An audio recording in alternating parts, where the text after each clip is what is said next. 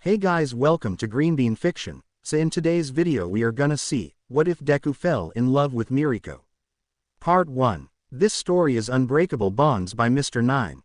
Before starting, make sure to hit that like button, as your one like motivates me to bring more stories, and subscribe the channel if you are new so you won't miss our latest videos. The first time Izuku Midoriya met Rumi Usajiyama, he saved her. It wasn't dramatic, not in the way that some stories painted heroic rescues. There was no burning building, no villainous monologue, no grand stage. Just a small park, a group of bullies, and a little girl with white hair and bunny ears who refused to cry. Izuku, 4 years old, quirkless, and yet already unshakable in his desire to be a hero, didn't hesitate when he saw the older boys surrounding her. They had been pulling at her ears, laughing as she growled and kicked, trying to fight back despite the numbers against her. Izuku ran in headfirst. "Leave her alone," he shouted, arms spread wide. One of the boys shoved him hard, sending him to the dirt. But Izuku wasn't deterred. He got back up, again, and again. His nose bled, his lips split, but he didn't back down. His stubbornness was enough to spook the bullies, if only because a teacher finally took notice and chased them off. The white-haired girl stared at him, red eyes sharp but curious. "You're stupid," she declared, hands on her hips. Izuku grinned, despite the blood dripping from his nose. "Maybe, but heroes save people, right?" Something shifted in her expression then, something softer. She offered him her hand. "I'm Rumi, you're mine now." From that day forward, Izuku and Rumi were inseparable. They trained together, played together, dreamed together. Where one went, the other followed. Rumi had no parents. She lived with her grandmother, Madoka, a striking woman who, despite appearing youthful and vibrant, carried an old soul's wisdom. She was playful, with an ever-present mischievous smile, and she had an endless supply of teasing remarks. "You're such a softie, Izuku," she'd tease, giving him a playful nudge whenever he would fuss over Rumi's training injuries. "Rumi's strong. She doesn't need your hero complex." Inko Midoriya, on the other hand, was enamored with Rumi from the first moment they met. "You're adorable," she would say, cooing over the bunny ears and insisting on making extra food whenever Rumi visited. Rumi, for her part, was never bothered, though she'd roll her eyes when Inko would fuss. But it was clear to both women that Izuku and Rumi were more than just childhood friends. They were kindred spirits, bound together by their dreams.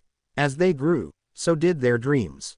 "I'm going to be the #1 hero," Rumi declared at 6, arms crossed as she sat beside Izuku on the playground.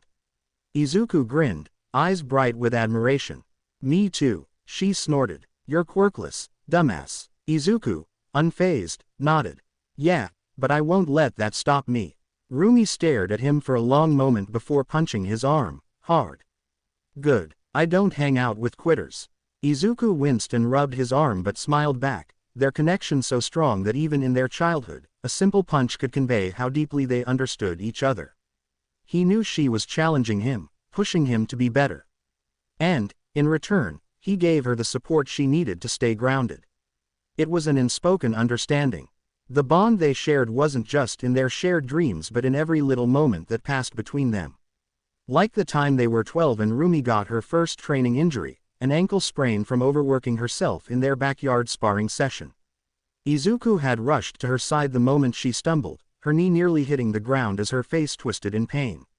"Rumi," Izuku shouted, panic in his voice. "Are you okay?" She winced, clutching her ankle. "It's fine, just a little sprain." But Izuku wasn't having it. He insisted on carrying her to the bench, not caring that he was probably going to make a fool of himself. His arms were strong now, a product of all their training together, and he gently sat her down. Then, he ran inside to grab ice and bandages, returning as fast as he could. Rumi couldn't help but smile at his frantic efforts. "You're so dramatic," she teased, trying to hide the softness in her voice. Izuku just glared at her, trying to act serious.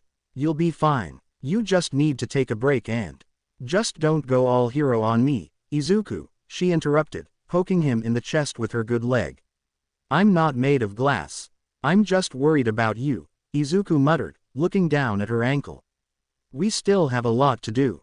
I can't let you get hurt."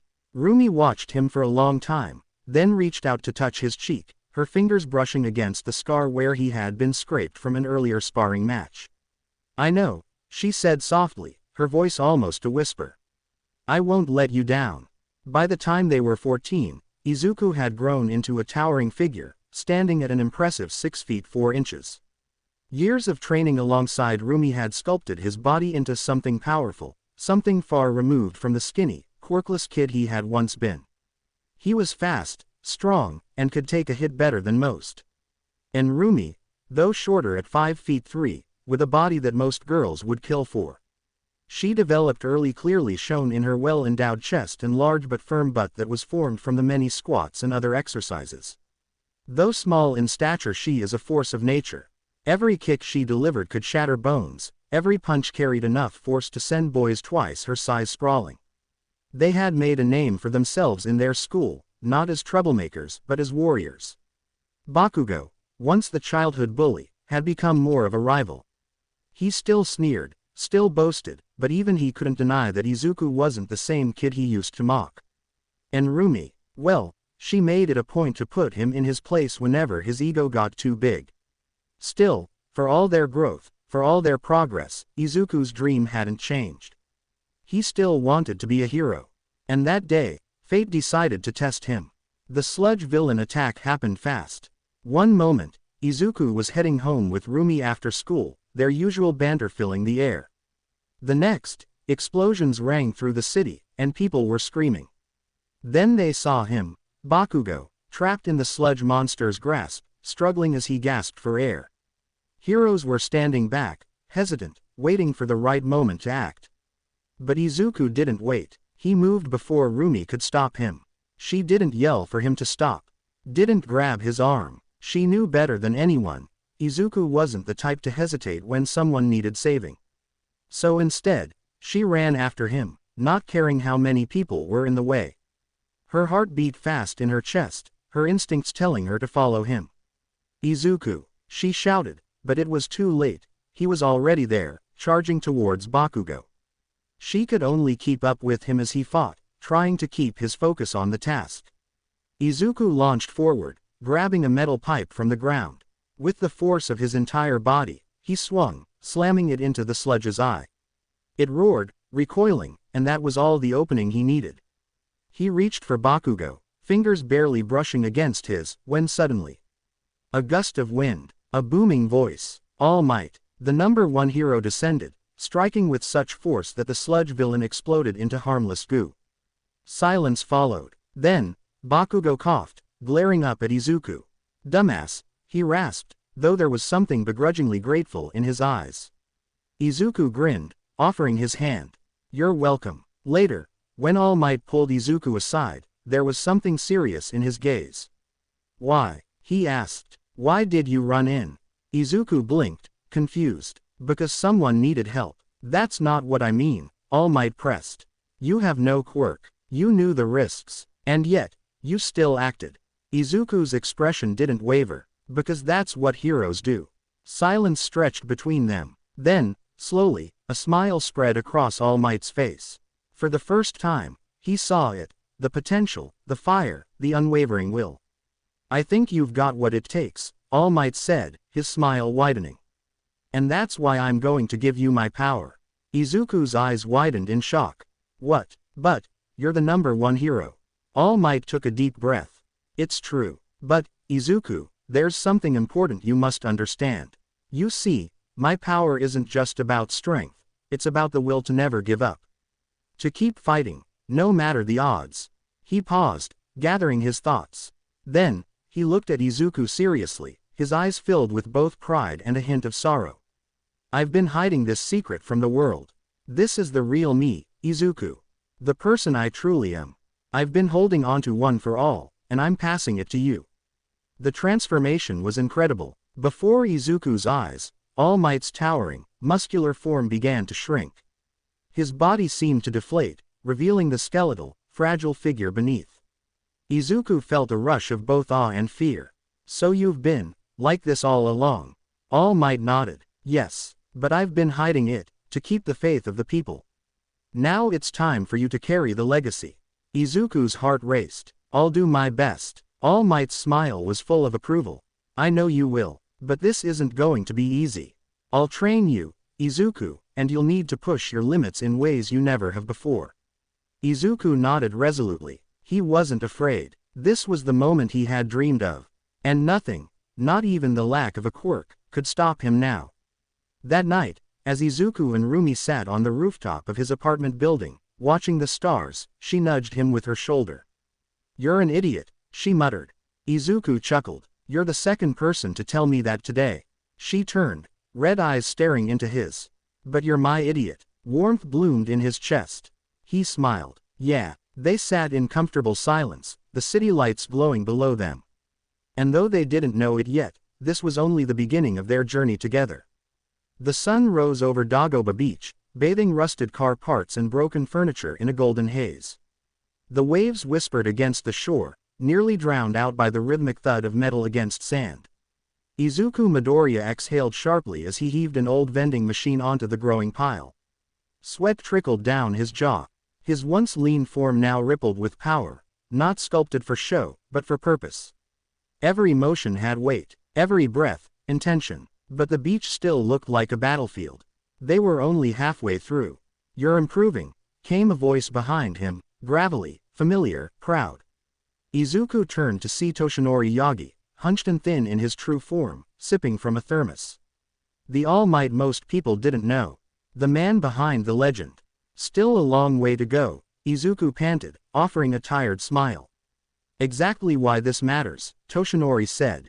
You've already got strength, Midoriya. Years of running, fighting, surviving, you were forged long before I ever found you. This training isn't just for muscle. It's for your soul, to bring your heart in line with the legacy you're about to inherit. Izuku's gaze shifted to the mess around him. You mean, one for all? Toshinori nodded. You already understand what it means to risk yourself for others. But this task, this endless, brutal work, is to test your resolve. When no one is watching, when no one is thanking you, that's when a hero is truly born. From a perch on the lifeguard tower, Rumi Usajiyama watched it all. Izuku was different now, not just bigger. Though damn if the guy didn't look like he'd walked out of a fitness commercial, but quieter. Sharper. Focused in a way he hadn't been before. And always with Toshinori, that wiry old man she now recognized as being far more than he appeared. She narrowed her crimson eyes. Something was up. She didn't push. Not yet. But every time Izuku gave her that tired smile and said, just training, something inside her clenched. The following week, she found him alone at the beach during sunset. Toshinori had already left. The sky was streaked with pinks and golds, and the beach, though cleaner, still looked like a graveyard. She leaned on a lamppost, arms crossed. You gonna tell me what's really going on? Izuku flinched. Rumi, I'm not mad, she said softly. Just worried. You've been off. Distant. He sat on an overturned crate, looking down at his hands. It's not that I don't trust you. Then tell me. I can't, he whispered. Not yet. Something in her chest twisted. Okay, she said after a beat. But you better not shut me out forever, nerd. Over the next few days, Rumi showed up more and more. She didn't ask questions, not directly, but she was always close, racing him up sand dunes, slamming trash into piles like it owed her money, and casually shoving away any girl who lingered near Izuku too long. One girl tried to hand him a sports drink and blush. Rumi appeared beside her in a heartbeat. You lost, she asked, bearing a sweet, sharp smile. This isn't a tour site. It's a landfill. The girl blinked and scurried off. Izuku laughed awkwardly. You didn't have to scare her off. She had it coming. Besides, she bumped his arm with her shoulder. You're mine. She didn't say it flippantly. It was quiet, fierce. Izuku didn't reply, just flushed scarlet and looked away with a dumb grin. That night, Rumi sat brushing her hair in Madoka's sunroom. Her grandmother reclined on a pile of cushions, still radiant despite her age, sipping wine. Looks like our bunny's got her eyes on someone, Madoka teased, winking. Rumi blushed and groaned. Gran, strong, kind, brooding. I approve. She paused. But he's hiding something. Rumi's ears twitched. I can feel it, Madoka said, eyes sharp despite the smile. Be patient, but don't let him drift too far. Rumi nodded, heart heavy with thoughts. A few days later, Izuku stared at the sunset from atop the halfway cleared beach. The wind tousled his curls. Trash still littered the edges. The job was far from done. But the weight in his chest was heavier. I can't keep lying to her, he said as Toshinori approached. I wondered when you'd ask, All Might said. I trust her, Izuku said.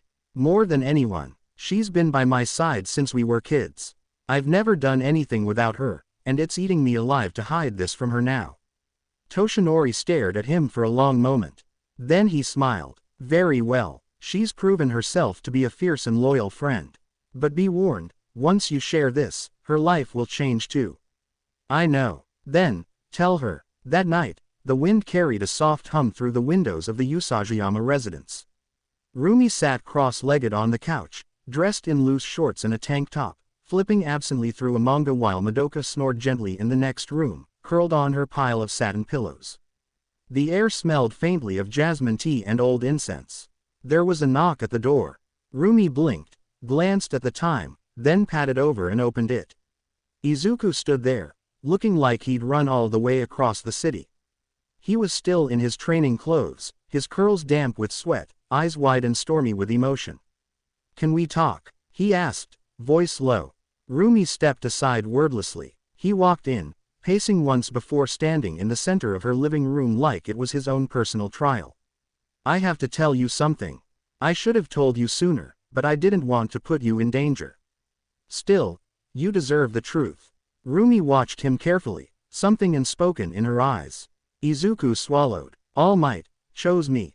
Her brows furrowed. What? He's not just mentoring me.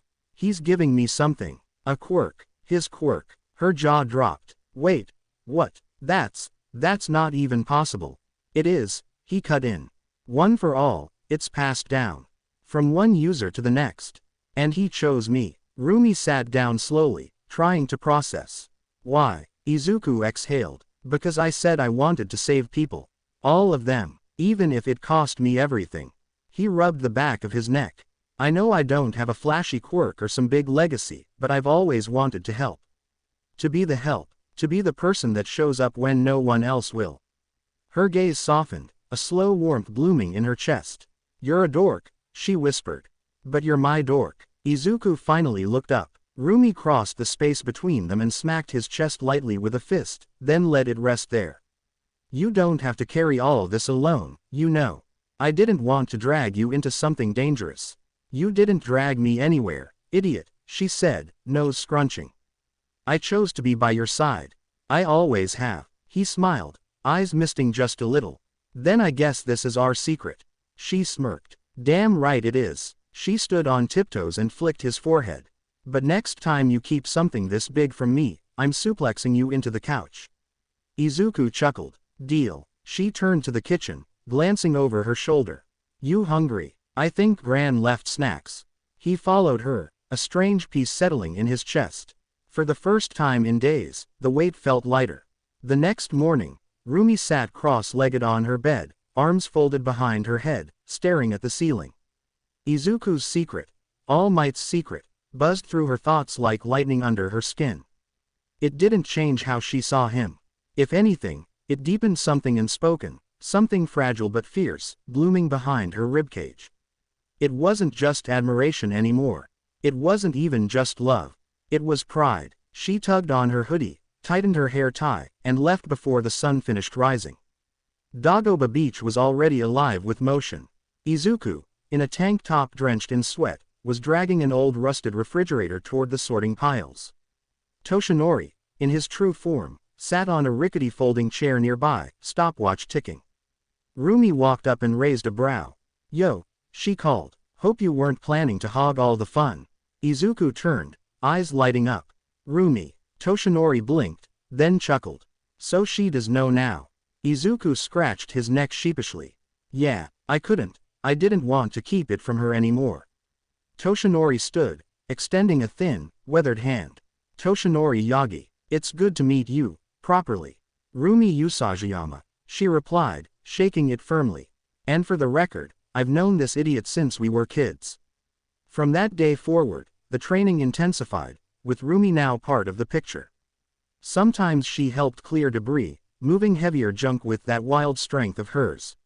Other times she joined Izuku on his morning runs or sat nearby during his breaks, watching the way his determination hardened into steel. He was already fit.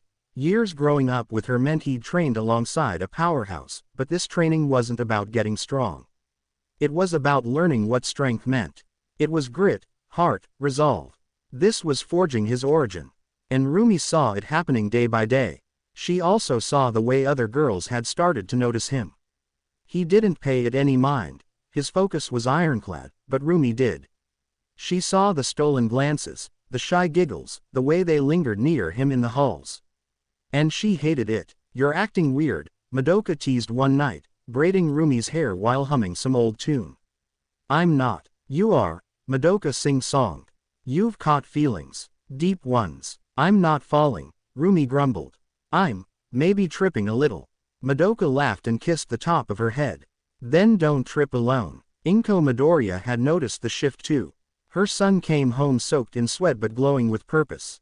Rumi was over more often, either sparring with him in the backyard or helping in the kitchen. There was a quiet rhythm to them now. "You like him," Inko said one evening, folding laundry as Rumi handed her a stack of towels. Rumi froze mid-step. "Don't worry," Inko added gently. "I think he likes you too. He's just a little busy chasing the sun." Rumi looked down, a blush creeping in. "Then I guess I'll just have to catch it with him." Days blurred together. School, training, home, repeat. Bakugo remained loud and wild, but Izuku's growing strength and confidence began to temper the tension between them. He was still explosive, but less cruel. Respect had started to grow between the cracks of their rivalry. One afternoon during lunch, a girl made a move to sit beside Izuku. Rumi slid into the seat first with a fanged grin, eyes daring the girl to argue. She didn't. Izuku blinked but didn't question it. He just smiled and shared his bento with Rumi like it was the most normal thing in the world. By the end of the month, the beach had changed. It still wasn't clean, but it was no longer buried in garbage. The air smelled fresher. The sea breeze was clearer. And Izuku had changed too. He was taller, broader, his frame carved by sweat and willpower. His mind sharper, his resolve unshakable. He'd always wanted to help people, but now, he was becoming someone who could. Toshinori sat with him one night on the seawall, watching the sun dip toward the horizon. "I don't want to be the next you," Izuku said, voice steady. "I want to be the first me. The kind of hero people can count on, no matter the cost." Toshinori nodded with quiet pride. That's exactly the kind of heart one for all needs. Later that night, Izuku sat beside Rumi on the boardwalk, the waves crashing softly below, moonlight painting everything silver. "I'm really glad you know," he said. "It's been easier since I told you." Rumi leaned into him, shoulder pressed to his. "Good, 'cause I would have figured it out anyway." He chuckled. "Of course you would." She paused, fingers lacing through his. "Just promise me something. Anything. No more secrets. Ever. No more secrets." Their hands stayed clasped as they watched the water ripple under moonlight. The journey had truly begun. A month later, the beach was almost unrecognizable now. Where once rusted car frames and mountains of debris stood like monuments to neglect, there was now clean, smooth sand and open air. The smell of salt had overtaken the rot of decay, and the waves crashed with a rhythmic peace. Izuku stood at the center of it all, breathing hard, arms aching, shirt clinging to his back. Rumi was nearby, stretching out a sore shoulder after helping him haul the last rusted freezer onto the pile. She glanced at him, then looked around the cleared space and gave a small, impressed nod. "You did it," she said, punching his shoulder lightly. Beach Boy cleaned up the whole coast. He winced with a chuckle. "We did it. You still did most of the heavy lifting," she grinned. "But now you owe me ice cream." Toshinori approached, smiling with undeniable pride. "You finished an entire month ahead of schedule, young Midoriya. That's beyond admirable." Izuku looked down at his hands. They were rougher than before. Stronger. A far cry from the timid fingers that had trembled the day he reached out to rescue Rumi as if she needed rescuing. "I couldn't have done it alone." You were never alone, Rumi said simply, nudging his side. Toshinori took a deep breath. Then, it's time. He held out a strand of hair. Eat this. Rumi blinked. What? Izuku needs to ingest a piece of my DNA to inherit one for all, Toshinori said with a serious nod. Yes, it's gross. I didn't design the system. Izuku stared at the hair. Can't we put it in a protein shake or something? Toshinori raised a brow. Okay, Izuku sighed. He glanced at Rumi. She gave a playful grimace, then a thumbs up. Do it, hair muncher. I'm gonna regret telling you that nickname stuck, aren't I? With a deep breath, and a dramatic lack of ceremony, he ate the hair. Rumi gagged. I take back the ice cream. Training with Torino. The next few days passed quickly. Izuku waited for the quirk to settle, anxiously pushing himself harder under Toshinori's eye. But there was still something missing. One for all was within him, but he couldn't use it without breaking himself. Toshinori had to remind Izuku that he had been carrying one for all for nearly 40 years. The power had increased exponentially from when he first received it. Not mention the transfer also increased the power. So in no way was it Izuku's fault he was a perfect vessel now. They just needed someone more experienced in training. Enter. Gran Torino. Yagi, you brought me a green bean, the old man said when they met on the newly cleared beach. And you brought a bunny girl. Should I be worried about your tastes? I brought students, you fossil, All Might retorted, a rare laugh escaping. Help them, would you? Gran Torino eyed Izuku. You've got the power, but you're trying to use it like a faucet instead of a flow. That's why your limbs keep snapping like dried spaghetti. Thanks, Izuku muttered. You're welcome, broccoli. Rumi snorted. Gran Torino's style of training was blunt, frustrating, and alarmingly effective. He didn't coddle. He made them spar on the sand while dodging real attacks. He made them lift weights tied to ropes while running laps. He screamed at them for hesitating, praised them when they struck clean, and once shoved a bag of mochi into Izuku's mouth mid-sentence because he talked too damn much. Izuku's breakthrough came during one of those endless beach drills. He stumbled, panting, fists shaking. Stop thinking about power as a switch. Gran Torino barked. Make it part of your movement. Make it flow. Izuku looked to Rumi, watching him from the side. Her eyes were sharp, worried, but proud. He wanted to be strong. Not just for himself, for her too. And that's when it clicked. Power surged across his muscles like lightning dancing just beneath the skin. Controlled, smooth, he moved, not like before, faster, stronger, focused, full cowl, Toshinori whispered, stunned from the sidelines. He pushed himself harder. Each day after, he refined it, learning that while he could briefly push higher, 20% was the limit for now. Any more, and his body began to crack again. You're glowing, Rumi said one evening as he collapsed beside her on the beach. You always glow when you figure something out.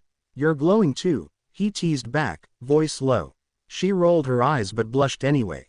Back to school. Middle school hadn't gone away, unfortunately. Between training, school, and Gran Torino's occasional surprise, dropkick greetings, life was chaos. But in the middle of it all, Rumi and Izuku found stolen moments. Walking to school, sharing snacks, bickering over who got the last rice ball. Their bond was obvious to anyone who paid attention. Deku, Bakugo growled once at lunch, you're different lately. Izuku blinked. Thanks. You're not annoying anymore. What gives? I guess I found something to fight for. Rumi, sitting beside him, smiled without looking up from her bento. Damn right he did. Late nights confessions waiting. At home, Rumi sat with her legs over the arm of the couch while Madoka combed her long hair. You're thinking about it again, Madoka hummed. Thinking about what? Rumi asked way too quickly. You're gonna tell him. I know it. You love him. I'm waiting until we pass the exam. Madoka smirked. Because romance comes after explosions and entrance exams. Basically. Madoka tapped her nose. You've got your grandma's fire, Rumi. Use it. Rumi exhaled, steadying herself. After we pass, then I'll tell him. The walk toward destiny. The morning of the UA entrance exam came too soon. Izuku adjusted his uniform, muscles fitting better into the sleeves than ever before. His bag was light on his back, but his nerves were anything but. Rumi met him outside his house, dressed in her own uniform, her expression unreadable. "You ready?" she asked. "I think so." "Too bad. You don't get to think so." "You are." She nudged his arm. "Let's go, hero boy." They walked side by side, the towering gates of UA rising in the distance. As they passed the threshold, Rumi spoke again, voice quieter. "Hey, when we pass, I wanna talk to you. About something." Izuku looked over. "Something serious, kinda." He gave her a small smile. "Then I'll make sure we pass." They walked on, together. UA High stood like a monument ahead of them, steel and glass catching the morning sun like it was welcoming a new era. The crowd of students surged forward, some nervous, some cocky, most just trying to keep their nerves from eating them alive. Among them, two figures walked side by side. "You're walking like you're ready to punch the school in the face," Rumi muttered with a smirk, bumping her elbow into Izuku's side. "I'm focused, Snowball," he said, offering her a quick sidelong grin. "This is the day everything changes." "Oh, so now you're cool and dramatic," she teased, ears twitching. "What happened to the dork who tripped over his own dumbbells last week?" "I was dodging your surprise kick, Fluff," he shot back smoothly. "That was a survival instinct." "That kick was affectionate," she pouted. "You're lucky I didn't go full fury mode." "Lucky's not the word I'd use." They stopped in front of the gates, shoulders brushing for a moment as the crowd around them pressed forward. Rumi tilted her head toward him, lowering her voice. "Hey, remember what I said at the end of training?" Izuku glanced at her, nodding. "Yeah, after we pass." "Right," she said with a soft smirk, then flicked his forehead.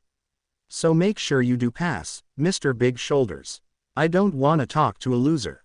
He caught her hand before it dropped, holding it for just a second. "You either, bunny. Give 'em hell." She let go and grinned, fangs peeking. "You know I will." UA Written exam 45 minutes later. Pencils scratched. Time ticked. Some students stared at the ceiling like it held the answers.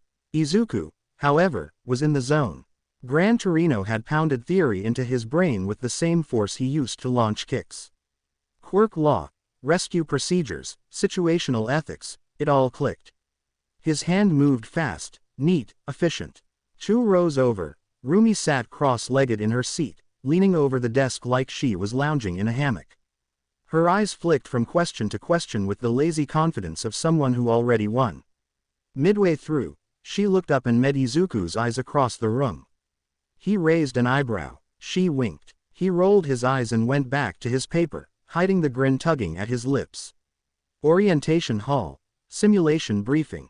"Welcome to today's practical exam." Present Mike's voice shot through the auditorium like a caffeine bolt. A massive screen lit up with simulated maps, point systems, and target explanations. Rumi stretched and whispered under her breath, "I hope those robot things explode real good. I've been itching to crack something." "Don't get bloodthirsty, Bun," Izuku replied, watching the screen carefully. "I'm not bloodthirsty," she said, hand on her chest. "I'm challenge thirsty." A few rows behind them, the familiar growl of Bakugo's voice interrupted the flow. "TCH, look who's here. Deku and his damn mascot." Izuku didn't even look back. "Still with the kindergarten insults, Kachan. Still acting like you're better than me." Bakugo snapped. Rumi turned, leaned an elbow back on Izuku's shoulder, and grinned at Bakugo like she was ready to pounce. "He is better than you. Taller, smarter, and he actually likes people. You wanna go, rabbit? Only if I get to drag you by your spiky mop," she said, teeth sharp behind her smile. Iida attempted to intervene. "This behavior is completely inappropriate. You are future heroes, please behave." "I'll behave when the floor stops echoing every step you take like a war drum," Rumi said flatly. Izuku just rubbed his temples. "Let's focus on the test and not pick a fight with every person in the room." "Where's the fun in that, Muscles?" Rumi teased, elbowing him again. "You're no fun when you're all noble." "I'm plenty fun." "Sure you are, mighty nerd." He turned his head, narrowed his eyes playfully. "Keep calling me that and I won't carry your snacks after the exam." "You wouldn't dare." The crowd of students was soon ushered out of the auditorium and guided toward the front of the facility, where a fleet of black and white UA-labeled buses waited, each one designated for a specific testing site. "Looks like they're shipping us off to separate cities," Rumi said, crossing her arms as they approached the buses. "You think they're worried we'd break the test if they kept us together?" "I'd say that's a valid concern," Izuku said, eyeing the buses. "I heard they rotate the zones every year. No two examinees get the exact same layout." "I better get one with big buildings," she muttered. "I've been practicing my wall running and I want to flex it." He smirked. "Maybe your test will just be one long hallway with no exits. Just robots, wall to wall. I'd still win." "I know." They stopped near the signs that separated the groups. Zone D's bus was toward the far end, while Zone B's was closer to the entrance. "Well, that's me," Rumi said, eyeing her route. "Guess this is where the dream team splits." "Only for a bit," he replied. "We'll meet back at the top." She stepped close, voice lower, more personal now. "Seriously, Izuku, knock this out of the park. I want us both walking into UA." He looked down at her, that warmth behind his eyes softening into something steady. "We will." Rumi's lips tugged into a cocky grin. "Good, 'cause I've still got something to talk to you about after." He chuckled. "Yeah, I remember. So don't get cocky just 'cause you're the cute one." She narrowed her eyes, turning to walk toward her bus. "Oh, I know I'm the cute one. But don't forget, I'm also the one who's gonna beat your score." "We'll see about that, Fluff. Bring it on, Muscles." They shared one last look before boarding their separate buses, eyes locked just long enough to carry every unsaid word between them. The engines roared to life. UA was waiting. Site B Izuku, go. The gates blasted open with a mechanical shriek, and before anyone could process what was happening. Boom. Izuku was already a blur. 15% full cowl surged through his limbs, veins pulsing with light. He rocketed forward, the wind tearing past his ears. He dodged a one-pointer's swipe, skidded under a collapsing street sign, and jumped, flipping midair to slam both heels into the chest of a three-pointer. Crack. Wham. The bot exploded on impact, sparks raining down like fireworks. "Midoriya's fast," Aizawa muttered through the observation feed. "And surgical. He's prioritizing precision. Impressive control at that speed," Present Mike added, adjusting his shades. Izuku landed in a crouch and dashed again, his eyes sharp, constantly scanning. He wasn't just fighting, he was calculating. Two students were trapped beneath the rubble of a storefront. Izuku didn't hesitate. He slid in, crushed a one-pointer with a lightning-infused elbow strike, then grabbed the metal beam pinning them. "Hold on," he grunted. With a growl, he lifted it, electricity dancing along his spine, and hurled it aside. Thank you," one student gasped, but Izuku was already gone, chasing the next threat. Site D, Rumi Usajiyama. She hit the ground like a bomb. The impact shook the simulated sidewalk, sending metal debris into the air. Rumi cracked her knuckles and smirked at the carnage. Four-pointer down. Next, she twisted, ears twitching, and launched backward off the shattered wall, heel first into the torso of another incoming bot. Boom. The bot collapsed with a warped groan. "That all you got?" Suddenly, a voice. Weak. Fearful. "Help. I'm stuck." Rumi's eyes snapped toward the alley. She bolted, zigzagging between collapsed walls and fallen signs. She found her. A frog-like girl trapped under half a car. "You alive under there, frog girl?" she asked, already crouching. Suyu blinked. "Barely." "Then stay very still." With a grunt and a feral grin, Rumi crouched low and flipped the car over like a toy. Suyu's eyes widened. "Damn, you're strong. You should see me when I'm trying." Suyu offered a crooked smile, brushing dust off her uniform. "Name's Suyu, or Su, Rumi," she replied, "but if you call me Bunny, we fight." Su blinked. "Okay, Bunny, you're lucky I like people with guts." They both laughed. Then Rumi's ears twitched. "Trouble, Northwest. Let's go." UA. Observation room. Usajiyama is tearing through the bots, Midnight commented. "She's a complete natural. She didn't even hesitate to save that student," Snipe added. "Raw instinct and heart." "Midoriya's the same," Nezu said. "Different tactics, same results." They're not just strong. They're heroes in the making. Aizawa leaned in. They've got potential, if they survive what's coming. Sight C. Bakugo Katsuki. Boom. Katsuki blasted forward, smoke and flame pouring off him like a raging storm. A 4-pointer tried to flank him. Too slow. Bakugo twisted midair, palm roaring with an explosion that ripped through the bot's chest. Metal flew. Students ducked. Bakugo landed in the center of the crater he'd just made, breathing heavy, eyes wild. Come on. He was a whirlwind of destruction, every movement raw violence and ego. Number 1. Baby. Back to Izuku Midoriya. A 4-pointer tried to sneak up behind him. Izuku spun in place, full cowl arcing lightning around his fist as he punched upward into its undercarriage. K.A. crack. The bot launched 10 feet before exploding midair. He pivoted again. 3 students were hiding behind an overturned van. A 1-pointer was approaching fast. Izuku ran. Too fast to track. Crunch. He shoulder-checked the bot mid-sprint, rolled, and shielded the students with his body as it exploded behind him. Why you saved us? I'm not done yet, he said, offering his hand. Run to the staging point. Now. Back to Rumi. On your left, Sue shouted. Rumi didn't even look. She jumped and spun, her heel cracking through a bot's head like a cannonball. Nice assist, she said, landing beside Sue. You're insane. Yup. They shared a grin. Then the ground trembled. Both girls paused. You feel that? Rumi muttered. Suyu's eyes widened. That's not normal. UA. Observation room. The ground trembled across all sectors. Oh my, Nezu said, eyes twinkling. Looks like it's time for the next phase. They're not ready, Smintos muttered.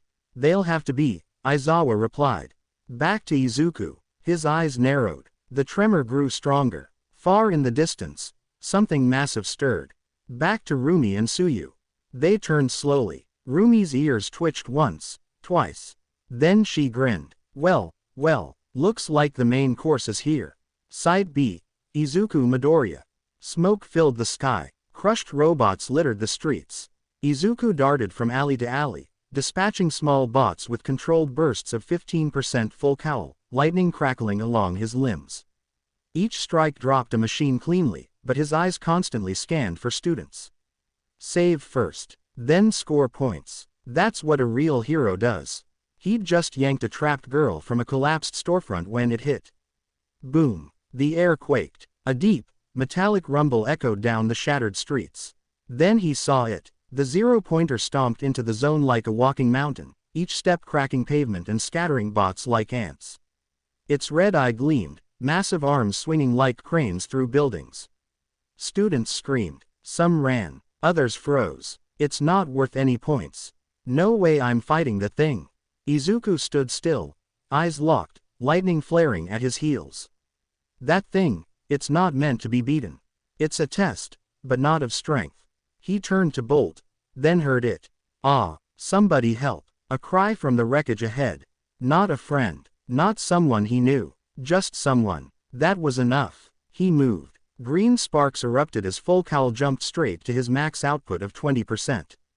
Izuku blurred across the pavement. He reached the rubble, spotting the girl pinned beneath concrete, bleeding, panicked. It's okay, I got you, he said, crouching and digging in. She stared, dazed. Who? He didn't answer, just tore through the debris like it insulted him. With a final heave, he tossed the slab away and pulled her free. Then the shadow fell over them. The 0-pointer loomed overhead, arm raised like a falling moon.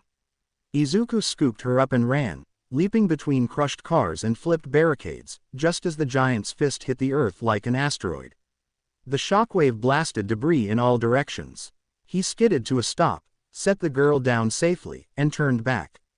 I can't just save her. His hands trembled. The heat of battle surged through his veins. I have to stop that thing.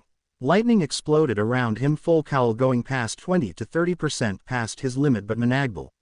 He leapt. With every ounce of speed, every muscle tightened by Full Cowl, Izuku soared skyward, above the 0-pointer's face.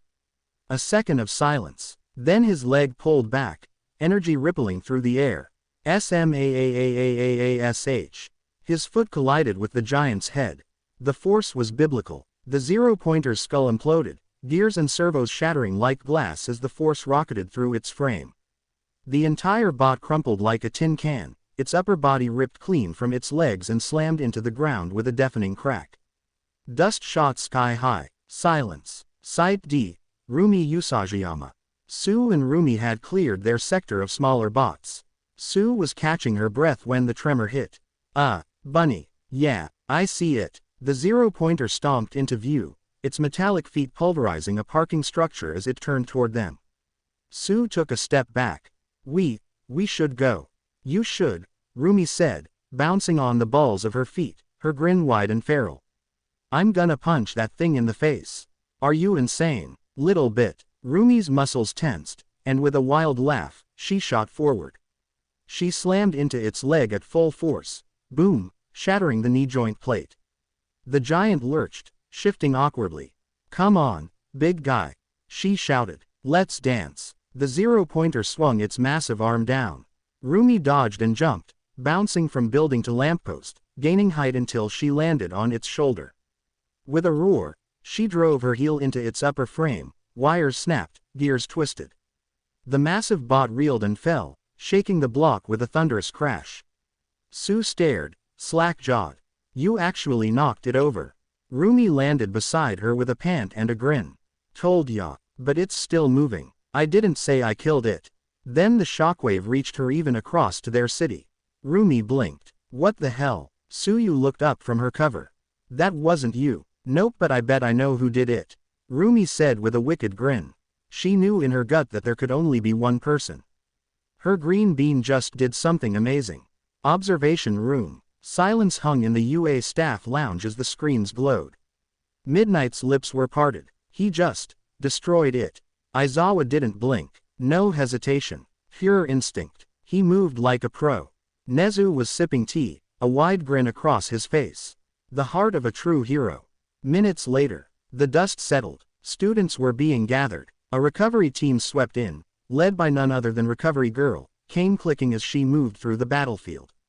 Line up if you're bleeding or missing something. Several students pointed to the sky, where the remains of the zero-pointer were still crumbling in pieces. All eyes turned to the tall, lightning-scarred teen emerging from the rubble, breathing hard, shoulders squared. Legs shaking from the abuse they just endured. A boy with wild green eyes and sparks still dancing across his arms. Who was that? Did he take that thing out?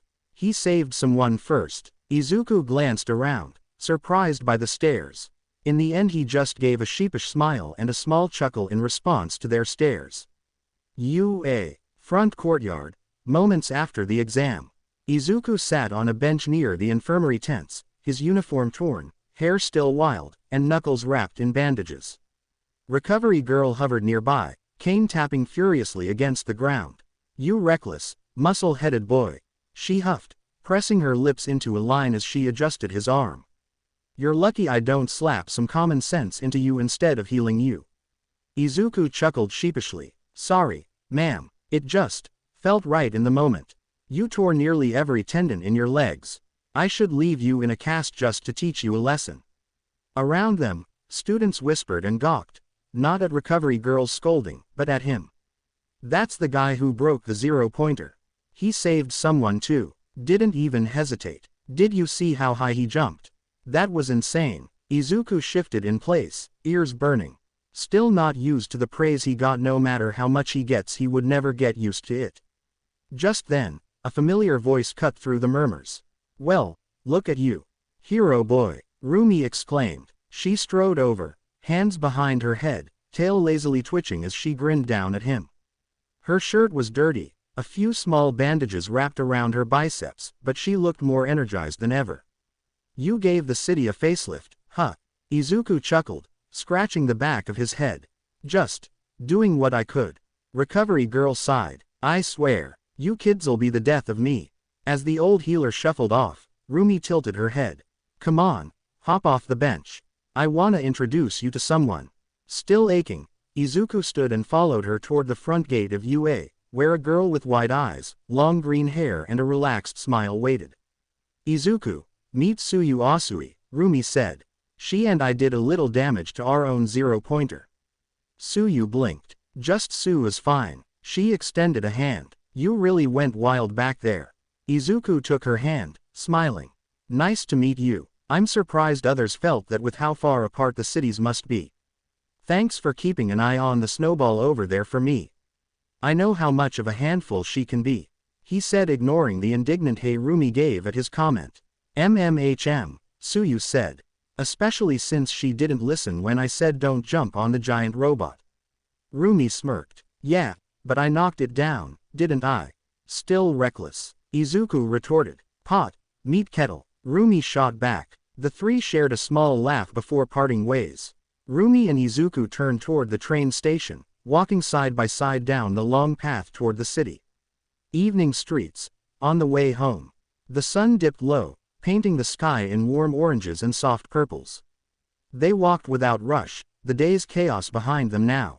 So, Rumi said, glancing up at him. You really went full cowl on that big guy, huh?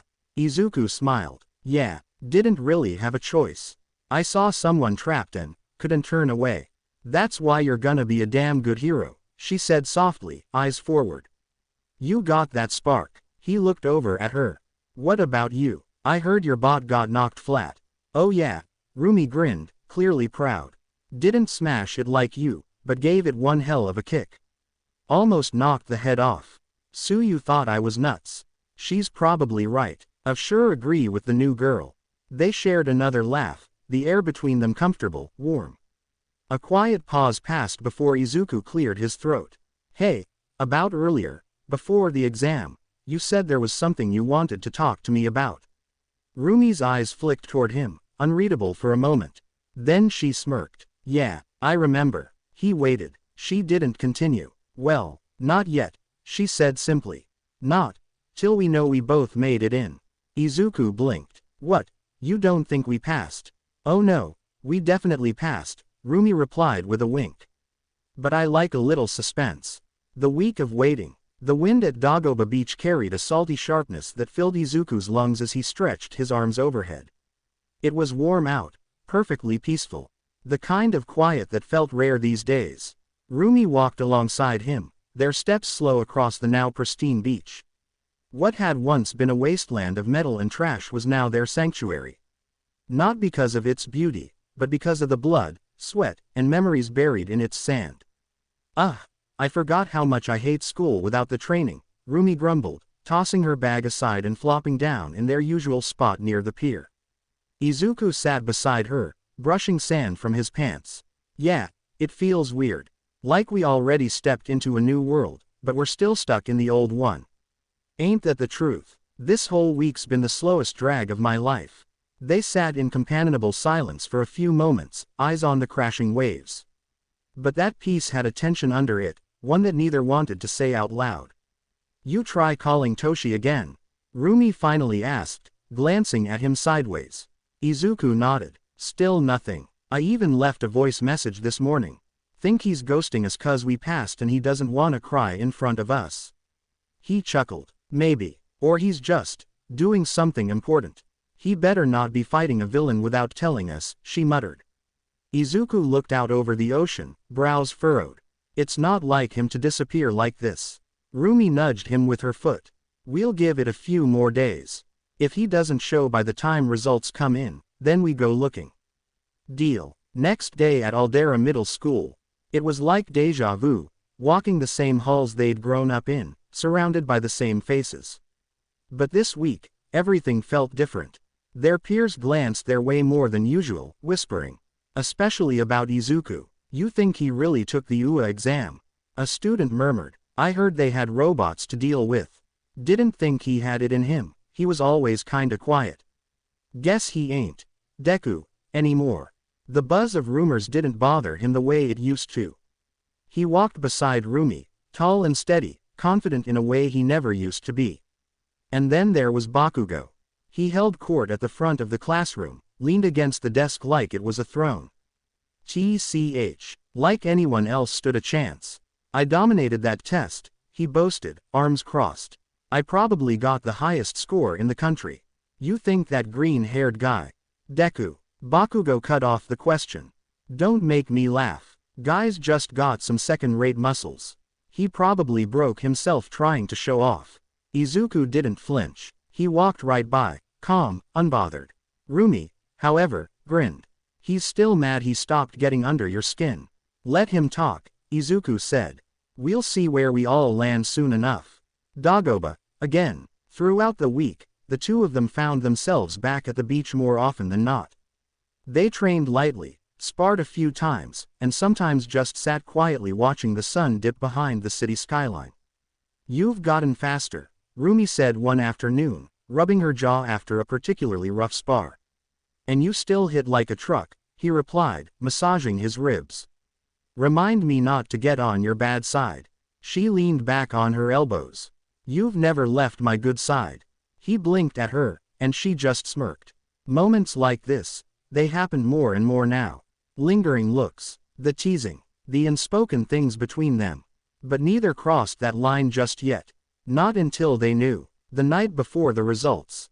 Rumi swung her legs over the railing of the beachside stairs, kicking her heels against the wood.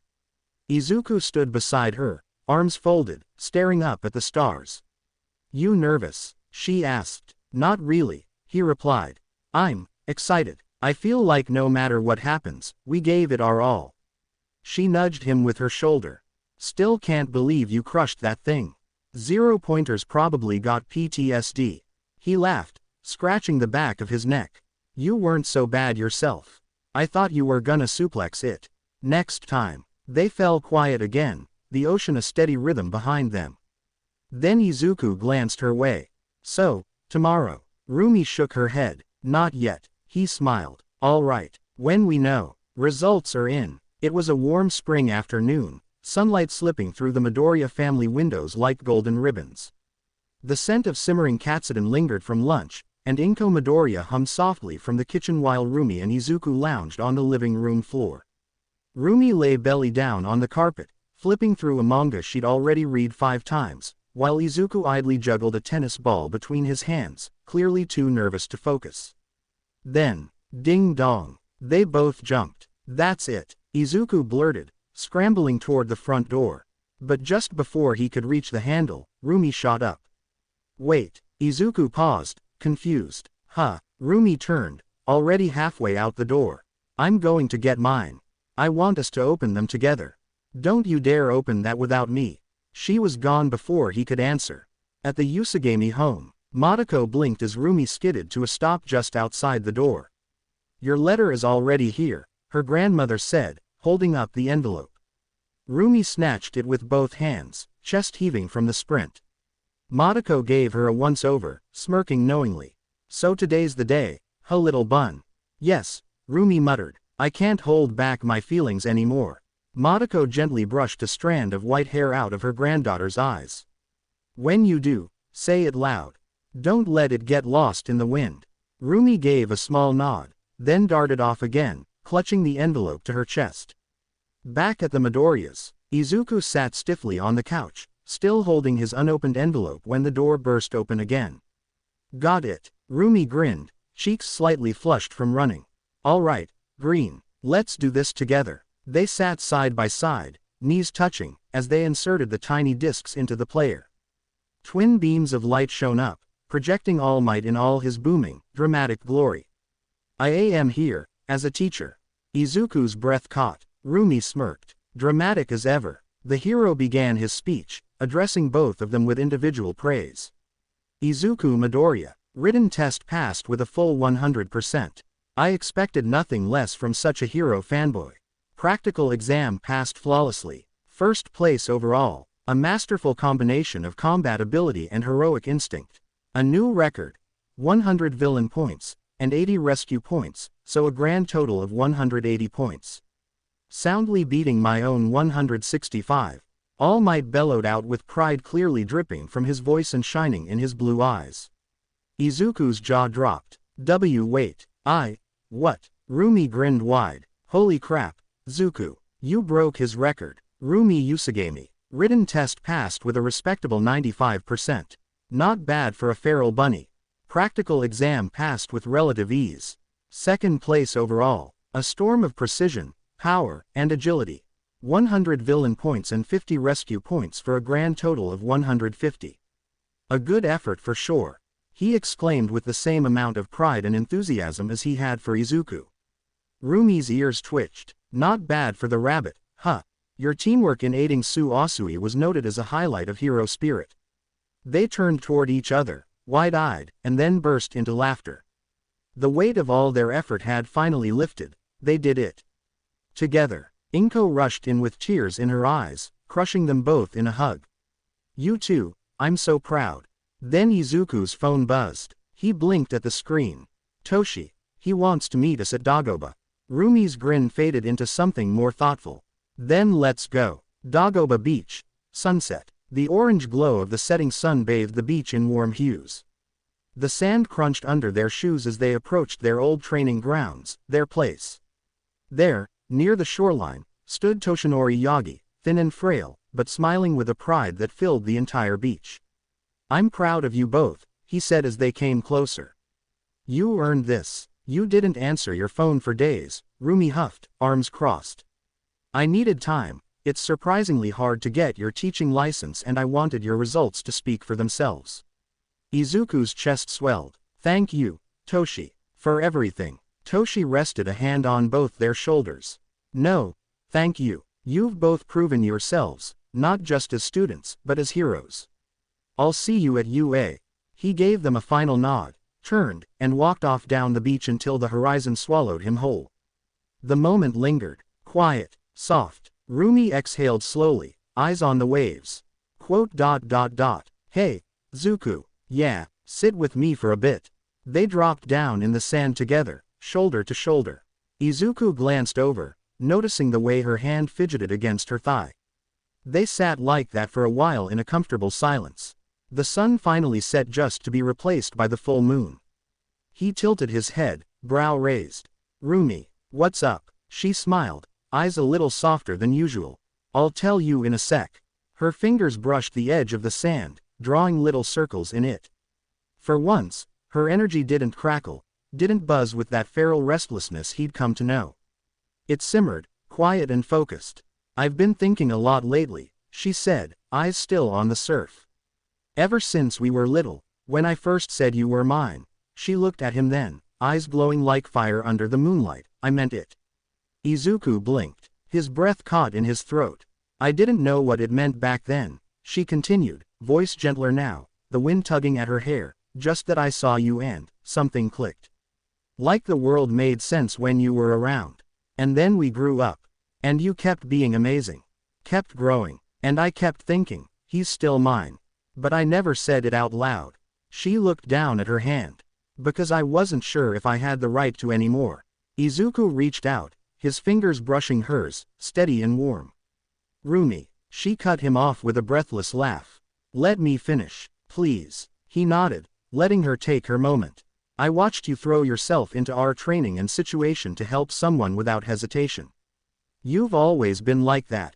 And I hated it, because I knew you'd be the kind of hero everyone would look up to. The kind that makes people feel safe. The kind that changes the world. She met his eyes, and there was nothing held back now. But selfishly, I didn't want to share that version of you with the world, not before I said this. She took a breath, heart thundering in her chest. I love you, Izuku. I've loved you for a long time. And I know we've always been close, but, I want more. I want us. Not just the friendship, not just the bond we've built, but everything. If I'm charging into this future, I want you beside me. Always. Izuku stared at her, stunned, not because he didn't see it coming, but because hearing her say it, her, the girl who once dragged him into the mud and declared he was hers with a fierce little glare, it hit him like a meteor. And he felt it, all of it. He started, then let the words come from somewhere deeper than thought. He smiled, strong and full of awe. I love you too, Rumi. I think I always have. She blinked, ears twitching at his words, her cheeks blooming red.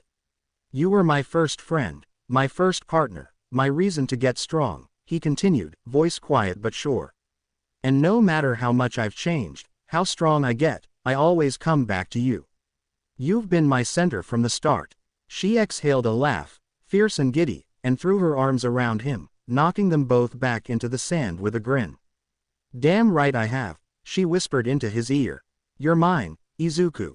Don't forget it. He laughed, arms tightening around her.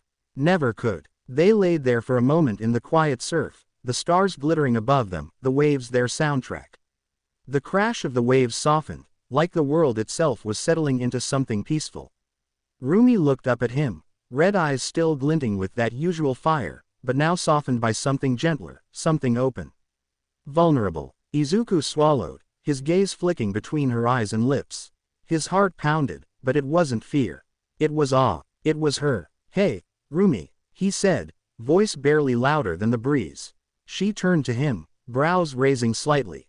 Yeah, his hand reached up, hesitating only for a second before brushing a strand of silver hair behind her ear. Can I kiss you? For once, she didn't tease. No smirk, no sarcasm, just a soft inhale, and a nod.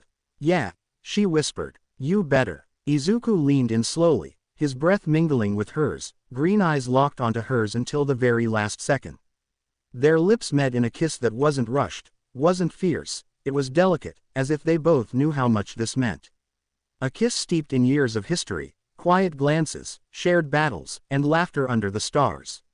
It was soft, tentative, and full of a kind of hopeful certainty. Her hand came up to cradle his jaw, thumb brushing his cheek as if to say finally. When they pulled apart, their foreheads rested against one another, breaths mingling, lips still tingling with the weight of the moment. Rumi's grin came back, widened just a little, breathless. Took you long enough, Zuku. Izuku chuckled, cheeks pink but his smile confident. I had to be sure. You're everything, Ru. She leaned in, nose bumping his. Damn right I am. And now you're mine. His hand found hers in the sand, fingers lacing together. I always was. The moon hung high, casting silver light over the beach, and in that quiet little world of their own, they let the moment settle, warm and real. The days after the results felt different. Not because something had changed, but because something had finally clicked. The moment Rumi kissed him, Izuku knew there was no going back, and honestly, he didn't want to. They fit, like thunder and lightning, spark and fire, and now that they weren't dancing around it anymore, Rumi had officially stopped pretending she wasn't obsessed. Which, of course, started with his clothes. He walked into his room one morning, towel slung over his shoulder, only to find Rumi curled up on his bed in his All Might hoodie, again. This time with the sleeves covering her hands and her face buried deep in the collar like she could soak him into her lungs. You know I'm running out of shirts, he said flatly, a smirk tugging at his lips. Rumi peeked over the edge of the hood, eyes gleaming with mischief. Good. I like wearing your scent. Pretty sure that counts as territorial behavior. Damn right it is, she grinned, tugging the hoodie tighter. You're mine now. Deal with it. I'm not complaining, he said, walking over and ruffling her hair. I like seeing you in my stuff. But you could at least pretend to ask first. She scoffed. Nah, this is more fun. It wasn't just the clothes either. She'd become noticeably touchier, nudging his side when they walked, nuzzling her nose into his shoulder when they sat close, even shamelessly sniffing his neck when she thought he wasn't paying attention. She was marking him in her own way, and Izuku. He let her. Hell, he liked it. His mom noticed too. Inko caught Rumi casually curled up next to Izuku on the couch, wearing his hoodie, arms locked around one of his. She just smiled knowingly. You two look good together, she said, voice warm with approval. Rumi blinked, then smirked. I know. Izuku didn't flinch. Thanks, Mom. Later that day, Rumi dragged Izuku back to her place for lunch, where Miriko was already waiting with crossed arms and a raised eyebrow. You've been gone since yesterday, she said. That means one of two things. Rumi held up her UA letter like a badge of honor. Second place. Miriko's smirk deepened. And the other thing. Izuku rested a hand lightly on Rumi's waist. She's mine, officially. Miriko nodded once, satisfied. About time. Final days at Aldera. Their last week of middle school crawled by, but the energy was different now. Everyone knew who passed and who didn't. The teachers didn't say it outright, but the halls buzzed with rumors. Izuku and Rumi didn't brag, didn't flaunt, but they didn't have to. They were it. That's what made Bakugo snap. It happened on the rooftop, during lunch. Rumi was stretched across a bench, her head in Izuku's lap, eyes closed as the sun warmed her face. He was combing his fingers through her hair with an occasional ear scratch, calm and casual, when the rooftop door slammed open. "You think you're better than me now?" Bakugo growled, hands stuffed in his pockets, jaw tight. Izuku didn't even flinch. He glanced up from his bento and said, "No. I don't think I am. I know I beat you." Bakugo's eye twitched. "You got lucky. Is that what helps you sleep at night?" Rumi sat up slowly, smile sharp and dangerous. "Careful, Kachan. You're starting to sound bitter." Bakugo's palms lit with sparks. "You got something to say, rabbit?" "Yeah," she said, rising to her feet, golden eyes locked on him. "Pick a fight with either of us, and you'll leave this rooftop with a limp." Izuku stood beside her, his presence solid and unshakable. "Let it go, Bakugo. We're going to UA to be heroes, not rivals." Bakugo sneered, stepping back. "TCH. Enjoy your head start. I'll leave you both in the dust soon enough." As he turned and stormed off, Rumi folded her arms with a snort. "I swear, the way he talks. It's like he's begging to get his ass kicked." Izuku chuckled. "He'll figure it out. Or he won't. Either way, not our problem."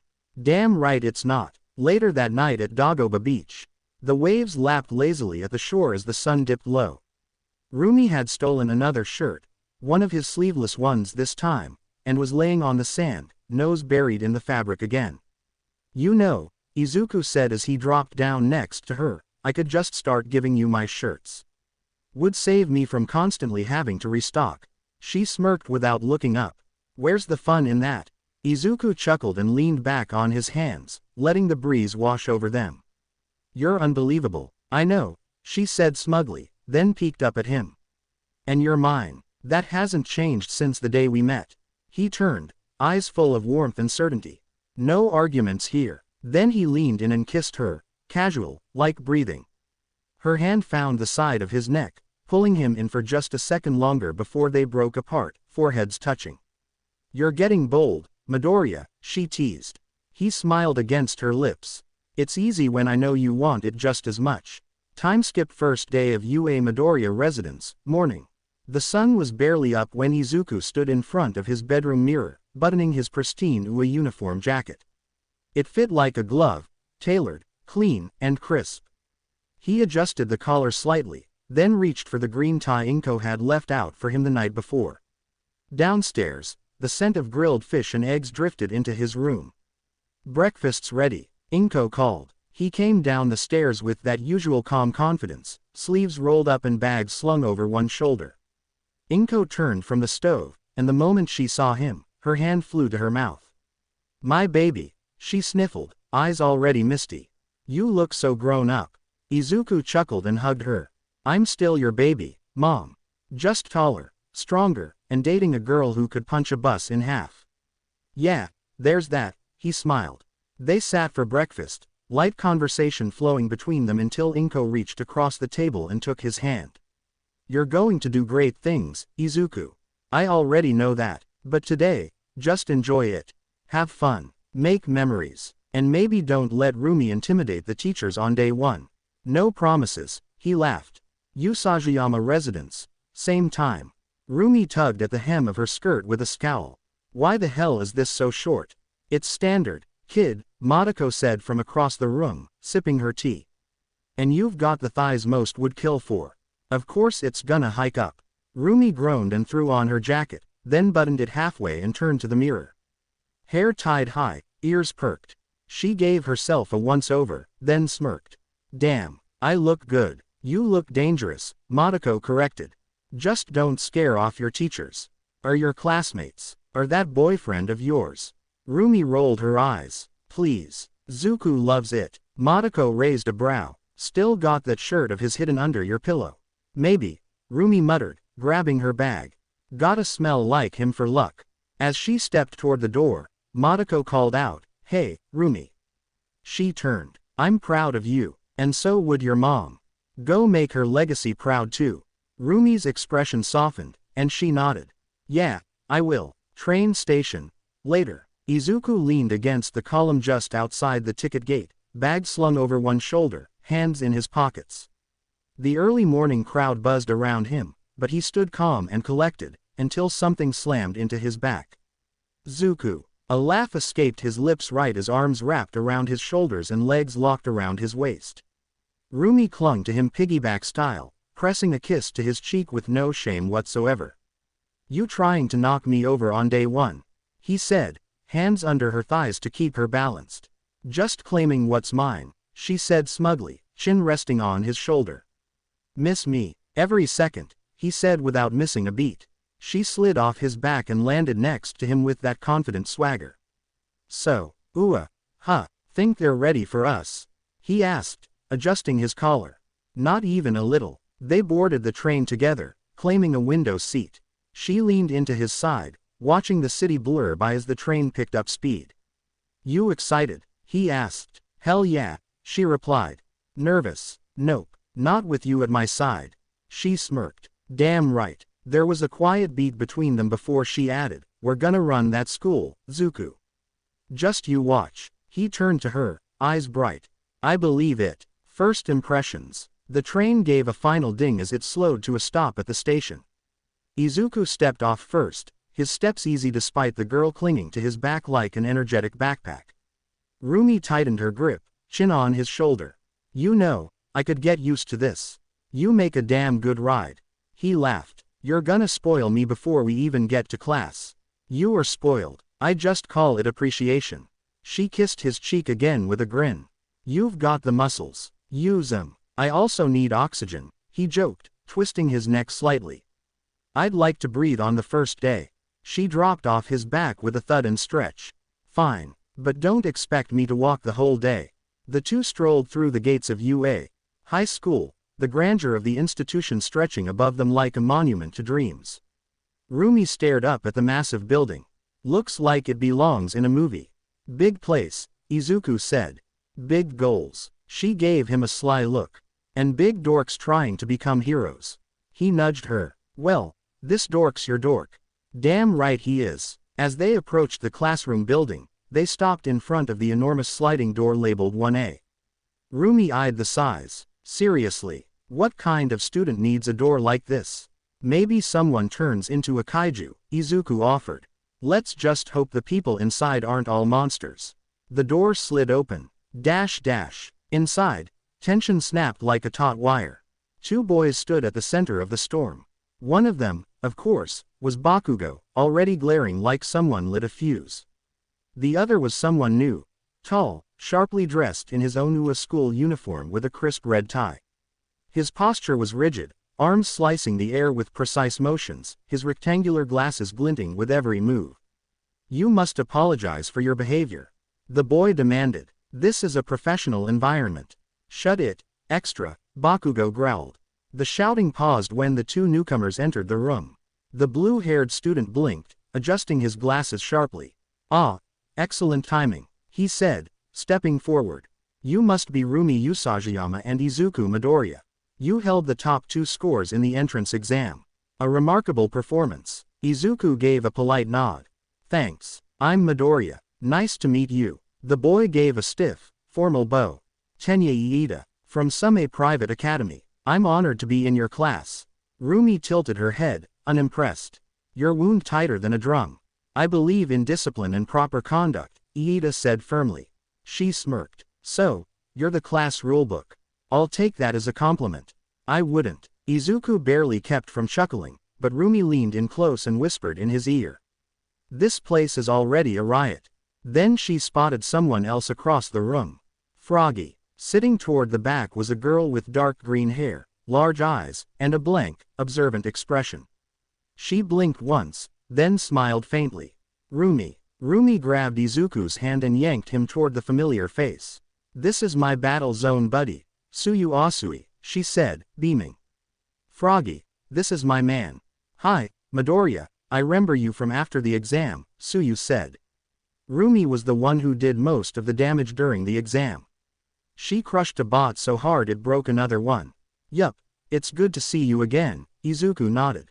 "That definitely sounds like her." "Exactly," Rumi said proudly. Then her eyes caught movement behind him. A brown-haired girl entered the classroom, eyes scanning the room until they landed on Izuku. Her face lit up. Hey, you're the one who saved me from the zero-pointer. Izuku smiled. Yeah, glad you're okay, Uraraka. I'm Ochako Uraraka, she said, stepping up to him. That was amazing, seriously. I don't know how you even got there in time. Before he could respond, Rumi raised a brow and gave Ochako a subtle once-over. She's cute, she murmured, low and flat. Izuku turned to her with a soft smile and gently took her hand. Yeah, but you're mine, and I'm yours. Nothing changes that. That got a small, satisfied grin from her. Damn right. Meanwhile, Bakugo watched the exchange from his seat, tension visible in his shoulders. Saved someone. Deku. That doesn't make any damn sense. He was supposed to be quirkless. So how? Before the atmosphere could shift again, the door slid open quietly, but only Rumi and Izuku turned to look. A man in a yellow sleeping bag crawled through the doorway, unnoticed by the rest of the class. He pulled himself from said bag and stood up. He had messy black hair that hung like curtains around his tired, sunken eyes. His face was gaunt, his body slouched. He wore a dark outfit with a scarf coiled loosely around his neck, and his presence was somehow, quietly dangerous. He let the door shut behind him and took in the room with a blank expression. Homeroom hasn't even started, and you're already loud. A few students turned, finally noticing him. I'm Shota Aizawa, your homeroom teacher. He pulled out a tablet from the scarf, clicking something on it. Put on your gym uniforms. We're doing a quirk assessment test. Several students blinked in confusion. Wait, what about orientation? Someone asked. Orientation? Aizawa deadpanned. We're not here to babysit future pros. If you want to waste time, you can go to a different school. Rumi leaned over to Izuku. I really like him. You like anyone who tells people to shut up. That's the best kind of authority. After receiving their gym uniforms, the students split off into their respective locker rooms. Boys' locker room. Izuku pulled his gym shirt down over his defined torso, unaware that someone was eyeing him from the side. Yo, bro, a cheerful voice called. Didn't expect to see someone else here with actual muscle. Izuku turned and met the sharp-toothed grin of a red-haired guy with a rugged look and a solid, lean build. His eyes gleamed with excitement, and his energy radiated warmth. I'm Eijiro Kirishima, he said, holding out a fist. Manly to meet you. Izuku smiled and returned the fist bump. Midoriya. Izuku Midoriya. Nice to meet you too. You train or something? Kirishima asked, nodding at his arms. You've got a solid frame. Wouldn't mind hitting the weights with you sometime. Yeah, sure, I've been working out for a few years now. Another voice chimed in from a nearby bench. Geez, I thought I was doing okay with my routine, but now I feel like a twig. The speaker was a blonde guy with a relaxed vibe and a bold motif on his gym shirt. He pointed at Izuku with a teasing pout. Denki Kaminari, you're kinda ripped, man. Low-key jealous. Izuku laughed. Hey, you look pretty fit to me. Denki perked up. Cool. Just don't make me stand next to you during the tests. I'd look like your before photo. Everyone in the locker room chuckled, and just like that, Izuku had already started forming connections. Girls' locker room. Meanwhile, Rumi was already halfway into her gym shirt when she spotted Tsuyu and Ochako chatting at one of the benches. You two look like you're talking about me, she said with a smirk as she dropped down beside them. Only about your man, Ochako replied slyly. Rumi smirked. Yeah, he's something, huh? Tsuyu tilted her head. He's strong. I bet you make a good team. Damn right, Rumi said, tying her hair up into a loose ponytail. He already told me I'm the only one for him. So don't worry, I'm not threatened. She gave Ochako a teasing wink. Ochako blinked. What? No, I'm not trying to steal. I know. Chill. I'm not the jealous type. I'm the break your legs and toss you over a roof type. Tension shattered as the girls burst into laughter. That's when the locker room door swung open.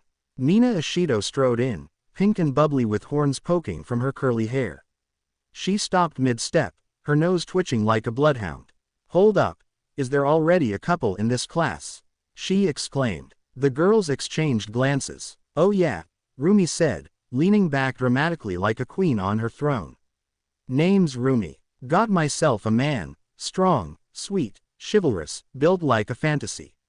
Toru Hagakuri's voice chimed in as her uniform floated in by itself. Who is he? Rumi stretched her arms. Izuku Midoriya, sweet green-haired stud with a power that makes the earth cry uncle. Mina squealed. Okay. Yes, we need the tea. Did he ask you out? Did you kiss? What's the vibe? Vibe is that he's mine and he's not going anywhere. Rumi grinned, eyes flashing with pride. And yeah, we've kissed. A few times. Even Sue cracked a small smirk. Rumi just shrugged. Hey, I don't hold back. You'll see. Training grounds. Quirk assessment test. The class stood outside on a circular dirt field. Aizawa stood ahead of them, tablet in hand, scarf lazily draped around his shoulders. Bakugo crossed his arms, glaring at the back of Izuku's head. He hadn't said a word yet, but his tension was palpable. We'll start with a simple test, Aizawa announced. The Quirk assessment. No frills, no holds barred. Let's see what you're capable of. He tossed a softball into the air, catching it lazily. Midoriya, you're up first. Izuku stepped forward. Me, you placed top in the entrance exam. Let's see if it was a fluke. Use your quirk. Go all out. Bakugo smirked. This'll be good. Aizawa turned to him. Don't get your hopes up. Izuku exhaled and clenched his fists. His aura flickered. Green lightning crackled to life across his limbs. The wind shifted as his power ramped up. Full cowl, 25%, he muttered. He took a breath, wound up, and hurled the ball into the air with a roar. The ball disappeared into the clouds like a shooting star. Beep. 2,146 meters. The class gasped. Even Aizawa's brow lifted slightly. Rumi let out a whistle. Damn, baby. Holy crap, Denki muttered. Bakugo's eye twitched. What the? Deku. He lunged forward, hand crackling. You're gonna tell me what that was. ZWWIP. Aizawa's scarf wrapped around him mid-leap. His hair rose, eyes glowing red. This caused Izuku's eyes to widen and start mutter about the pro-hero Eraserhead with Rumi listening to him with a fond smile. Try that again, he said coldly, and I'll expel you faster than you can say, boom. Bakugo growled, but stood down. Aizawa released him and turned to the class. This isn't a game. Anyone who thinks this is fun can leave. Denki raised a hand. But it kinda looked fun. Jiro did a facepalm and muttered idiot. No, it's not. Aizawa's tone dropped like a guillotine. Whoever ranks last in this assessment will be expelled. The class froze. Mina gasped. Wait, what? Momo stiffened. That's not in the rulebook. Izuku stayed calm. Rumi grinned. He ain't bluffin'. Good. Time to earn our spots. The tests begin. 50-meter dash. Izuku used full cowl at a steady 15%, just enough to blur past the sensors. Rumi, she went full beast bunny, sprinting so fast she kicked up a shockwave. Grip strength. Hiroshima cheered as Izuku shattered the device with a laugh. Rumi, she cracked hers and flexed.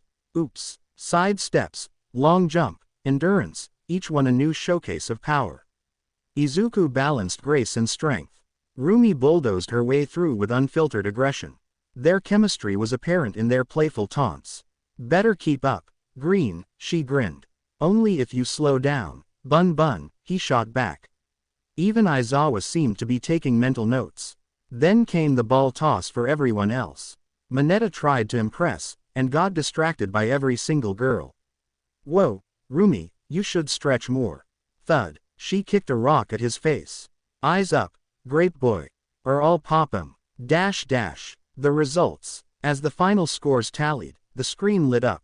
1. Izuku Midoriya. 2. Rumi Usajiyama. 3. Momo Yaoyorozu.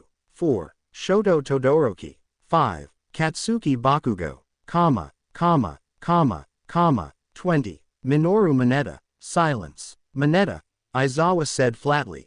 Pack your things. Everyone gasped. Wait, seriously, Kaminari yelped. Momo stepped forward. Isn't that a bit excessive? No, Aizawa replied. This isn't daycare. If you can't control your behavior or pull your weight, you're gone. Mineta cried out, but it was clear. Rumi, just rolled her shoulders. Good riddance. Izuku leaned in and whispered, I was hoping someone would toss him first. She smirked. Give me another day. As Aizawa escorted Minette out of the training field, his voice remained cold and blunt. Change out of your gym uniforms and return to the classroom. I'll be there shortly. The class stood still, a little stunned by the abruptness. Minetta's shocked and whining protests echoed briefly before being silenced as the doors closed behind them.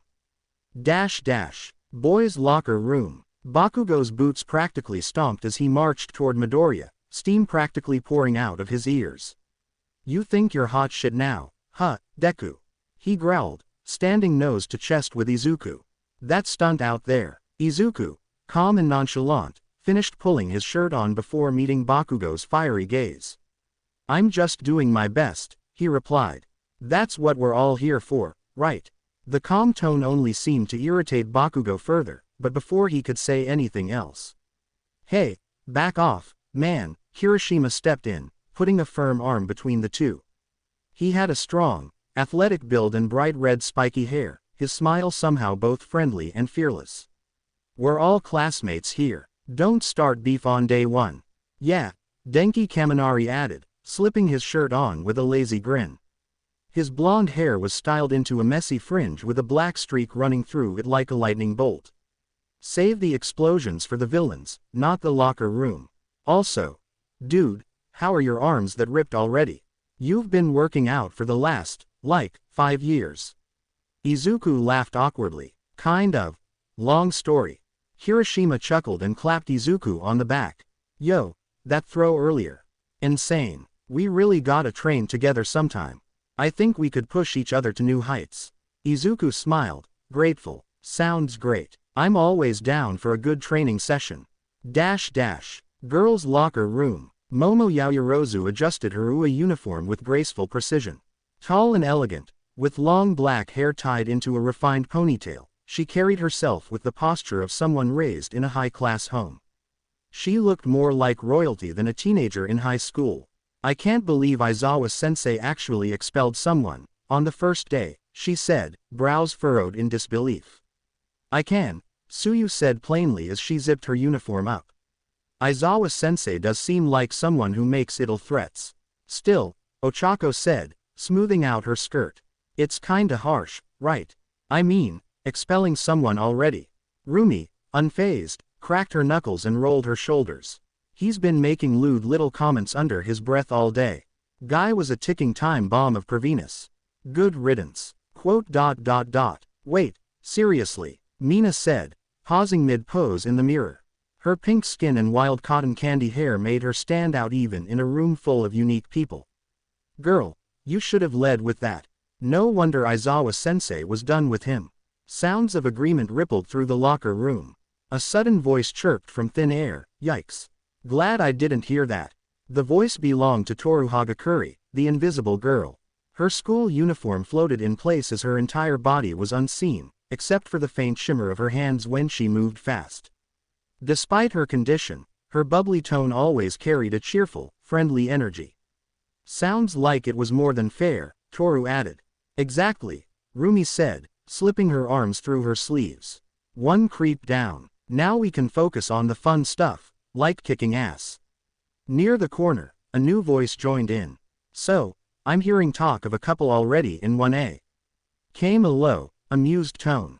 Standing with arms crossed, Kyoka Jiro leaned back against the wall, one of her headphone jacks hanging loosely from her earlobe.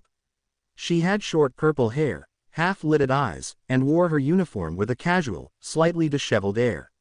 Her punk aesthetic and chill attitude radiated coolness. That you, Jiro? Rumi asked with a smirk. Depends. That you, bunny girl everyone's buzzing about? Rumi snorted. Guilty. Jiro smirked. Not bad. Let's spar sometime. See if that speed of yours holds up to some sick baselines. You're on. Hallway outside the locker room. Izuku stood outside the girls' locker room, waiting with his hands behind his back. The door opened, and like a white blur, Rumi launched at him with a glomp that nearly knocked him back. You're late, Greenie, she teased.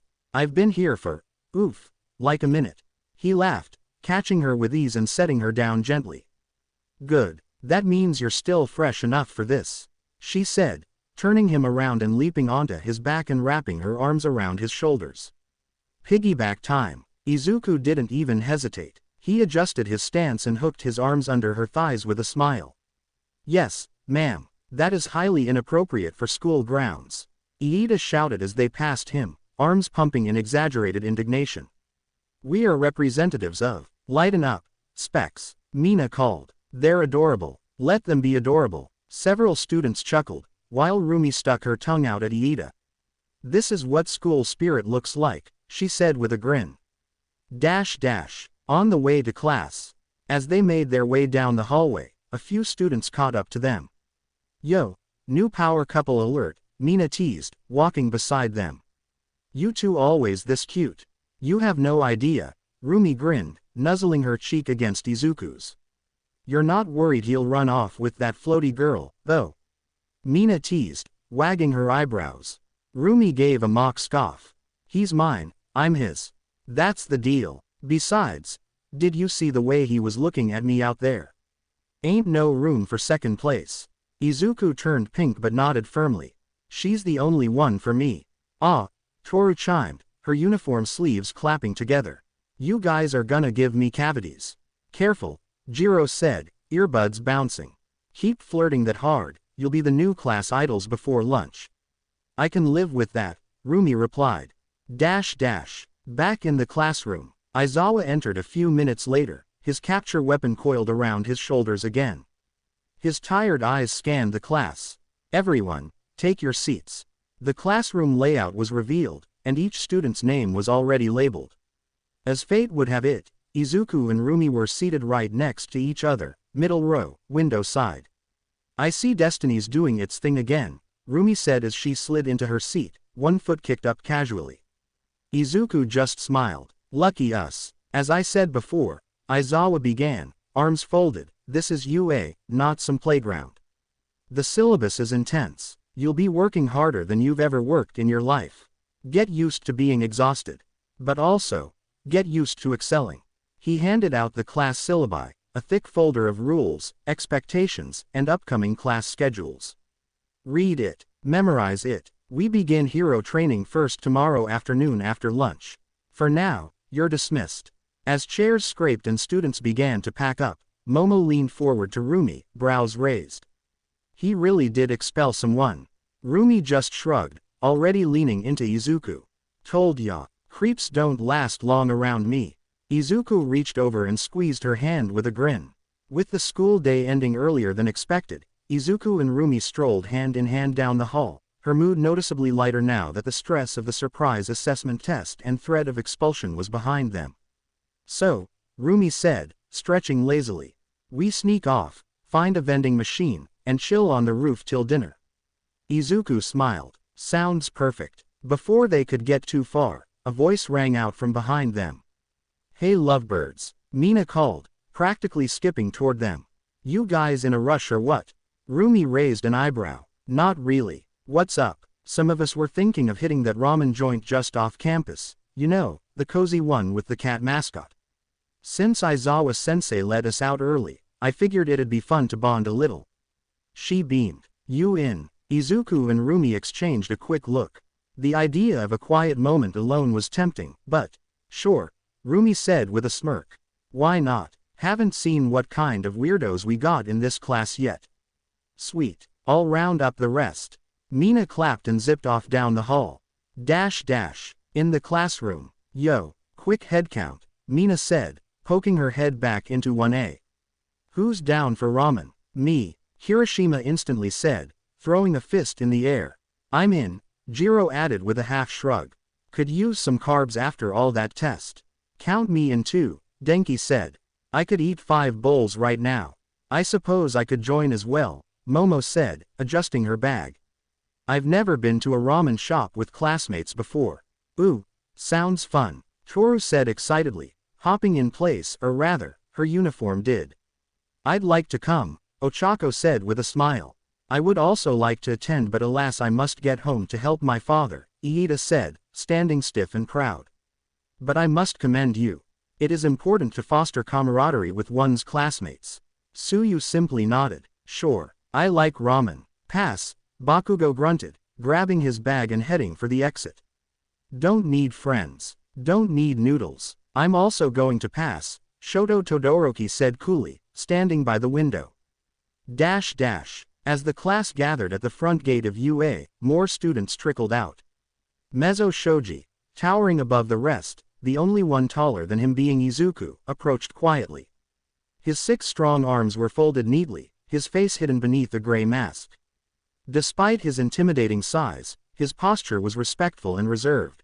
Social activity is beneficial. All come. Fumikage Tokiyami walked up next, his dark bird-like head tilting slightly as he spoke in a deep, dramatic voice. If the food nourishes both the body and the soul, I accept. Dark shadow popped out. That's Fumi's way of saying he's famished. The dark fowl said. Sure, said Masharao Ojiro, flicking his powerful tail behind him. He was toned, calm, and gave off a martial artist's vibe.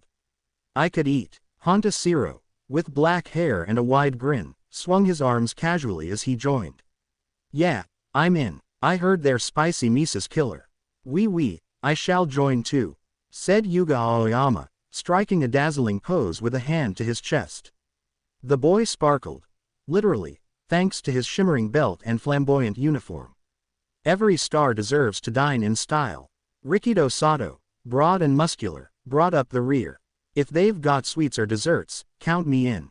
With nearly the whole class now assembled, minus Bakugo Ilda, and Todoroki, the group began walking into town. The walk to the ramen shop. As the group moved down the stone path lined with cherry blossom trees, laughter and casual chatter filled the air. Denki pulled out his phone and started scrolling through music. Hey, Jiro, check this out. The new Electric Howl album dropped yesterday. No way. Jiro leaned in, her excitement breaking through her usual chill. You listen to them too. Religiously, Denki grinned. Track 6 is fire. You're both fans. Momo asked, her interest piqued. I've read about their compositions, but I've never listened before. What genre are they? Jiro's eyes sparkled. They're a mix of punk rock and techno fusion. Trust me, you'll love the live drums. Then please, send me the playlist, Momo said, pulling out her phone. Meanwhile, Mina, Ochako, Suyu, and Toru were locked in a discussion about plushies and accessories. Oh my gosh, did you see the new bunny keychains in the campus store? Toru gasped. I got 3 of them. Mina said proudly. They had a frog one too, Suyu added. It was weirdly accurate. Anything cute is dangerous around you guys, Ochako giggled. You're all gonna bankrupt yourselves. In the back of the group, Rumi walked beside Kirishima and Izuku, who had his arm gently looped around her waist. She leaned into him casually, clearly content. You train every day too? Kirishima asked, glancing over at her. Twice a day, minimum, Rumi said, flashing him a grin. I get cranky if I go too long without moving. Kirishima chuckled. Same. I can't sit still too long either. You ever try mixing resistance with explosive movement? Builds both strength and speed. Rumi's ears perked up. Now that's a language I speak. You got a favorite circuit? She slid out of Izuku's arms so that way she could engage in the conversation a little better. Oh yeah, I'll trade you routines if you're down. They bumped fists and started swapping notes like old gym buddies, excitedly tossing out training techniques and challenges. After a few minutes, Kirishima grinned wide. You know, I think you're the sister I never had but always wanted. We'd wreck any training room together. Rumi snorted. TCH, about time someone other than Zuku kept up. Yeah, you're all right, Red. A few steps ahead, Izuku glanced back and caught the two in animated conversation, tossing playful jabs and flexing mid-story. He smiled to himself, proud. She's making friends already, he murmured with warmth. Beside him, Mina, who drifted back to see what the excitement was about, tilted her head. You're not worried about someone else stealing your thunder? Izuku looked at her, calm and steady. Nah, she's mine, and I'm hers. Mina blinked, then smiled. Dang, you two are seriously ride or die, huh? Before he could answer, Rumi caught up and slid her arm around Izuku's waist. That red guy, total bro. I like him. Izuku chuckled. Glad you're making friends. He seems like someone you'd spar with for fun. You know it. Might rope you both into a three-way match. Oh, now that sounds dangerous. Only if you blink. Curiosity sparks. About halfway down the street, as the ramen shop came into view, someone finally asked. Hey, not to be nosy or anything, Zero started, but why do you two always seem to be touching? You're like, always holding hands or leaning on each other. They're dating, dude, Mina said, as if it were the most obvious thing in the world. Yeah, I figured that, Zero clarified. But like, is there more to it? Rumi chuckled. Rabbit instincts. There was a beat of silence. Huh, Denki blinked. My Quirk's got a lot of rabbit stuff in it, she explained, tapping her ear. And rabbits. We're big on scent, so I'm just, trying to get my scent all over him. Let everyone know he's mine. Izuku turned pink instantly, and vice versa, Rumi added with a smirk, bumping her head into his shoulder. Getting his scent on me calms me down. Makes me feel safe. It's instinctual. Ribbit. I get it, Suyu chimed in. I have frog instincts too. When I get anxious, I'll crouch or cling to people. It's not something I think about, it just happens. That's actually really sweet, Toru said. Weird, but sweet. Man, quirks are wild, Ojiro muttered. Somebody get a camera, Mina whispered to Ochako. We're living in a rom-com. They all laughed as the ramen shop came into full view. Rumi grinned. Time to eat. Ramen time. The ramen joint wasn't fancy. Just a cozy, low-lit spot with paper lanterns, wooden booths, little dog house out front that was home to a gray-furred cat and the delicious scent of broth and garlic hanging in the air. They had to push a couple tables together to fit everyone, but somehow the chaotic energy only made the outing better. Rumi and Izuku slid into the far corner of the table, her ears flicking with contentment as she claimed her seat next to her boyfriend. Mina plopped across from them, practically vibrating with excitement. Su, Toru, Ochako, and Momo took spots near her. Hiroshima and Denki claimed the opposite side of the table. Jiro took the seat beside Momo, earbuds out for once, and Shiro, Ojiro, Shoji, and even Tokiyami took the edge seats, quiet but still curious. Yuga took the opportunity to sit at the end of the table, elegantly placing a napkin in his lap.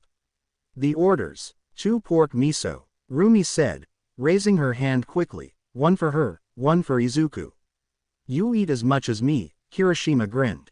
Gotta fuel the beast, Rumi replied, bumping her shoulder against Izuku, who just chuckled and ruffled her hair affectionately and scratched one of her ears, causing her to thump her foot in appreciation. The rest of the table chimed in with their own orders. Denki got a spicy bowl that he immediately regretted, Jiro stuck with simple shoyu, and Tokiyami ordered cold noodles with a soft, poetic air. My power thrives in contrast, heat dulls the soul. There was a beat of silence. Dude, Denki whispered, that was awesome. Group vibes. Once the bowls hit the table, the energy hit full throttle. Denki, Jiro, and Momo somehow got into a debate over the best rock band of the decade. It's totally Voltage Crisis, Denki said. Overrated, Jiro shot back. Crimson Howl's instrumentation is next level. Momo, surprisingly, chimed in with perfect recall of music theory. Actually, Crimson Howl uses a progression rooted in classical symphony structures. I find them quite impressive. Whoa, Denki blinked. Remind me not to argue music with either of you. Meanwhile, Mina, Ochako, Su, and Toru were in a deep discussion about adorable animals, favorite snacks, and cute accessories. I want a keychain with a little rabbit in a hoodie, Toru said. Oh my gosh, I have one of those. Mina squealed. Su tilted her head. I like frogs, obviously. But sloths are kind of underrated. They have a vibe. The bros. Hiroshima clinked his chopsticks against Izuku's bowl. Bro, if I'd known I'd be eating with a guy who bodied a zero-pointer and had a badass bunny girlfriend on day 1, I'd have dressed up. Izuku laughed. It's been a wild couple of weeks. Shiro joined in. You're both scary athletic. I saw you during the tests. Made me rethink my stretch game. And the way she attacked the quirk assessment was scary in a good way. Shoji gave a simple nod of respect, his quiet but solid presence somehow comforting. You're strong. Both of you. It's good to know. Ojiro added, that kind of strength is impressive. Do you train together often? Every day, Rumi said with a wink. Well, unless we're wrestling. The table exploded with groans and laughter. Closing the night, as the last of the noodles were slurped and drinks refilled, the group settled into an easy calm. Even Tokiyami cracked a faint smile at something Denki said. The class might have only just formed, but the foundation was already there. Shared battles, shared food, and shared laughs. As the laughter from the ramen shop died down and classmates peeled off in pairs and trios, Rumi looped her arm tighter around Izuku's. The sky above them had turned that soft lavender blue of early evening, streetlights blinking on with a warm hum.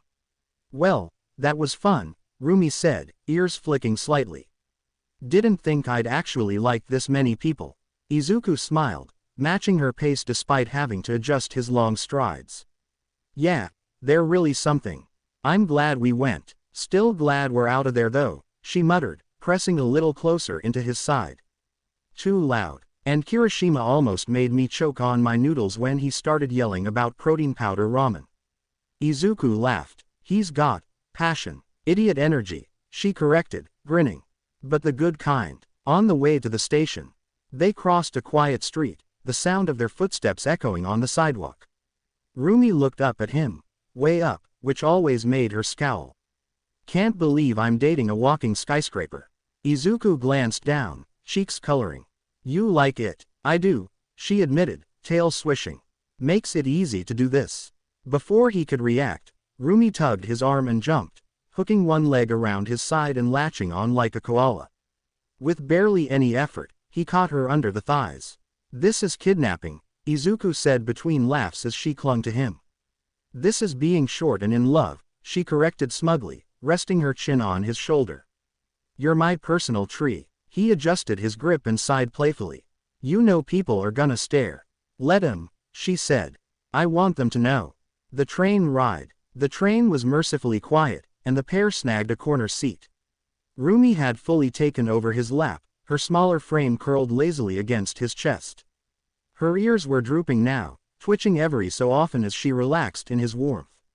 Izuku rested his chin on her head and gently played with her long white hair, smiling softly as her breathing slowed a little. You sleepy?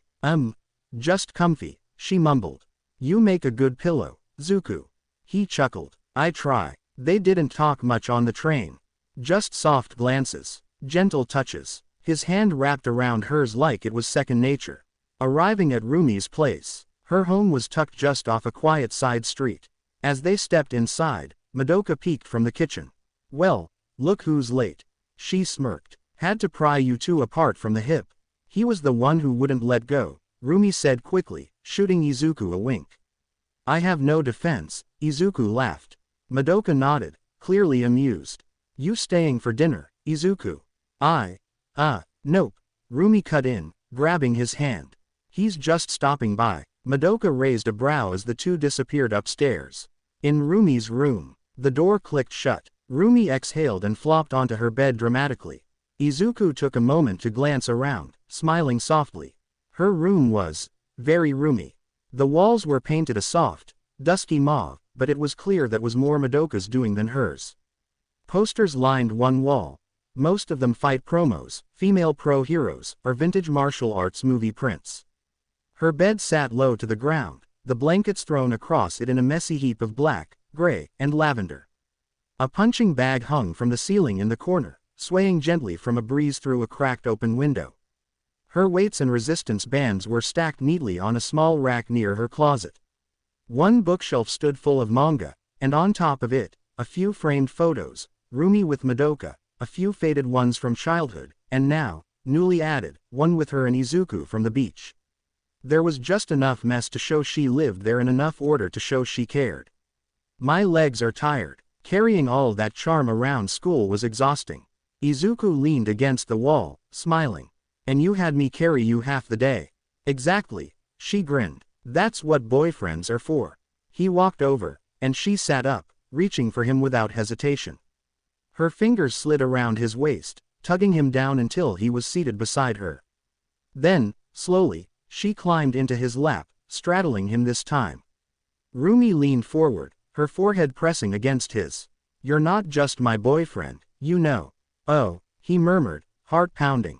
You're my favorite scent, my best sparring partner, my soft place to fall. Her voice softened. Mine, Zuko.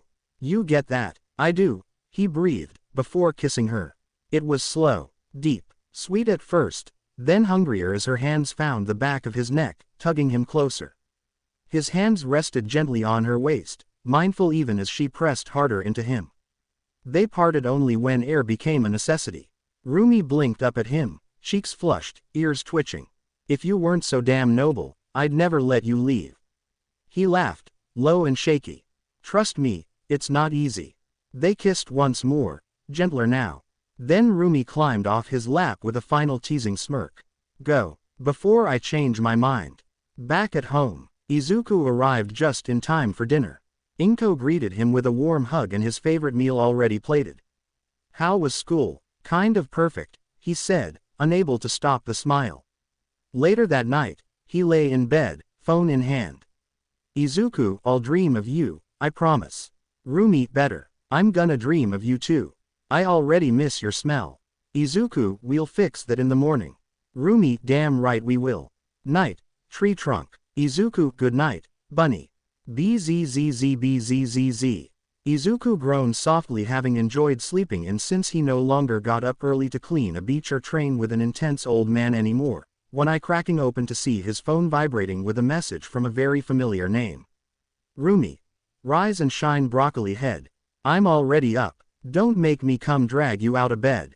P.S. I'm claiming another piggyback. Suffer. He sat up with a sleepy grin and rubbed his eyes. Izuku.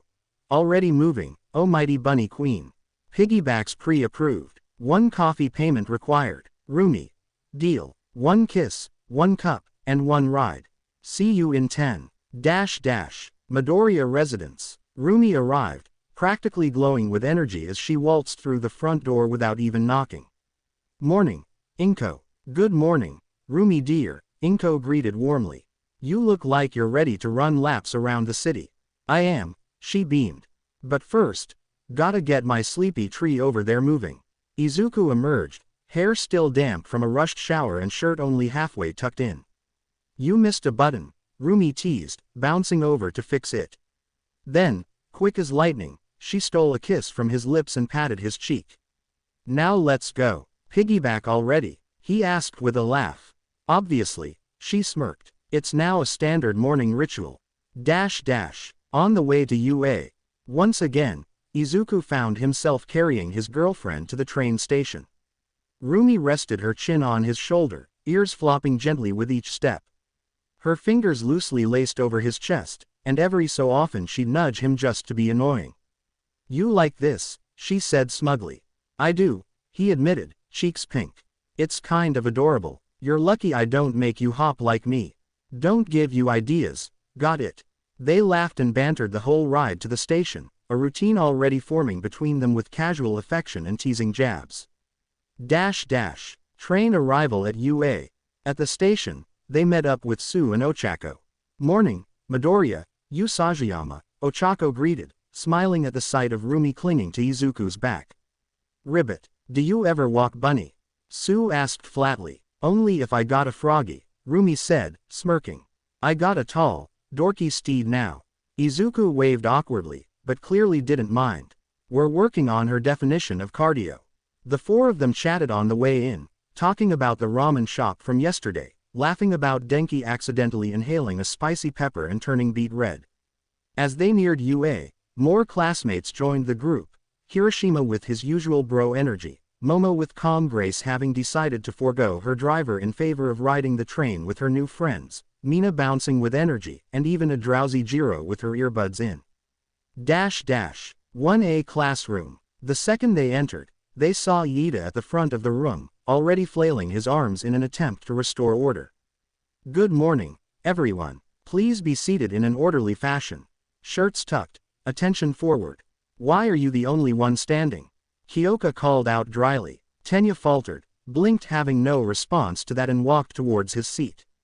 Rumi flopped sideways into her seat and then over the edge into Izuku's lap with a grin.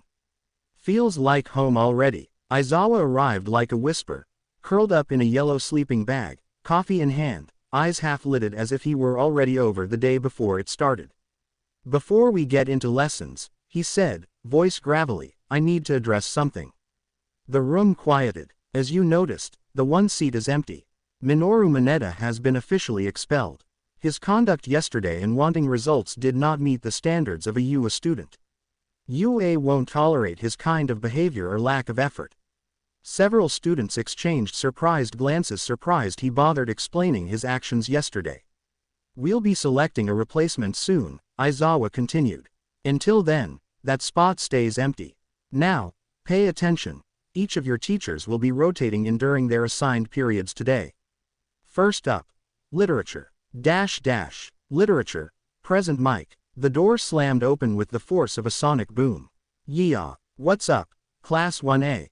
Present mic called out, sliding dramatically into the room like a rock star. "I'm your literature teacher, Hizashi Yamada, aka Present mic." The class blinked. "I'm here to make you fall in love with words, baby. Not just in books, in battle too. A hero who can't speak clearly can't inspire others." He grinned behind yellow shades and struck a pose. "Now let's break down a little poetry." Surprisingly, his loud, eccentric energy made even the most tired students sit up straighter. The lesson was chaotic, yes, but undeniably engaging. Math. Ectoplasm. Next came ectoplasm, a tall, skeletal-looking hero in a long coat with a spectral jaw that glowed faintly. "I am ectoplasm. I teach mathematics," he said in a soft, haunting monotone. "Today we begin with quadratic equations. Your survival depends on understanding trajectory and angles." He summoned a clone of himself with a flick of his hand, which began scrawling equations across the board. "Do not be fooled. Math saves lives." The tone was grim, but the challenge was exciting. History, Smentos. Then came Smentos, the blocky, hulking figure made of stone. Despite his intimidating appearance, his voice was calm and welcoming. "Good morning, class. History is not just about what happened, it's about why it happened." He tapped the whiteboard, and a perfectly formed 3D timeline rose from the floor in smooth concrete segments. "We'll be looking at the rise and fall of major Quirk eras, how policy and power shaped hero society." The room hung on his words, fascinated. Hero arts, midnight. Finally, just before lunch, came a dramatic gust of perfume and a swirl of violet cloth. "Good morning, darlings," Midnight purred as she stepped into the room in a custom-tailored version of her usual outfit, still form-fitting, but with a modest cape for school decorum. "I am your hero arts teacher. And trust me, we're going to explore more than just fighting. You're going to learn about expression, presence, and poise." She winked. "Because no matter how powerful you are, a hero must command a scene." Even Rumi sat up straighter, clearly intrigued. Midnight strolled between desks with confidence. "You'll be choreographing a short, power presentation, later this week. Don't worry, I'll help you find your spotlight." Reflections before lunch. As the bell rang, signaling time for food, Izuku leaned back in his chair, exhaling. "It's weird," he thought, eyes flicking across the buzzing classroom. So much of this felt like a regular school day, lessons, jokes, classmates passing notes. It was easy to forget this was a school that trained people to fight villains and save lives. Beside him, Rumi stretched her arms, ears twitching. "It's too normal," she thought, chewing on her pen. "Where's the challenge? The grit, the real training?" Both of them felt it in their bones. This was just the beginning. The buzz of the lunch bell echoed through the halls of UA, signaling a much-needed break. The students of Class 1A poured out into the cafeteria, conversations rising with laughter and excitement. Izuku and Rumi walked side by side, her smaller hand brushing against his. She looked up at him with a smirk. "You better save me a seat, tall guy. I'm starving. You think I'd dare sit without you?" Izuku chuckled. "I like having my legs intact, thanks." "That's right. Smart boy," she replied, elbowing his side affectionately. The cafeteria was a large, brightly lit space filled with long tables and bustling students from all grades. Behind the counter stood Lunch Rush, the pro-hero and school chef himself. A short, energetic man with a huge white chef's hat, goggles, and a perpetual grin on his masked face. His small frame contrasted his big personality. Welcome, future heroes. Today's menu. Energy-packed rice bowls and fluffy katsu curry. Special orders. You know I got you. He called out with dramatic flair. Dude's got more energy than me on espresso, Rumi muttered. That's kind of impressive, Izuku laughed as they approached. Lunch Rush practically teleported behind the counter, handing out their meals in record time. For the lovebirds, something extra spicy. Adds a little heat to the romance, huh? Rumi's eyes sparkled. You know us already. The pro hero just chuckled and gave a wink. With trays in hand, they found a long table where several of their classmates were already seated. Mina waved them over excitedly. Over here, we saved you a spot. Already sitting were Toru, Ochako, Su, Kirishima, Denki, Jiro, and Momo, deep in a mixture of casual chatting and mid-bite commentary. Rumi slid into her seat beside Izuku, who towered over the rest of the group even while seated. She immediately leaned against his side like it was her personal space. Izuku's basically a bunny pillow at this point, Denki teased, earning a snicker from Mina. Jealous, Rumi shot back with a grin. Terribly, Denki said dramatically and jokingly. I want a tall, soft boyfriend. You're not my type, Izuku deadpanned, making everyone laugh. Not far down the table, Shoji and Tokiyami joined in. Shoji's calm, deep voice stood out as he introduced himself properly to Rumi and Izuku. Glad to have you with us. You're both very capable. Thanks, Izuku said warmly. I remember catching sight of you at the entrance exam, your adaptability was amazing. Tokiyami, ever the brooding figure with his shadowy bird-like head, nodded gravely. The dark is always watching. But, good to know we have strong allies. You're cool, bird bro, Rumi said, giving him a fist bump, which he surprisingly returned. Iida, Mina called out, waving at the boy who walked over like he was still in class. Sit down already and relax a bit. I suppose a bit of socializing is important for team building, he said, adjusting his glasses. He took the open seat beside Shoji, still a little stiff, but trying. Lunch passed in a blur of laughter, small debates, and chaotic commentary. Jiro and Denki chatted about music, roping Momo into a discussion about classical instruments. Ochako and Toru shared pictures of plushies and cute animals from their phones, while Kirishima and Rumi argued playfully over the best way to do squats. Even with Bakugo sitting alone at a nearby table, scowling into his curry like it insulted him, the mood at theirs remained light. As the end of lunch approached, Izuku leaned close to Rumi. Hey, want to sneak away for a few minutes? Her ears perked up instantly. You read my mind. They quietly slipped from the group, unnoticed by most save for a knowing glance from Mina, who winked at them and nudged Ochako. The couple found a small courtyard just outside the cafeteria, a quiet corner shaded by a sakura tree in bloom. Rumi hopped up onto the stone ledge lining the area, tugging Izuku to stand between her legs. Their height difference made it easier to meet eye to eye. That's better, she murmured, wrapping her arms around his neck. Needed a moment with just us. Izuku brushed a strand of hair from her face. Me too. You've been amazing today. Damn right I have. She leaned forward, brushing her nose against his before kissing him gently, then again with more heat. He held her close, arms at her waist, but careful not to mess up her uniform too much. They broke apart, breath mingling between them. We should head back, he said softly, voice thick with affection. Yeah, but now I'm counting the hours, till we're home again, she sighed, giving him one last peck. Class 1A. Izuku and Rumi returned to class just as the bell rang, side by side and relaxed. Their classmates were already settling in when Mina spotted them first.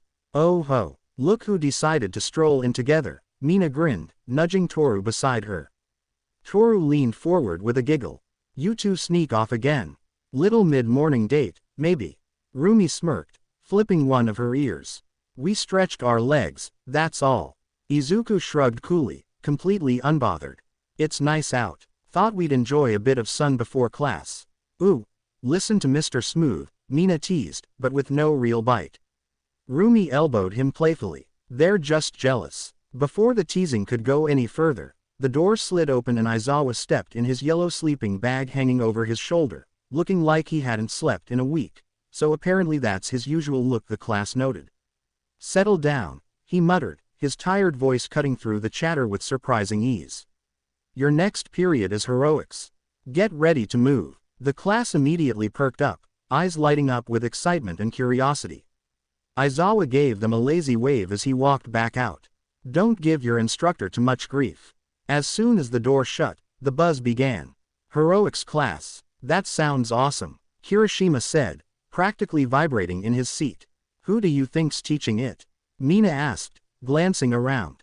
Another pro, maybe. Someone cool, hopefully, Denki chimed in. Imagine if it's someone like Endeavor or Best Jeanist. I hope it's someone reliable, Momo added thoughtfully. While the class threw out wild guesses, Rumi leaned over to Izuku, her expression amused. They're gonna lose it. Izuku nodded with a small, knowing smile. They'll figure it out soon enough. Just then, the door slid open again. I am, a familiar, booming voice called out. Entering the classroom like a normal person. All Might's massive form filled the doorway in his trademark pose, bright grin and all. The class erupted into chaos. It's All Might. He's our teacher. No way. Are you serious right now? Amidst the gasps and gawking, Rumi simply crossed her arms, smirking proudly. There he is. Izuku just smiled, calm and fond. Yup, in his Silver Age costume to boot. All Might strode to the front of the class, radiating enthusiasm. Yes, students, I, All Might, will be teaching your heroics class this semester. He gave them a shining thumbs up, and the room practically shook with excitement. Today, we'll be conducting battle trials. You'll be put into simulated hero versus villain scenarios.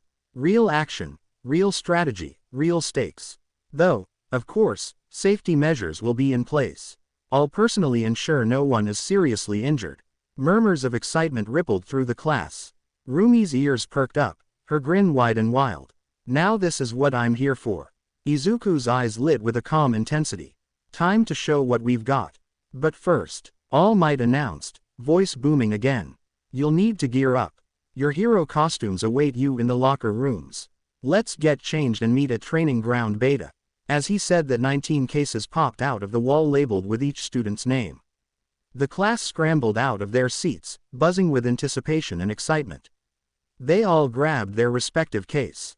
Izuku and Rumi walked side by side once more, both calm, both ready. The energy was electric as the class changed into their hero costumes for the first time. As students filed into the locker rooms, laughter, nerves, and excitement filled the air. In the girls' locker room, Rumi stood before her costume, fingers brushing the material like she was holding something sacred. It was sleek and powerful, white as moonlight with black and violet accents tailored to show off her speed and strength. Her arms and legs were bare, built for momentum, for movement, for fight. Reinforced gloves and boots completed the ensemble. On the back of her outfit were 3 subtle, elegant crescent moons, 1 large and 2 smaller, aligned down her spine like a silent badge of who she was. Her expression shifted from awe to a wild grin. This wasn't just a costume. This was her. Mina leaned over, nudging her. You're gonna make half the class fall over. Good, Rumi said, popping her knuckles. They should be worried. In the boys' locker room, Izuku fastened the last part of his costume, checking himself in the mirror with a steady gaze. The dark green suit fit like a second skin, traced with black paneling that gave him a clean, sharp profile. White armor pieces hugged his forearms and shoulders, while thin red accents added contrast and focus. His boots were reinforced for control and agility, and a short, half-cape draped from his left shoulder, subtle but bold. At his waist sat a golden belt buckle, the same symbol Nana Shimura once wore. Not that he knew that. Gran Torino had given it to him without much ceremony. Wear it. You've earned it, he had said. Izuku didn't know its full story yet, but it felt right. Training ground beta. The class gathered on the open field one by one, each student arriving in their own style, the buzz of anticipation thick in the air. Kirishima stepped out grinning, red armor plates flexing with his movements. Man, I feel manly in this. Mina twirled in her acid-resistant pink and black suit. I could totally dance in this. Toru giggled. My new stealth fabric even shimmers if you catch it just right. Tokiyami emerged, cloak fluttering in the wind. The darkness welcomes me. Ochako arrived in her streamlined pink suit, compact and practical. It's so light, it feels like I could float already. But why did it have to be skin tight? Todoroki walked quietly onto the field in his balanced navy uniform, ice covering one side completely, ice potential radiating off him in every step. Tenya stood proudly looking like a modernized streamlined knight, engines gleaming. Everything has been optimized for high-speed maneuvering. Suyu bounced into place in her frog-themed jumpsuit. Good fit, everything stretches. Denki grinned as he adjusted the support gear on his wrists. Limiters in place, ready to light it up. Jiro smirked in her leather-accented black suit, wires coiled at her hips. Nice and clean. Momo stood tall in her crimson and gold bodysuit, storage belt at the ready. Plenty of room for creating what I need. Zero flexed his arms, showing off his tape spools. Functional, sleek. Shoji moved silently, multiple limbs shifting within the dark, breathable armor. Mobility's perfect. Ojiro gave a simple nod, GI secured and tail free. Feels natural. Sato cracked his knuckles, his armor heavy-duty and reinforced. Ready to go. Yuga posed dramatically in his glittering costume. My radiance must shine in battle.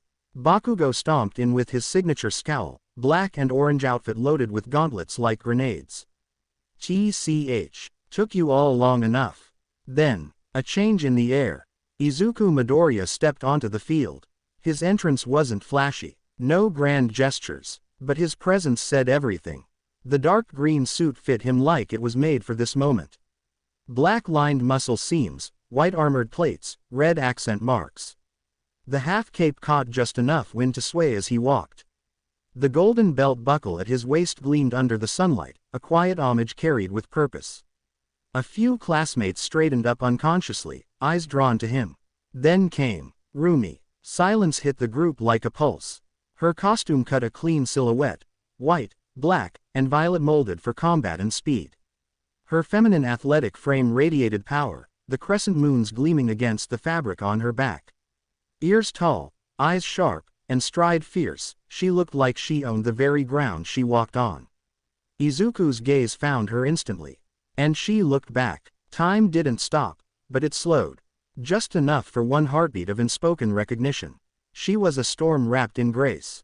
And he was a fire lit with calm purpose. Rumi stepped closer, head cocked. You're looking sharp, Zuku. You too, Ru, he said evenly, voice warm. The moons suit you. She flicked the buckle at his waist, eyes glinting. That new gift from Gran Torino, he replied. Said I earned it. A smirk pulled at her lips. You wear it like you belong. He took a moment, eyes scanning her from head to toe. You don't just look good. You look ready. She smiled. Genuine and wild. Damn right I do. Before the moment could deepen. Boom. The massive training ground doors blasted open. I am here. All Might burst onto the scene, his voice thundering across the field. Rumi grinned wide. All right, now it's a party. Izuku simply nodded, cape brushing behind him. All Might beamed at the class, giving a hearty thumbs up. You all look amazing. Your first trial begins now. Hero vs. Villain battle simulation. He paused momentarily when he looked at Izuku, his eyes widened when he saw the belt buckle and then filled with warmth. He gave a subtle nod to his successor who reciprocated it. Then he carried on. We'll start drawing teams shortly. But for now, remember, this is where heroes are made. As All Might stood proudly before the class, arms crossed and cape practically rippling with charisma, Tenya Iida adjusted his glasses, having removed his helmet to do so with a sharp swish. Sir, Iida said, voice firm and curious, is drawing lots truly the most efficient way to form teams?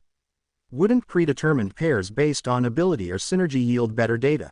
Before All Might could answer, Izuku calmly stepped forward. It actually makes sense, he said, tone steady and thoughtful. Real-world situations aren't tailored to who you want to work with. You're thrown into missions with whoever's available, and sometimes, you're alone. Drawing randomly simulates the unpredictability of a real field scenario. Momo nodded. Midoriya's right. It's also a fair way to avoid favoritism. Everyone gets an equal shot at adapting on the fly. Several students murmured in agreement. Then came the storm of questions. All Might, Can we use our quirks at full power? What happens if someone gets hurt? Are we allowed to destroy the building? Can villains kill the heroes in the scenario? The classroom exploded. All Might raised a hand, and when that didn't work, he clapped his hands once. Boom. Silence. Fear not, young heroes. I will explain everything in due time. He struck a dramatic pose, one finger raised to the heavens. The exercise is simple, he declared. The villains have hidden a nuclear weapon inside a building. The heroes must capture it within a time limit or subdue the villains. If the villains defend it until the time runs out, or capture the heroes, they win. The site has been constructed to resemble a villain hideout. Try not to destroy too much, he added with a grin. Now, onto team selection. We'll draw lots. Since we have 19 students, one person will end up alone. But don't fret, this too is part of being a hero. Sometimes, you must rise against impossible odds. He held up a card. And our solo hero will be.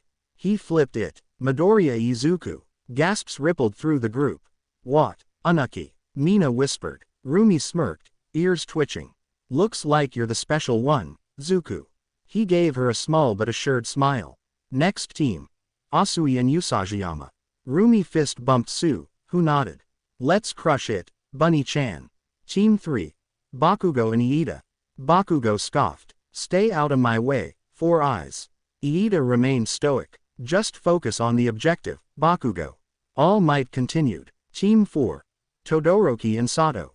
Team 5. Momo and Denki. Team 6. Jiro and Aoyama. Team 7. Shiro and Ojiro. Team 8. Shoji and Hagakure. Team 9. Kirishima and Mina. Team 10. Tokiyami and Ochako. All Might clapped again. And our first match. Hero team. Izuku Midoriya. Villain team. Katsuki Bakugo and Tenya Iida. As the groups stepped into formation, Izuku adjusted his gloves and rolled his shoulders with a soft exhale. He muttered just for himself, not out of nerves, but focus. All right. Bakugo's aggression, Iida's speed. Gotta be smart. He was about to step away toward the mock building when Rumi strode up, ears perked and a glint of pride in her crimson eyes. Hey, he turned. You've got this, she said, no hesitation in her tone. Not that I think you need a pep talk, but, she reached up, grabbed the collar of his suit, and pulled him in close. Without a word, she kissed him full on the lips, bold and unbothered by their audience. A few gasps and a chorus of, ooh, rippled through the class. When she pulled back, her smirk had teeth. Go show him what a real hero looks like, babe. Izuku chuckled lowly, brushing a hand gently across her cheek. I will. Heroes, begin. The moment All Might's voice thundered across the training ground, Izuku stepped into the battlefield, not like a student, but like a storm given form. He moved with quiet intensity, every footstep cracking the tile beneath from the sheer force he held back. His emerald eyes glowed with conviction, shadows shifting as the air around him vibrated with stored power. 15%, no higher. I want them breathing after this. Inside the building, Katsuki Bakugo clicked his tongue, pacing like a caged animal. He's coming. His eyes burned, practically daring the world to challenge him. Iida adjusted his glasses beside the bomb. Should we engage as a unit? Bakugo shot him a death glare. Shut it. I'm blowing him apart by myself first. Boom. The hallway exploded without warning. Izuku had entered like a missile, shoulders slamming through reinforced walls, dust trailing behind him like a war ghost.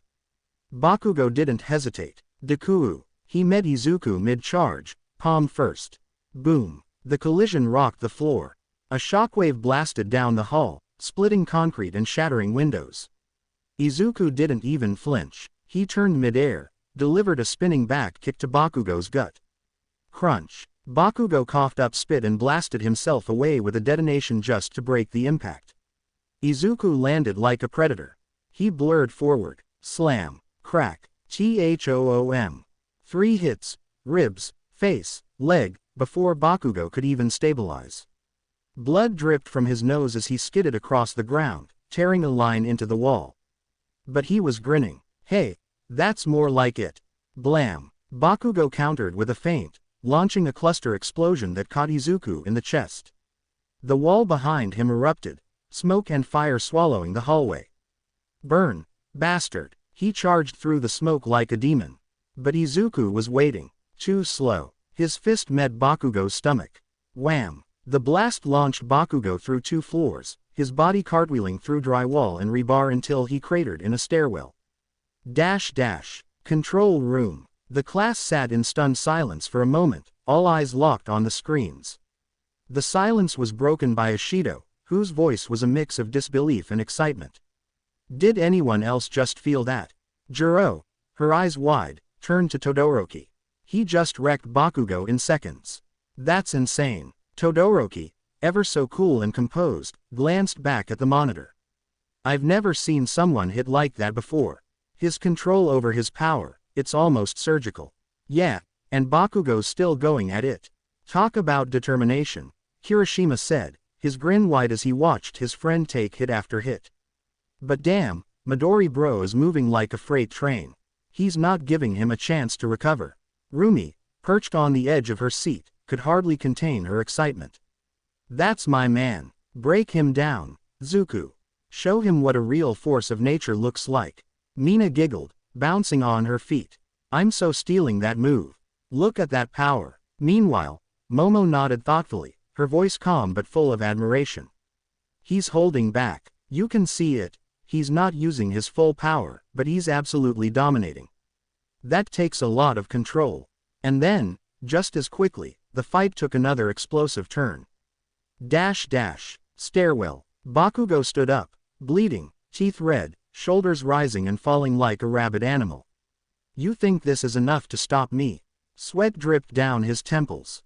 He flared his gauntlets. You forced my hand. Take this, you shitty Deku. He yelled, holding up one gauntlet and preparing to pull the pin. Izuku moved. Too fast. Bakugo pulled the pin and let the blast loose. A massive vortex of heat and flame, pure devastation, roared down the hallway. Get out of my way, Deku. Izuku's face hardened. He focused. The air shimmered. He lunged forward, arms out, catching the edge of the blast with his body, and with a roaring heave, redirected it straight out the building. Boom. The skyline lit up like a nuclear flare. Inside, rubble rained from the ceiling. Fire licked across the walls. The entire structure groaned. Bakugo's arms fell limp. Damn it. Izuku appeared in front of him in a blink. This is over. His fist surged with crackling energy. Crack. One clean shot to the jaw. Bakugo's eyes rolled back. He hit the floor and didn't rise again. Control room. The class erupted in applause and exclamations, but Rumi was the loudest of them all. That's my man. Hell yeah, Zuku. Kirishima was on his feet, fists pumping. Now that's what I'm talking about. He's like a goddamn juggernaut. Mina leaned forward with wide eyes. Was that real? Did he just redirect Bakugo's biggest attack with nothing but his body? Todoroki looked impressed but remained calm. Precision. That was impressive. All Might stood in the control room, his gaze intense as he watched Izuku's next move. Young Midoriya is truly a force to be reckoned with. His restraint is remarkable. He knows when to hold back, and when to take the risk. Bomb room. Iida stood tall, eyes wide behind his helmet as Izuku's shadow loomed over him. I, the villain, shall. Smaash. The wall caved in. Izuku strode through, wrapped in smoke and lightning. He didn't slow. He didn't speak. He threw Iida against the wall, tied him midair, tapped the bomb. Simulation over. Back in the observation room, silence reigned. Then, booming cheers. That guy's a beast, Sato exclaimed, first pumping after witnessing such a stellar display. So manly. Kirishima cried as manly tears fell down his face. Mina stifled a laugh while witnessing the display from her horn buddy. Truly a divine being of justice. Tokiyami muttered in awe from having witnessed Izuku defeating 2 opponents handedly. Rumi didn't say anything at first. She waited until he returned. And then, she grabbed him by the collar. Pulled him into a deep, hard kiss. That was hot. Izuku smirked against her lips. Glad you liked it. After the fierce clash between Izuku and Bakugo concluded with a knockout finish and Iida swiftly taken down, The medbots rolled in to collect the unconscious student and untie the captured one, allowing Ilda to return to the rest of the class. Bakugo groaned as he was loaded onto a stretcher, steam still rising from his singed gauntlet. Then the construction bots rolled in to repair the damaged area for the next match. Rumi smirked from her place at the front beside Izuku, arms crossed. He really didn't hold back, huh? She said, tail flicking, proud and utterly amused. Classic Zuku.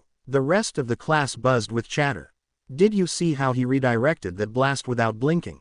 Denki asked, his jaw practically on the floor. Bakugo went boom, and Midoriya went nope, Zero added, mimicking the motion. Guy's a walking cheat code. All Might raised a hand. Let's stay focused, class. We're just getting started. But first, MVP for match 1. Everyone looked around. A few muttered, obviously, under their breath. Momo spoke up first, cool and composed. It's Midoriya, not just because he took down Bakugo, but because of his precision and strategic execution. He never lost control of the situation. Rumi chimed in with a grin. Green was smooth, fast thinking, smart planning. Villains didn't stand a chance. All Might smiled broadly. I couldn't agree more. Midoriya, excellent work. You've earned the MVP. Izuku gave a confident nod, calm and composed, just a small smile pulling at the edge of his mouth. Thanks. I just did what had to be done. Next match begins. Team 4 Heroes Todoroki Sato. Team 8 Villains Shoji Hagakure. Todoroki walked toward the exit, silent and calm. Sato followed behind, a bit more unsure. Any plan? Sato asked as they neared the door. Todoroki didn't even glance his way. I'll handle it. Training grounds. The moment the match began, ice surged through the corridor like a living glacier. Shoji's enhanced hearing picked it up, but too late. Crash. The wave of ice slammed into him, freezing his multiple arms in place. Hagakure darted through an adjacent hallway, invisible and fast, but the frost chased her like a living thing. Todoroki stepped forward, eyes calm and unreadable. He raised a hand. Whoom. A final blast of ice sealed Hagakure in and locked the bomb chamber solid. Match over. Control room. Sato returned, shrugging. Didn't even get a chance to do anything. Mina blinked. Wait, seriously, that fast? Kirishima leaned forward. Dude iced an entire floor by himself. No hesitation. Izuku scribbled into his notebook without looking up. Everyone but Rumi silently wondered where those came from. No one saw when and where he pulled them from. His control is scary good. He's not just powerful, he's deliberate. He even adjusted the humidity to sharpen the ice flow. But, he paused, tapping the pen against the side of the page. He completely ignored Sato. That could be a real blind spot if things don't go to plan. Oh, look at Nerdzilla go, Zero teased, grinning. Mina laughed. He's gonna have everyone's quirks cataloged by the end of the semester. Izuku smirked, unfazed. Already halfway there. Rumi leaned into him, eyes on the notes. TCH, you're kind of hot when you talk like that. All Might stepped forward again. Time to pick our MVP for this match. Midoriya, All Might prompted. Todoroki, Izuku said, without hesitation. His strategy was efficient and dominant. But MVP isn't just power, he has room to grow when it comes to synergy. Agreed, Momo chimed in. Sato was completely sidelined. All Might nodded. Well said. Power alone isn't enough. Still, an excellent show of ability from Todoroki. A couple minutes interval for the construction bots to do their thing. Next match. Team 5 Heroes Momo Denki. Team 6 Villains Jiro Aoyama. From the first second, Jiro hit hard, her sound waves shook the walls. Denki lit up like a live wire, ducking behind a steel barricade that Momo whipped up mid-sprint. Aoyama twirled dramatically. Behold, my laser, shining and just. Hey, Momo, Denki called. You got anything to help me fry without frying myself? Try these, she replied, tossing him insulated gloves with a surge stabilizer built in. Denki grinned. Now we're talking. He surged forward, shocking Jiro's speaker jack and cutting her wave short. Momo wrapped up Aoyama with a whip-like cable and secured the bomb. Victory. Momo Denki. Control room. Jiro and Aoyama returned with mixed expressions. Still ringing, Jiro muttered. Might have gone a bit too flashy, Aoyama admitted. Denki strutted in behind Momo, winking. Told ya we made a good team. Izuku's eyes lit up. He spun his pen between his fingers, practically glowing. Jiro's got great sonic control, but Denki's surge was just the right counter, especially with those gloves. Momo's adaptability is unreal. The timing of her support tools. Precision perfect. You're really into this, huh? Kirishima grinned. Izuku nodded. Quirks are more than just powers, they're puzzles. I love figuring them out. You're like a quirk detective, Mina teased. Rumi smirked. He's a quirk fanboy, and a dangerous one. All Might gestured toward the board. Class, MVP. Yaoyorozu, Tokiyami said. She read the situation and equipped her partner with the tools to succeed. Agreed, Iida nodded. Her tactical choices were essential. All Might gave Momo a proud nod. Excellent work, Yaoyorozu. Tactical execution is the backbone of hero work. Closing the round. All right, All Might said. 2 strong matches down, and still more to go. Rumi stretched, casting a glance at the board. Are you sure you can follow that act? Todoroki, seated quietly near the back, remained still. Only Izuku caught the flicker in his eye. The class was starting to take shape. Strength, strategy, growth. And through it all, Izuku's eyes were sharp, his pen ready, and his passion for quirks burning as bright as ever. The next group was already being called. All right, next match. All Might boomed with his usual flair. Heroes. Eijiro Kirishima and Mina Ashido. Villains. Honta Siro and Mashirao Ojiro. Kirishima cracked his knuckles and offered Mina a fist bump. Let's bring the heat, Horn Buddy. You know it. Mina grinned and bumped back, her pink hair bouncing with her steps as they exited the observation room. Siro and Ojiro followed suit, exchanging focused glances. We've got to keep pressure and control. Ojiro, try to bait them, I'll control the space. Got it, the tailed martial artist said firmly. Once they were gone, the observation room door clicked shut again, leaving the rest of the class in buzzing anticipation. Rumi huffed and shifted in her spot, having perched herself on Izuku's back like a restless predator on a tree branch. TCH, how many more before they let me off the leash? She muttered, voice low but filled with longing for action. You'll get your turn, you're literally the next match, Izuku said with a calm grin, casually adjusting her position with practiced ease. Just be patient, you're gonna get to tear it up soon enough. She leaned down against his head, cheek against his mop of green curls. It better be worth the wait. Training grounds. Kirishima Mina vs. Siro Ojiro. This time the students were set up in a multi-floor industrial building. Kirishima and Mina took the first floor quickly, Kirishima's loud footsteps echoing as he led the charge. All right Mina, stick close, cover the angles with your acid if they try anything tricky. No prob, I'll keep the walls slick, limit their climbing routes. Meanwhile, on the upper floors, Ojiro and Siro were already preparing. I'll engage up close. You support with tape shots to cut off their escape routes, Ojiro whispered, tail twitching with anticipation. The moment they descended, Ojiro launched into a spinning tail attack, intercepting Kirishima's direct charge. His martial prowess was clearly polished, matching strength with agility. Nice moves. Kirishima grinned as his skin hardened, blocking a sweeping tail strike with a forearm. The two clashed, sparks of effort flying as their physical strength tested each other. Mina darted around, firing controlled shots of acid toward Siro, forcing him to shift locations constantly, sticking and zipping around beams and corners. You're a slippery one, tape guy. You're not so easy to pin either. Siro shot back, launching multiple tape strands to restrict movement. But Mina, quick and intuitive, began using her acid to break down his tape paths. Can't swing if you've got nowhere to stick. On the lower level, Kirishima let out a war cry and finally overpowered Ojiro with a brutal shoulder rush, sending him into the wall with enough force to knock the wind out of him and knocking him out, taking him out of the fight.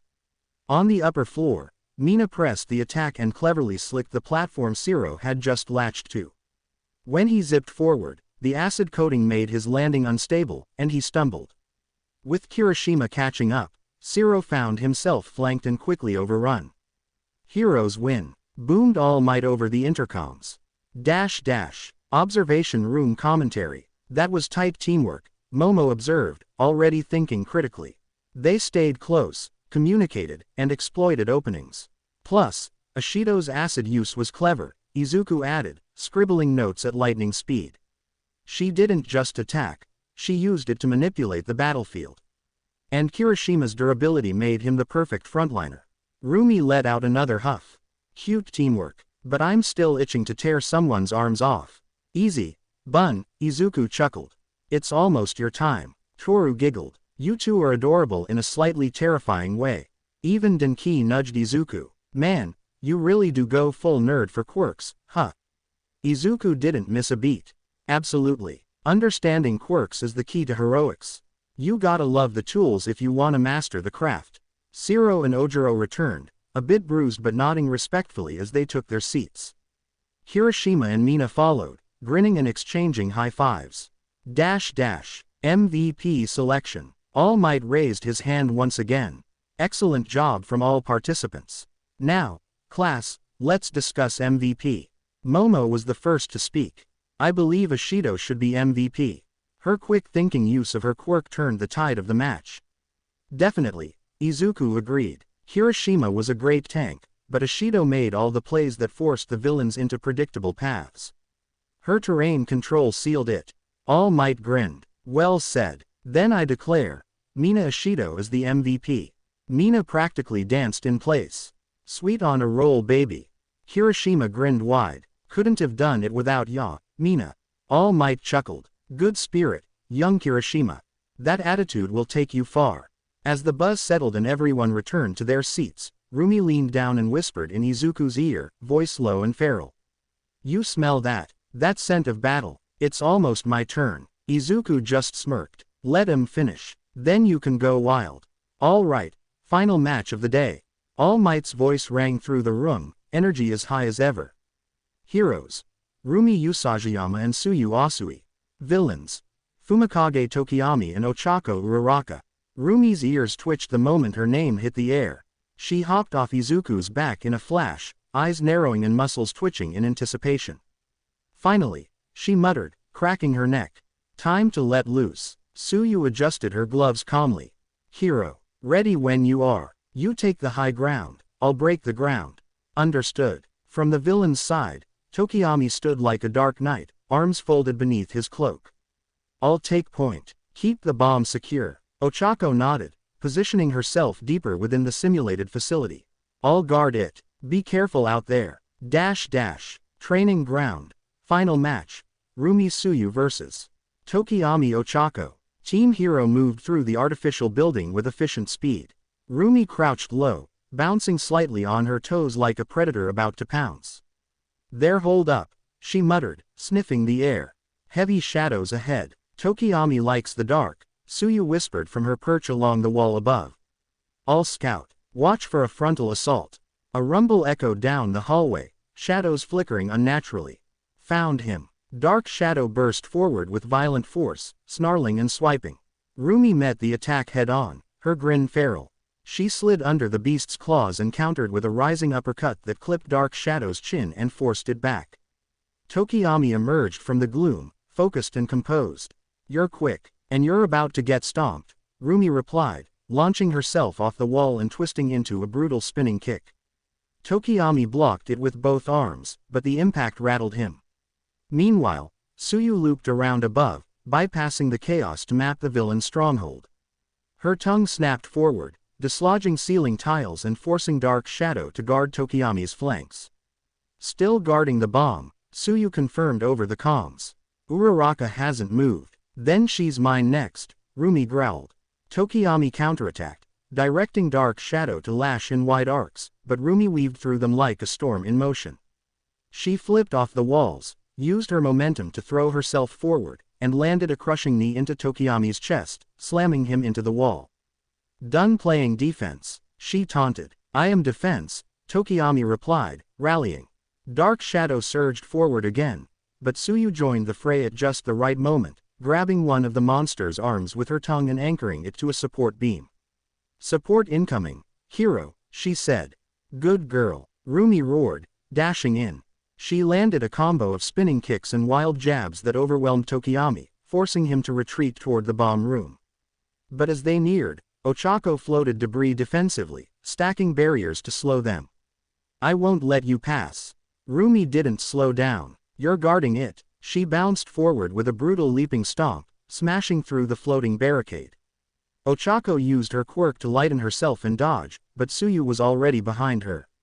With a quick lash of her tongue, she disarmed the final float device. Rumi blitzed in and slammed her foot next to the bomb, cracking the floor. Game. Match over. Training match complete. Heroes win. All Might's voice echoed across the building. Observation room commentary. Rumi's relentless, Kaminari muttered. It's like she never stops moving. She fights like a storm, Jiro added, jotting notes. No wasted movement. But she didn't just charge in blindly, Yaoyorozu noted. She coordinated with Asui at every step. They flanked, they distracted, they swept. From the back of the room, Izuku was practically glowing.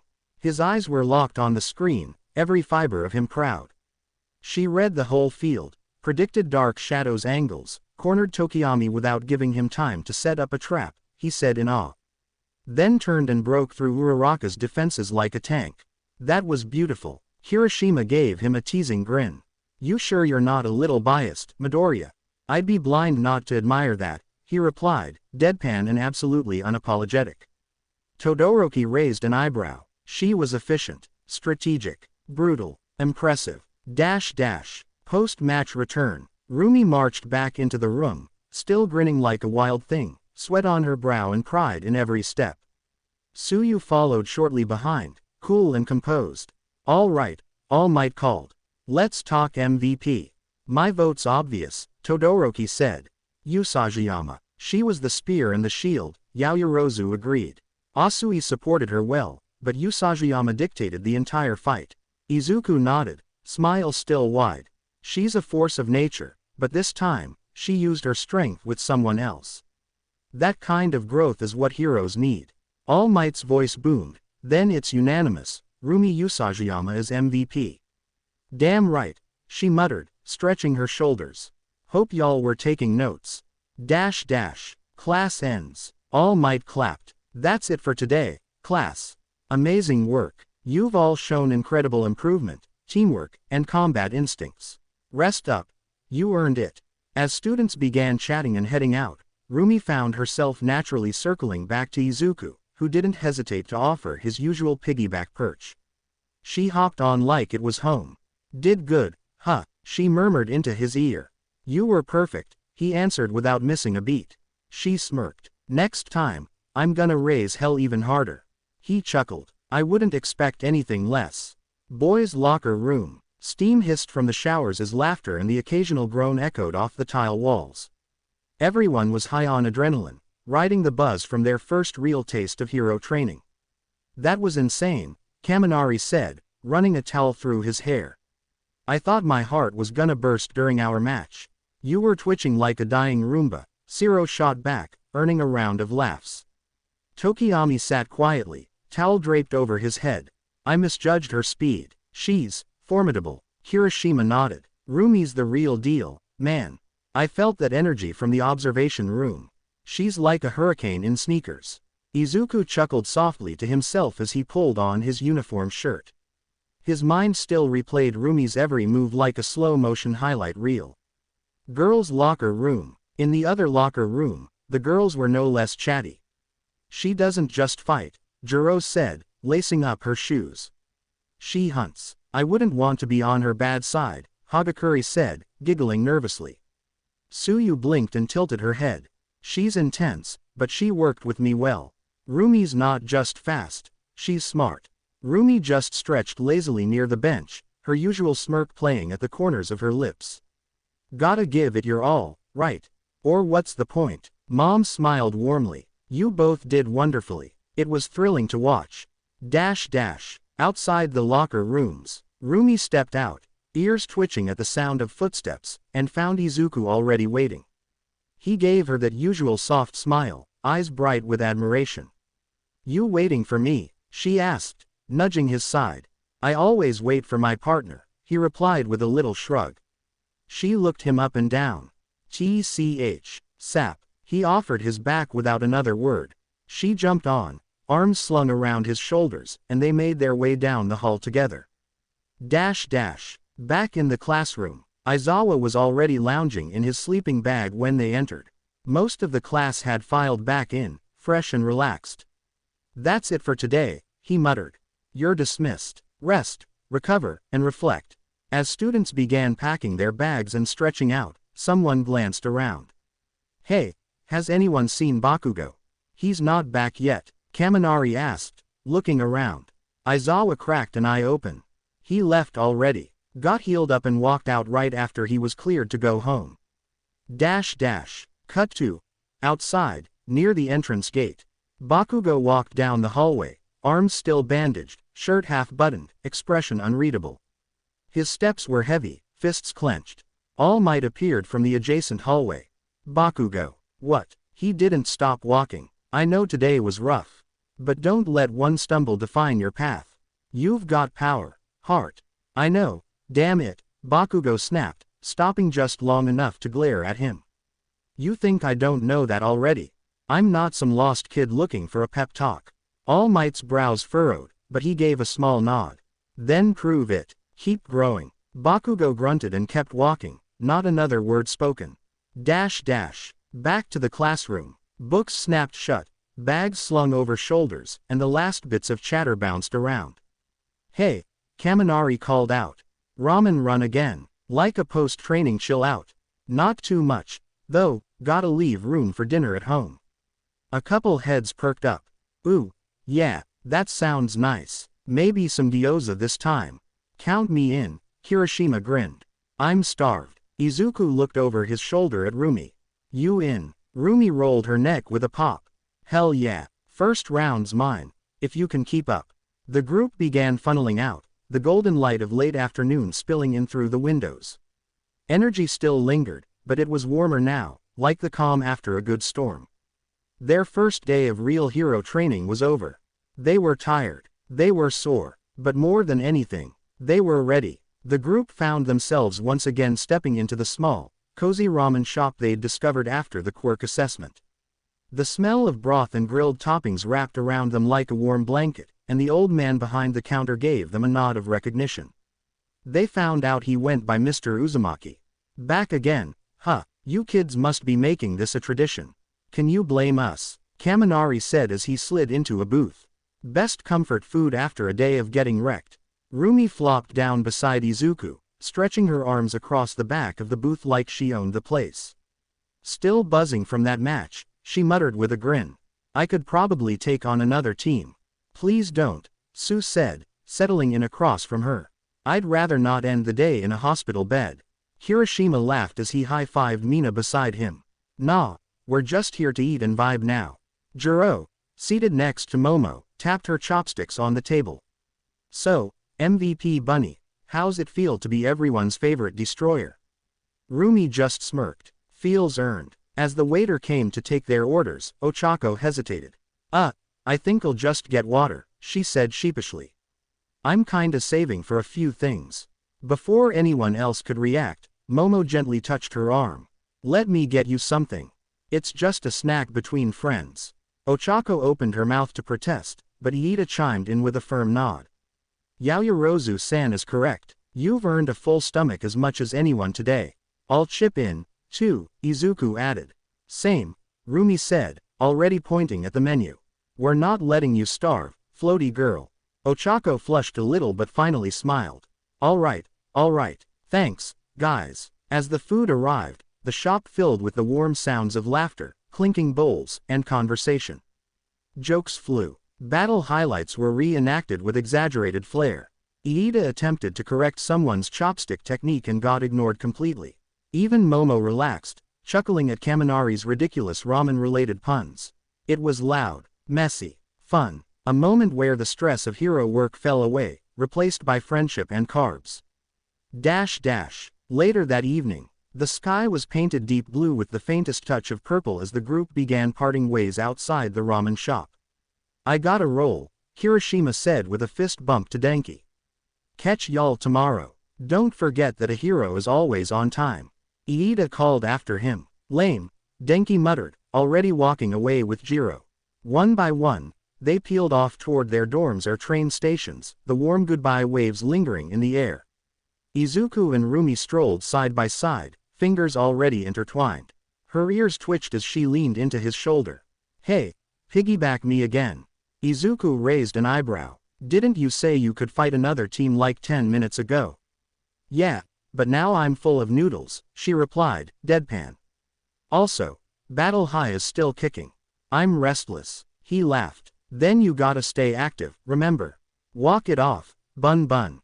She groaned dramatically but kept walking, fingers squeezing his. Fine, but next time, I'm riding you all the way home. He chuckled again, warm and full. Next time. And together, they disappeared into the quiet streets of the city, two budding heroes at the end of an unforgettable day. The morning sun shined bright across UA, making the high-tech buildings gleam like something out of a futuristic comic. Students filled the courtyard with chatter and laughter, but none turned as many heads as Izuku Midoriya, all 6 feet 4 inches of him, walking confidently with Rumi Usagami riding comfortably on his back. Her arms were draped around his neck, chin resting on his shoulder, and her long white hair trailed like a cape behind him. She looked relaxed, but alert, her blood-red eyes watching everything with that predatory spark that never quite went out. You're getting way too comfy carrying me around like a backpack, Rumi said, smirking. And yet you never walk anymore, Izuku teased. She grinned. Why would I? This comes with a view and a heater. They were close now, almost at the front gates, when the noise hit them like a wave. Reporters, microphones, cameras, paparazzi energy in full swing. The press had practically surrounded the entrance, buzzing with questions. All Might's on the teaching staff. How does this affect the curriculum? Are students worried about villains targeting the school? What's it like to have the symbol of peace as a homeroom teacher? Class 1A students were caught in the mess. Iida, ever the model student, answered with his usual precise tone. Having All Might here is both a privilege and a responsibility. We will not let it affect our focus as students. Speak for yourself, Mina said brightly, striking a peace sign. This is way cooler than math. Kirishima gave a toothy grin. Manliest school day of my life so far. Ochako giggled awkwardly as she got nudged for comments, waving her hands. Yeah, he's amazing. A bit intense, though. And then the crowd noticed Izuku and Rumi approaching. Cameras snapped. Reporters surged forward. Midoriya, Usagami, are you two officially a couple? No secret here, Rumi said immediately, throwing a thumbs up while still on Izuku's back. We're dating. He's my broccoli head and I'm his problem. Izuku nodded, not even flustered. Yeah, we're together. Is that the scoop you needed? A power couple, then. What's it like dating your classmate in such a competitive environment? Rumi raised a brow. Keeps things spicy. Does All Might's presence add pressure? Or inspiration? Izuku smiled. Both. But pressure's how diamonds are made, right? Before the press could press further, a voice like gravel dragged across asphalt cut through the commotion. Wrap it up. Aizawa stood beside the gate, hair down, scarf coiled loosely around his neck. His bloodshot eyes scanned the press corps with the usual tired contempt. You've had your photos. You've asked your questions. Now back off, he said and proceeded to herd the history students along. But sir, this is private property, and school hours have begun. He pulled out a small device and hit a button. With a mechanical hum and a loud clang, the front gate dropped like a guillotine, slamming shut and locking tight. The press jumped back as the gate sealed. You can't keep us out. One reporter barked, camera still rolling. We have a right to report. This is All Might we're talking about. Another crossed her arms. How can a public hero school hide from public scrutiny? Maybe if you didn't act like jackals, you'd be invited in, Aizawa muttered. Behind the barrier, the students let out a collective sigh of relief as they began to walk up the front steps. Rumi finally slid off Izuku's back and stretched her legs, cracking her neck. You sure that doesn't bother you? He asked, glancing toward the gate. Which part? The crowd or the questions? The attention. She shrugged. Let them look. I'm not here to hide. He smiled. Yeah, me either. But then, Rumi stopped. Her ears twitched. Izuku noticed her eyes narrow, her head slowly turning over her shoulder toward the press. She did a quick hop to jump on the wall surrounding the school property. What is it? He asked, voice lowered. Among the reporters, partially hidden beneath the shadow of a camera crew, stood a man, or something close to one. He wore a dark hoodie with the sleeves too long, hood low over his head. His stance was wrong. His shoulders slouched in a way that felt unhinged. One hand twitched repeatedly at his side, like it was itching to move, to break something. Rumi squinted. She could just barely make out part of his face under the shadows. Pale, sickly pale, cracked lips, and hair, ragged and pale blue, like it had been bleached and never washed again. His eyes weren't focused on the gate. They were locked onto the spot the students were last seen, and her. Not with curiosity, not with excitement, with hatred, predatory, calculated, feral. Then, he turned, blended back into the shifting crowd and disappeared. Rumi stared for a beat longer. Izuku asked again, voice quiet but tense. She shook her head slowly, and hopped back down to stand by him. Just got a bad feeling. Someone watching us, maybe. She looked up at the sky. Or maybe something worse. Aizawa noticed her hesitation as he passed them. Trouble. Caught a glimpse of someone shady by the crowd. Looked like he wasn't here for the cameras. I'll alert security to sweep the area again. But if you're right, he frowned.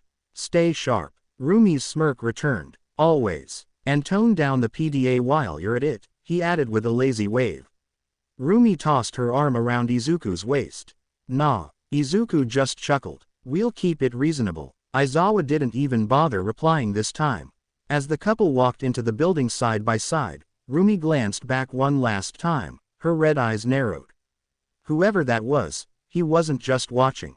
He was waiting. The halls of UA were buzzing with the usual start of day chatter, but Rumi Usagami wasn't paying attention to any of it. Not the jokes, not the classmate banter, not even the whispered teasing about how she was clinging a bit too close to her very tall boyfriend. Her ears twitched constantly, subtle but alert. She kept glancing toward the windows. Every squeak of shoes in the hallway made her muscles tense. Her tail flicked once in agitation. Izuku noticed, of course. You okay? He whispered as they took their seats. Something's off, she murmured back, eyes narrowing slightly. Like I'm being watched. Can't shake it. He placed a calming hand on hers beneath the desk. I believe you. But then the classroom door slid open. Aizawa stepped in, looking as sleep-deprived as ever. His hair was already half falling across his face. First off, he said, voice dry as ever, apologies for the press circus this morning. The school has reinforced the perimeter, and they won't get that close again. A pause. His gaze swept the room lazily. I reviewed the footage from the combat evaluations. Overall, decent. Some of you surprised me. Others need to rethink your strategies before you get someone hurt.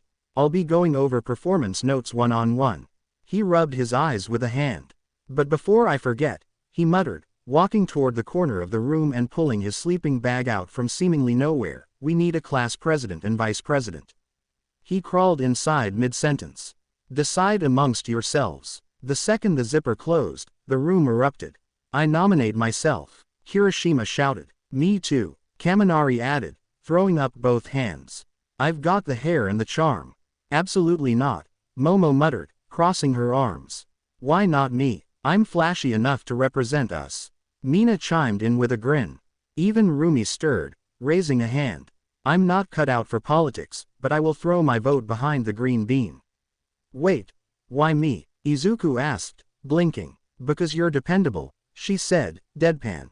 And cute under pressure. Kirishima laughed. She's got a point, dude.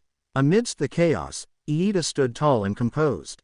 This method is disorderly. We should conduct a fair and democratic election with votes cast anonymously. From her desk, Jiro leaned back with a smirk. You know he wants it the most, right? That's why he's suggesting it. Iida flushed, but stood by his idea. So they wrote names on scraps of paper and dropped them in a box. Aizawa didn't even emerge, just waved a hand from inside the sleeping bag. Yaoyorozu, count them. She did. Midoriya is class representative. I am vice. The class quieted. Even the more chaotic members gave nods of approval. Except one. Bakugo. TCH. He leaned back in his chair, arms crossed and eyes burning holes into Izuku. Figures. Nerd looks into everything. Rumi didn't miss a beat. Maybe try not exploding everyone and people might vote for you next time. That earned a few chuckles. Bakugo growled but didn't respond. Aizawa's head poked out of the sleeping bag briefly. Good. Done. Moving on. And just like that, they slipped into normal classes: literature, math, history, and hero arts. The structure should have been comforting. But Rumi, she never stopped scanning, never let her ears rest. Something was wrong. She could feel it, and soon, they all would. Lunchtime. UA knew how to do lunch right. The scent of savory curry, grilled meats, and fresh bread filled the air, courtesy of Lunch Rush's masterpiece menu. Students buzzed like a hive, laughter and silverware clinking under high ceilings and golden sunlight. At one corner table sat Class 1A, well, most of them.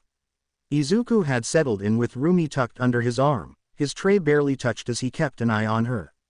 Her shoulders were rigid, ears constantly pivoting like satellite dishes. His arm offered comfort, something for her to lean into. Something real. You good? He whispered near her ear. Her reply was a quiet grunt. No threats. Yet. Across the table sat Su, Ochako, Jiro, Denki, Kirishima, Mina, Iida, and Momo, all in mid-conversation, half eating and half arguing about what made the perfect hero pose.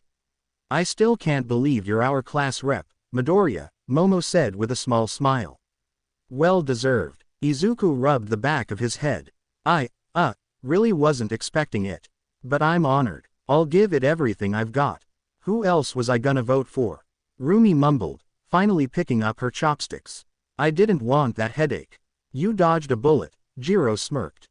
Though it was funny watching everyone throw themselves at the position like it was the pro-hero draft.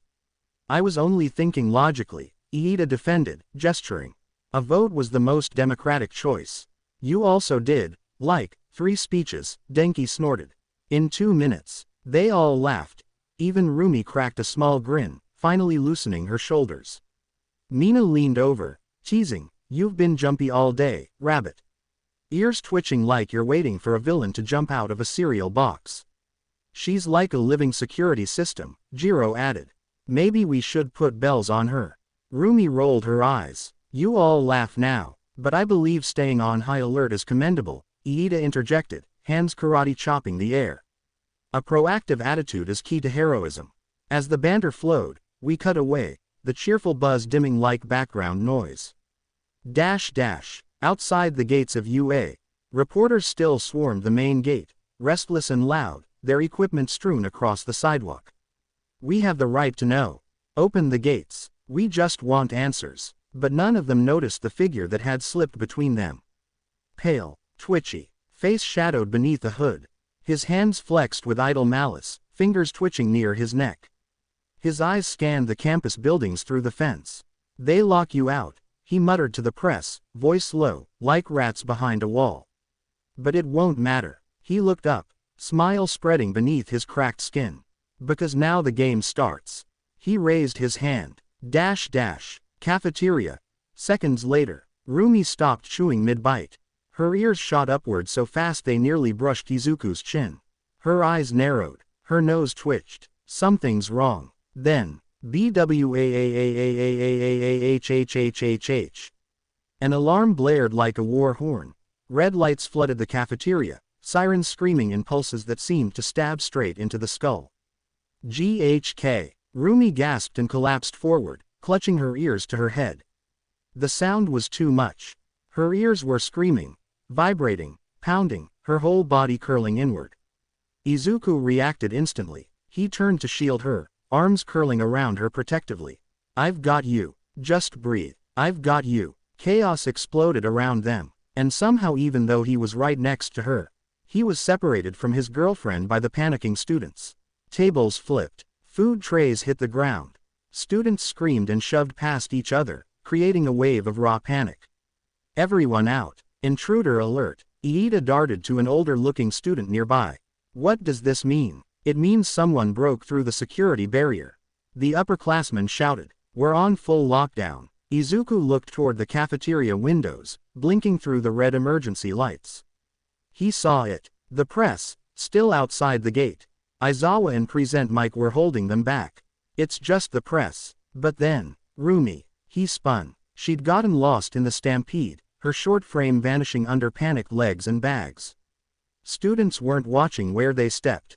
A sharp yelp cut through the noise. Izuku spotted her. Sue had thrown herself on top of her, arms splayed out, shielding her from the stampede like a green umbrella. Rumi was underneath, curled in pain. That was enough. Izuku snapped. Electricity sparked up his arms. Full cowl. He launched from his spot, eyes blazing, feet landing square on the cafeteria exit with a heavy crack. Everyone freeze. His voice tore through the cafeteria like thunder. His presence, suddenly taller, charged, commanding, cut through the panic like a blade. The crowd stopped. Just like that, you're UA students, he yelled, the crackle of his energy making the air hum. You don't run like this. You don't trample your classmates. You move, with discipline. Everyone stared, breathless, silent. He pointed to Iida. Organize the line. Move quickly but calmly. No more shoving. Then he jumped back down, rushing toward the scene at the corner of the cafeteria. Sue, thank you, he said as he reached them. I just did what needed to be done, she replied evenly, sliding off of Rumi. Rumi looked up at him, her ears still twitching weakly. Didn't expect that sound, she muttered. Too sharp. I was on edge and it hit like a hammer. I know, he said, crouching down in front of her. She blinked. What are you? Get on, he said, voice firm. Now. She paused, then smiled faintly.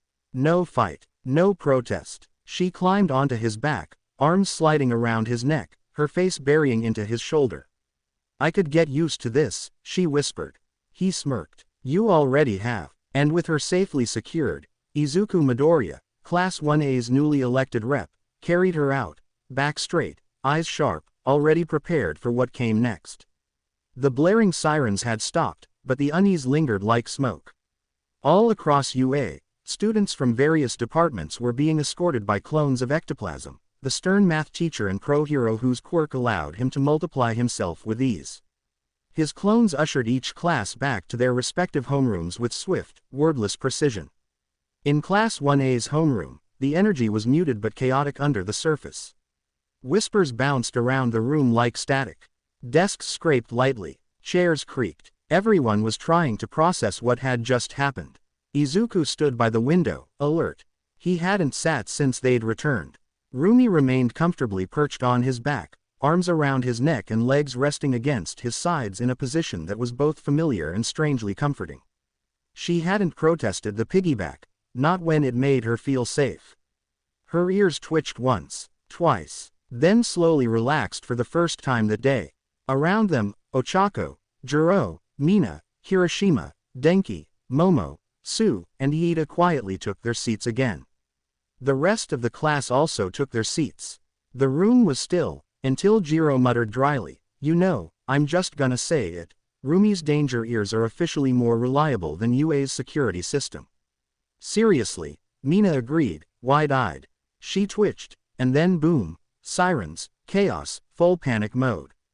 Yup, from her on out her ears are my danger barometer. Denki half-WD jokes. Izuku smiled faintly and gave Rumi's leg a reassuring squeeze. You okay? Still a little on edge, she muttered. But better now. UA. Main gate. Just moments earlier. Where the fortified steel gates of UA once stood, only a pile of decayed metal remained. Twisted metal crumbled inwards, blackened and brittle, as if time had fast-forwarded and rust had consumed the structure in seconds. No explosion, no tools, just decay. Standing near the center of the damage was the figure Rumi signaled outie, his fingers twitching slightly. The rot still lingered in the air like smoke. He stared at the disintegration with an odd kind of satisfaction. Too easy, he murmured. The press will just be noise. Civilians and journalists surged forward once they noticed the barrier was down. They started shouting and demanding answers, but they hadn't seen him. Not really. That was the point. They'll scramble. They'll panic. And in the confusion, I get what I came for. His cracked lips pulled into a half-smile. All Might's schedule, that's where the fun begins. Infiltration quest complete 100%. And then, with a swirl of dust and shadows, he vanished. Investigation site. Main gate. Principal Nezu stood atop a short stool, paws clasped behind his back, tail swaying thoughtfully. Dressed in his usual spotless green vest and suit pants, his intelligent eyes scanned every detail of the ruined gate. His ever-present smile remained on his face, but beneath it, fury churned. His school had been infiltrated. Power Loader, his mechanical exo-armor humming, crouched low near the base of the twisted gate, scanning what remained with a specialized handheld device. Sparks flickered from the edge of the corroded steel. "This isn't mechanical damage," he said grimly. "This was done by a quirk. Something that decays or ages the material rapidly. No tool or battering ram could do this." Beside them stood Vlad King, arms folded, his tall frame casting a long shadow over the mess. His red scarf fluttered in the breeze. "There's no way the press could have done this," Vlad said flatly. "Someone else got in. This wasn't just an aggressive crowd, it was a full-on breach. The press were just a distraction." Nezu's smile didn't change, but his tone dropped cold. "Someone dared violate UA's sanctity. We'll find them. And when we do." He didn't finish the sentence. He didn't have to. Back in 1A, Aizawa entered the homeroom, dark circles under his eyes deeper than usual. Present Mike followed behind, uncharacteristically quiet. "You're all safe," Aizawa said without preamble. "That's what matters." He paused, gauging their faces.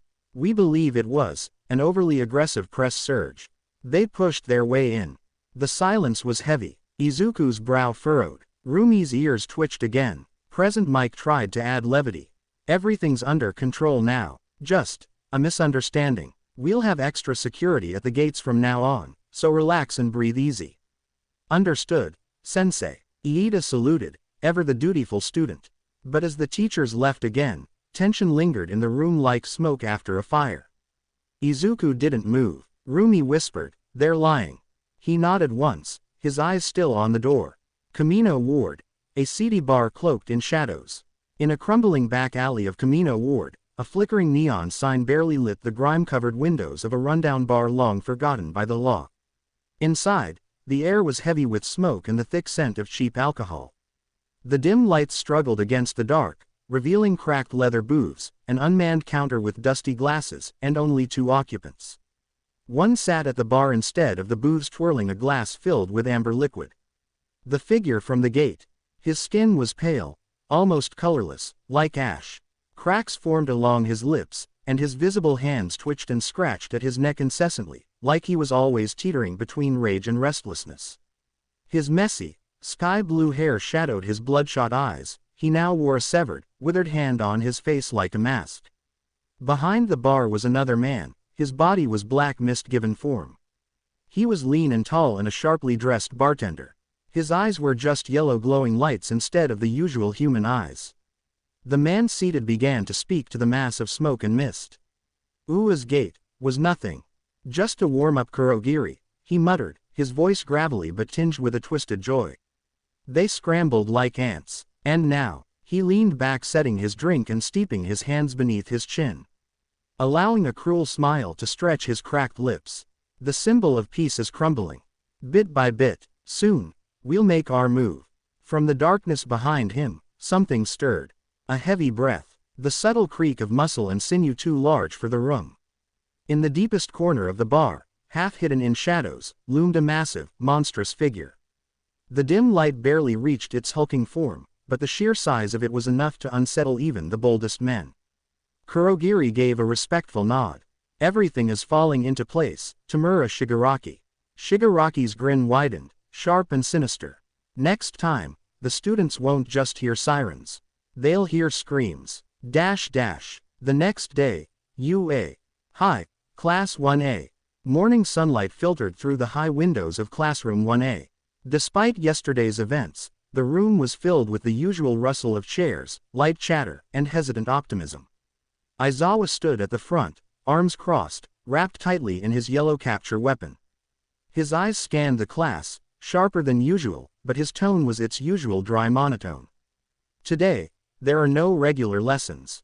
The murmurs died instantly. For the entire day, you'll be undergoing a special heroics rescue training session at one of the specialized training grounds on campus. He tapped his tablet, bringing up a campus map on the screen behind him. A blinking red dot pulsed on a large circular zone far from the main school building. It's a facility designed to simulate various disaster scenarios. He didn't smile. The weight in the air shifted. This wasn't just another lesson. This was preparation for what was coming. The moment Aizawa mentioned the words, heroics rescue training, the classroom practically ignited with excitement. Ochako's eyes sparkled as she bounced in her seat. Yes, this is exactly what I've been waiting for. Rescue work is what I want to do. Around her, several others joined the enthusiasm.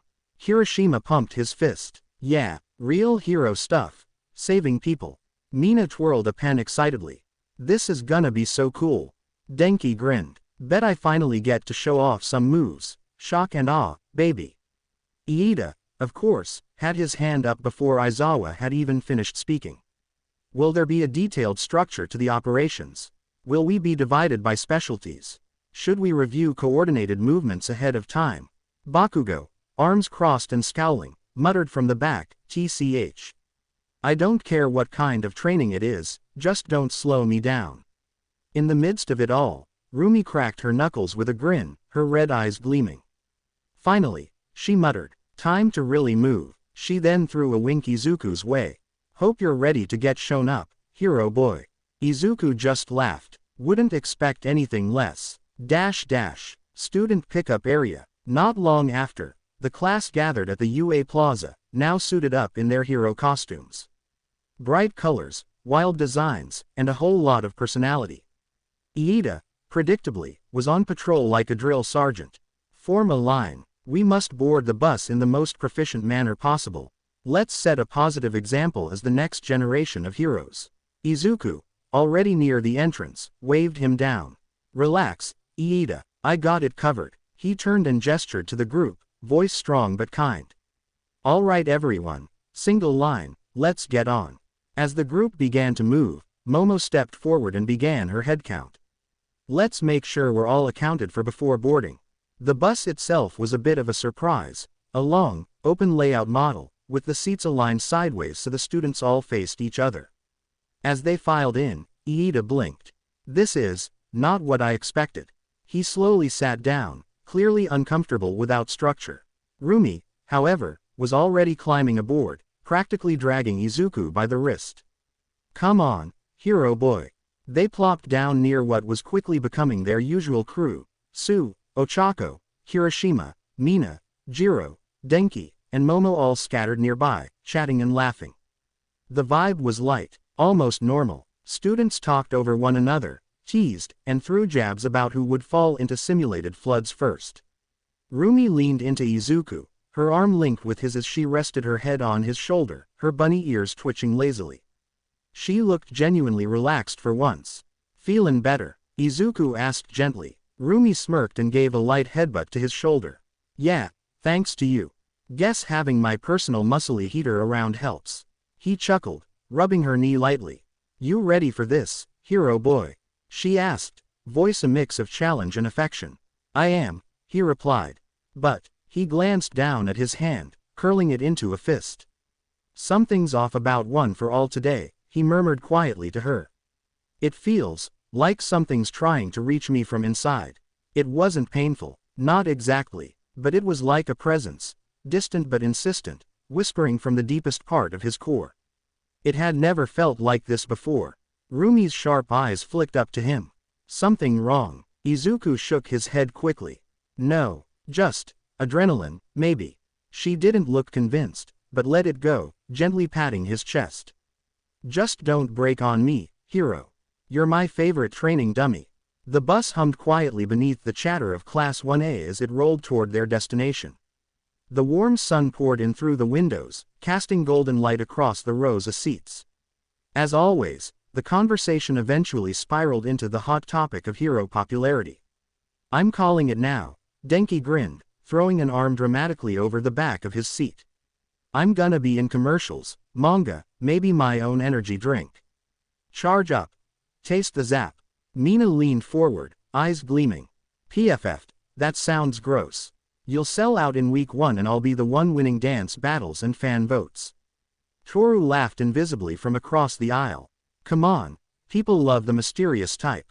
I'll be a sensation. Interviews with just a floating mic. Iconic. You'll be popular for sure, Toru, Sato said kindly. But I think heroes with heart are what people really follow. I'd like to be known as someone that represents grace and peace, Iida said, steepling his fingers. But also efficiency. Just don't scare the interviewers with your hand chops, Fumikage muttered from his seat, a smirk tugging at his beaked lips. From the back, Kirishima leaned forward. Honestly, as long as I can inspire kids to be strong and honest, I'm cool. Even if I'm not number 1. And then, as if summoned by fate, Bakugo's name dropped into the conversation. So what about Boom Boy back there? Denki said, gesturing toward the ticking time bomb in red. Bakugo's head slowly turned, glaring over his shoulder. What did you say? I mean, Mina said, mock pensive, could you even be popular with that temper? Pretty sure fan events have rules about yelling at children. Yeah, Sato added thoughtfully, you'd probably scare off sponsors just by showing up. I imagine your endorsement meetings would end in explosions, Fumikage added in his usual deadpan. He'd go viral for all the wrong reasons, Toru chimed in. Like, hero punches vending machine during photo shoot, levels of bad.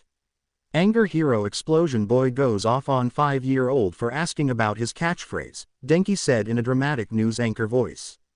Even Ochako stifled a laugh. You might need a PR team bigger than the rescue squads. Bakugo slammed his hand against the window frame, teeth bared. You extras wanna die today. Laughter exploded through the bus. You're just proving our point, dude, Kirishima said, shaking his head but grinning. You'd be number 1 in rage compilations. Even Aizawa, seated at the front, turned slightly. Keep the death threats to a minimum, Bakugo. We're still technically on school property. The whole bus chuckled again, and in the middle of the chaos, Rumi leaned into Izuku, resting her head briefly on his shoulder. You know, she murmured with a sly grin, I think you'd be popular. Kind eyes, underdog story, good with your hands. Izuku blushed but held her gaze. You trying to raise my ego or steal my hoodie again? I plead the 5th, she said, stealing a light kiss on his cheek, which made Denki howl from 2 rows up. Midoriya's got game, he shouted. Someone write this down. Rumi flipped him off without looking. Don't worry, Pikachu, you're still popular in the zoo. More laughter erupted. Rumi just snuggled in closer, stretching her legs and enjoying the vibe. For the first time in a while, she felt at ease. Her fingers gently traced Izuku's arm, her voice soft. You ready for this, hero boy? Izuku's smile softened. Yeah, let's save some lives. But deep within him, that strange, hollow thrum still pulsed beneath the surface. One for all, felt like it was watching him. Or worse, waiting. The bus finally rolled to a smooth stop in front of an enormous dome-shaped facility nestled into a far end of the UA campus. All right, everyone off, Aizawa called as the doors hissed open. Students poured out, immediately looking up, and then up even more, as the full scale of the facility came into view. Ochako was the first to gasp. Whoa, is this all for training? Denki asked, shading his eyes from the sun. This thing's bigger than a sports stadium, Kirishima muttered. Mina blinked. What's UA's budget? Aizawa, stepping down behind them, grunted flatly.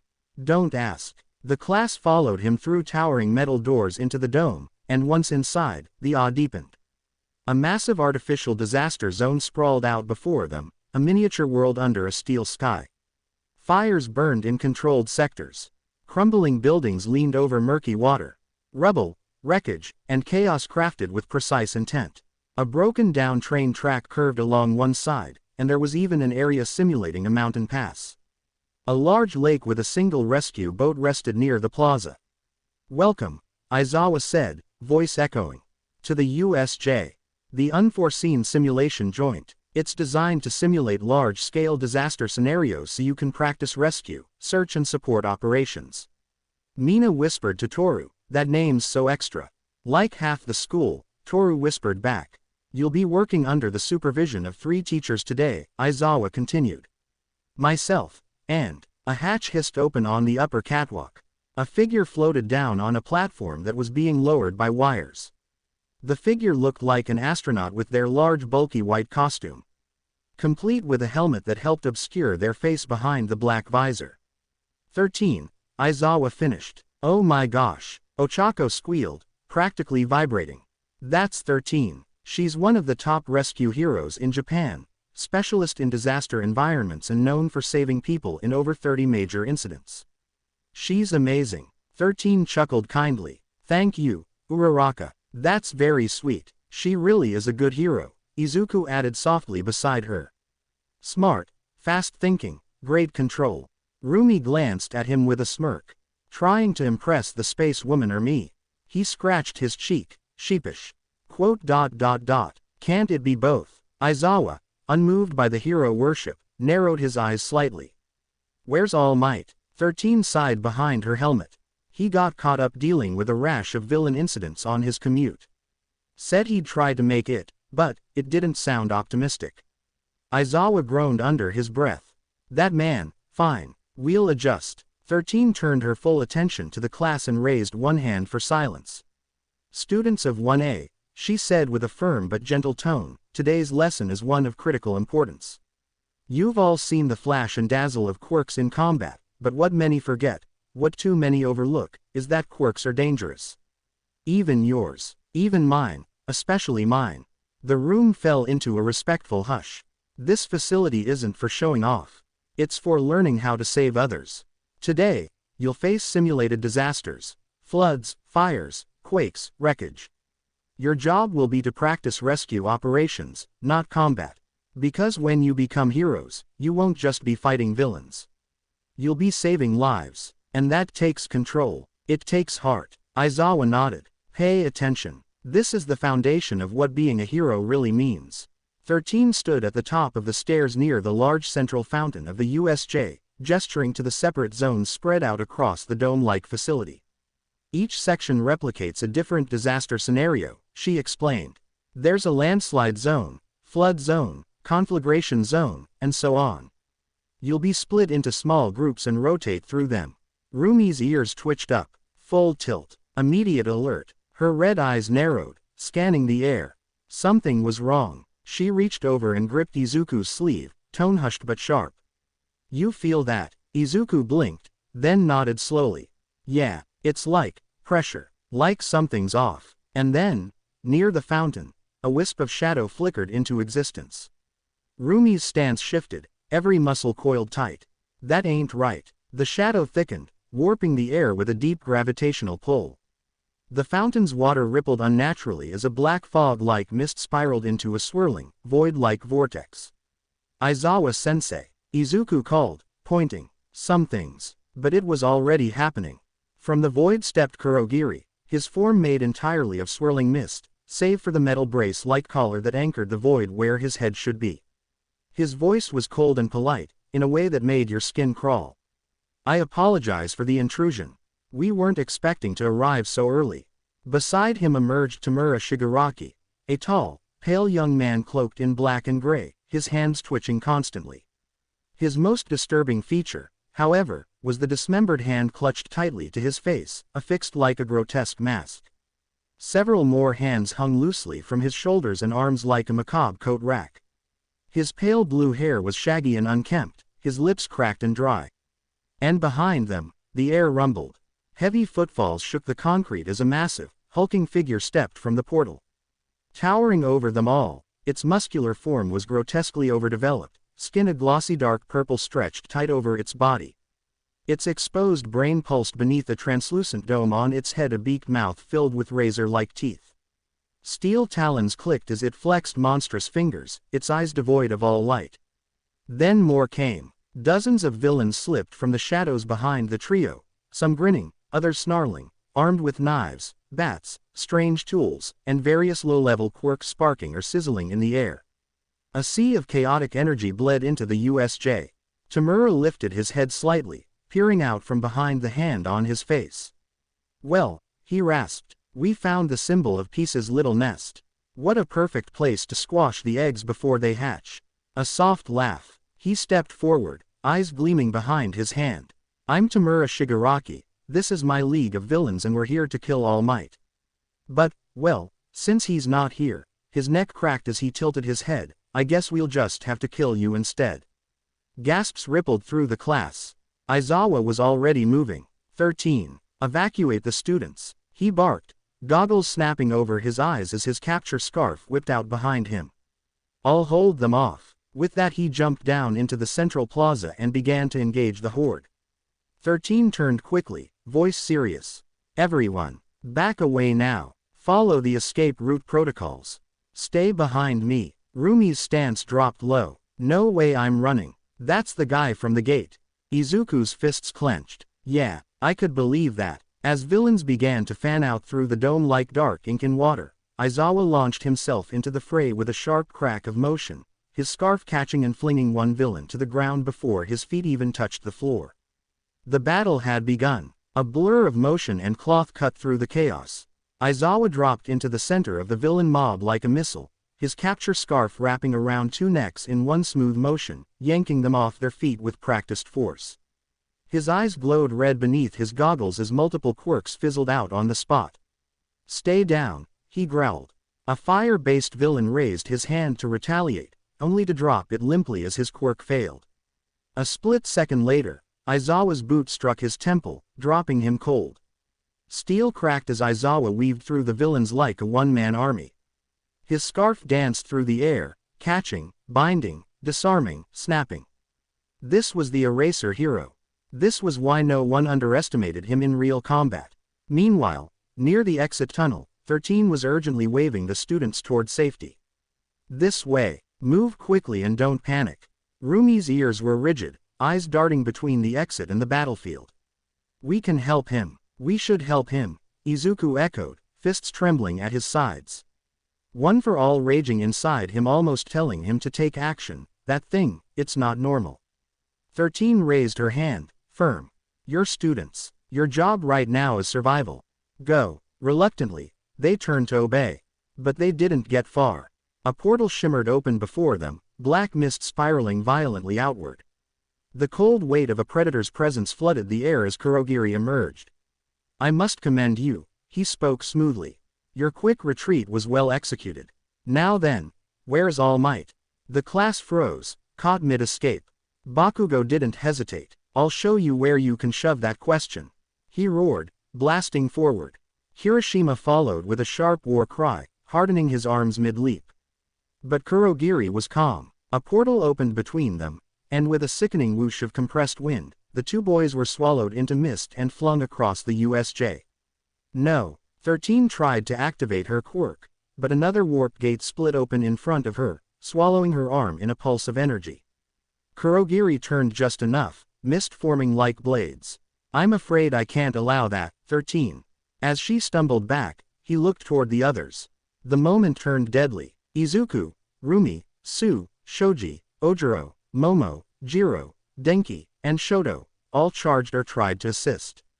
But Kurogiri's form split, coiled, and burst into a wide field teleport gate, aiming to scatter the class across the different disaster zones. No, Izuku shouted, trying to push Rumi back toward the others, but she was already vanishing into the mist, her ears flicking as she reached for him. Damn it, he felt the strange pull of the void grip him, dragging him backward. But before the darkness swallowed him completely, he locked eyes with the remaining students. And his voice rang out like a command. You're all going to make it through this. I demand it. You fight for keeps, no holding back. That's an order, from your class representative. And then he was gone. The dome echoed with silence for half a beat, before it erupted into pure, spiraling chaos. The moment the black mist cleared, the screams of separation still echoed. Splash. Izuku, Su, and Denki landed hard into frigid water, the ripples of the massive flood zone lake pulsing outward. The rescue boat floated just a few feet away, its motor dead and no crew aboard. Su, Denki, sound off. Izuku gasped, already swimming toward the boat. I'm here, Su croaked, kicking with powerful legs and helping Denki to stay above water. We're okay. Shaken, but okay. I think I swallowed a jellyfish, Denki gagged. I'm fine. Mostly. They pulled themselves into the rescue boat just as figures began to emerge from the mist along the shoreline. Villains. Dozens of them, brandishing weapons, Quirk sparking, grinning cruelly. We'll deal with this in a second, Izuku said, scanning the boat for anything useful. Just stay sharp. Landslide zone. Rumi hit the ground in a forward roll, sliding across cracked gravel and into a slope of loose debris. Beside her, Momo landed with a grunt, while Jiro barely avoided tumbling into a shattered support beam. They were surrounded by boulders, leaning towers of rubble, and angled broken platforms. Dust clogged the air like a veil, and just beyond it, the silhouettes of waiting enemies began to form. Well, Rumi muttered, crouching low. Let's start this warm-up. Earthquake zone. Bakugo and Kirishima stood back to back, tremors rocking the ground under their boots. Concrete slabs tilted at sharp angles while sinkholes devoured half the terrain. The villains came fast, some slipping between cracks, others bursting from behind fallen buildings. Bakugo's hands crackled. Finally. Elsewhere. Shoji, Ojiro, and Shoto were each dropped alone into different corners of the USJ, surrounded by hostiles. But none of them were helpless. Not in this class. Back at the entrance. 13 stood tall, arm outstretched as her black hole Quirk spun to life, drawing in debris, air, and anything not bolted down. But Kurogiri swirled and split his form, warping around her grasp and extending a portal that caught her own attack, bending space and swallowing it whole. A portal appeared behind 13 and from it came the awesome power of a black hole. It ate away at her back and within seconds she fell down with a terrible scream. Her back was bleeding in a steady stream. Taken down by her own Quirk. Run, she stuttered out as she lost consciousness. Panic threatened to rise, but someone stepped up. Iida, we have to get out. I can run for help, he said, voice tight with fear but steady. We won't make it if we don't hold him off. Ochako replied. Kurogiri's mist spread toward them like a death tide. You will not interfere. Shiro, Toru, Sato, Mina, Yuga, and Fumikage formed a loose half-circle around Iida. I'll blast light, Yuga said, chest glittering. I'll hold him back with tape. Shiro shouted. Toru grabbed Sato's wrist. He can't use his power if we can mess with his core. They lunged. Coordinated chaos. Yuga lit up the mist, exposing the metal brace around Kurogiri's collar. The eye of the storm. There, Mina yelled, sliding in and hurling acid. It passed through harmlessly, too high. He's got a weak point. Ochako screamed. It's in the metal. Fumikage's dark shadow tore across the space but got caught in another portal, sliced across the edge and reeled back. Sato roared and threw himself forward, fists swinging, but Kurogiri warped just in time, dodging each strike. Iida stood frozen, torn, until Ochako grabbed his collar. Go, but, we'll hold him. Toru, Mina, and Shiro dove together. The mist swirled and warped around them, disorienting, dizzying, until Shiro got close enough. I got it, he shouted, tape flinging toward the metal brace, and hitting it. Kurogiri hissed and warped violently backward, his form momentarily destabilized. You'll pay for that, but it was long enough. Iida sprinted past. He rocketed through the hallway like a missile, the sound of fighting echoing behind him as he charged for the top. He tore the exit door open and with a promise of returning he sped off at his top speed. Kurogiri reformed and pulled back with a warped sigh. HMPH, that was sloppy. And with that, he vanished into shadow, leaving the battered, gasping students to collapse in the chaos they'd survived. Downpour zone.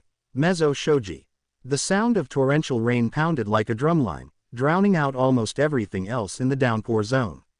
Visibility was low, mist clinging to the surface of the soaked concrete and steel debris. Mezzo Shoji stood calmly in the center of it, droplets rolling down his mask and body. His 6 arms flexed and spread outward like a living radar dish, feeling the motion in the rain, the shift of weight across waterlogged ground. They thought he was alone. Weak, slow. They were wrong. He was alone but far from weak. 3 villains approached from different angles, one wielding twin daggers, another with a strange smoke-emitting palm, and the third with jagged blades made of bone protruding from his arms. Shoji didn't blink. He moved like a shadow, sliding low and fast. His right hand caught the dagger wielder's wrist, twisting with precision. A sickening crack echoed through the zone. The second one lunged, but Shoji's lower arm intercepted, throwing a brutal elbow into the man's gut. The third barely raised his bone blades before Shoji's extended arm snapped forward, palm slamming into his throat. 3 moves. 3 enemies down. Shoji exhaled, rain splattering over his shoulders. I don't need noise to win.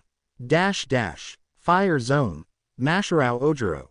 The conflagration zone was a nightmare of orange and red. Fires leapt across scattered wreckage, and the heat was intense enough to make every breath taste like smoke. Ojiro landed on his feet, his tail swaying like a weighted counterbalance as he took in the hostile terrain. His uniform was already steaming, the heat oppressive, but his focus was clear.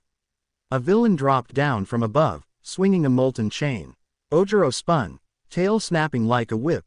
Crack.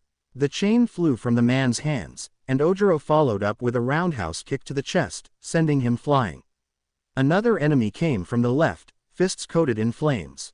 Ojiro ducked beneath the swing and slammed his tail into the villain's legs, knocking them off their feet before following up with a spinning axe kick. A third tried to rush him from behind. Ojiro's tail caught him mid-dash and threw him headfirst into a wall.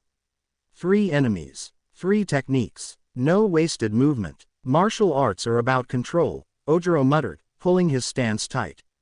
And control means winning smartly. Mountain zone. Shoto Todoroki. The mountain zone was quiet, eerily so. Jagged cliffs and steep ledges surrounded Shoto, casting shadows over the narrow paths. He stepped forward slowly, boots crunching gravel underfoot, his white hair clinging to his forehead from sweat and moisture. The first group of villains approached him cautiously, recognizing his uniform, his expressionless stare. One rushed forward, confidence high. Bad move. Without a word, Todoroki raised his right hand. A burst of freezing mist exploded outward in a sweeping wave, turning the path into a sheet of glimmering ice. The villain's feet locked mid-sprint, his body encased in ice from chest to chin in seconds. Another tried to flank him. Shoto didn't turn, he simply stepped forward, dragging his fingers across the ground, freezing it upward like a wall that slammed into the next enemy and pinned them down. The third tried to retreat. Shoto exhaled a puff of frost and reached out with a bored expression. A wave of cold washed over the zone, and within moments, the entire ledge was silent. Still, the villains were frozen in place, unmoving, but alive. Shoto approached one slowly, his breath forming visible clouds. Start talking. Why are you here? Who sent you? The villain shivered in his icy trap, but it wasn't from the cold. Earthquake zone. The moment Bakugo and Kirishima hit the ground, they hit it running. The earth beneath them was split and trembling. Pillars of cracked asphalt jutted into the air like ruptured bone, with gaping sinkholes scattered across the landscape. Dust curled into the air. Rubble tumbled from fractured walls. This zone was a war zone waiting to happen.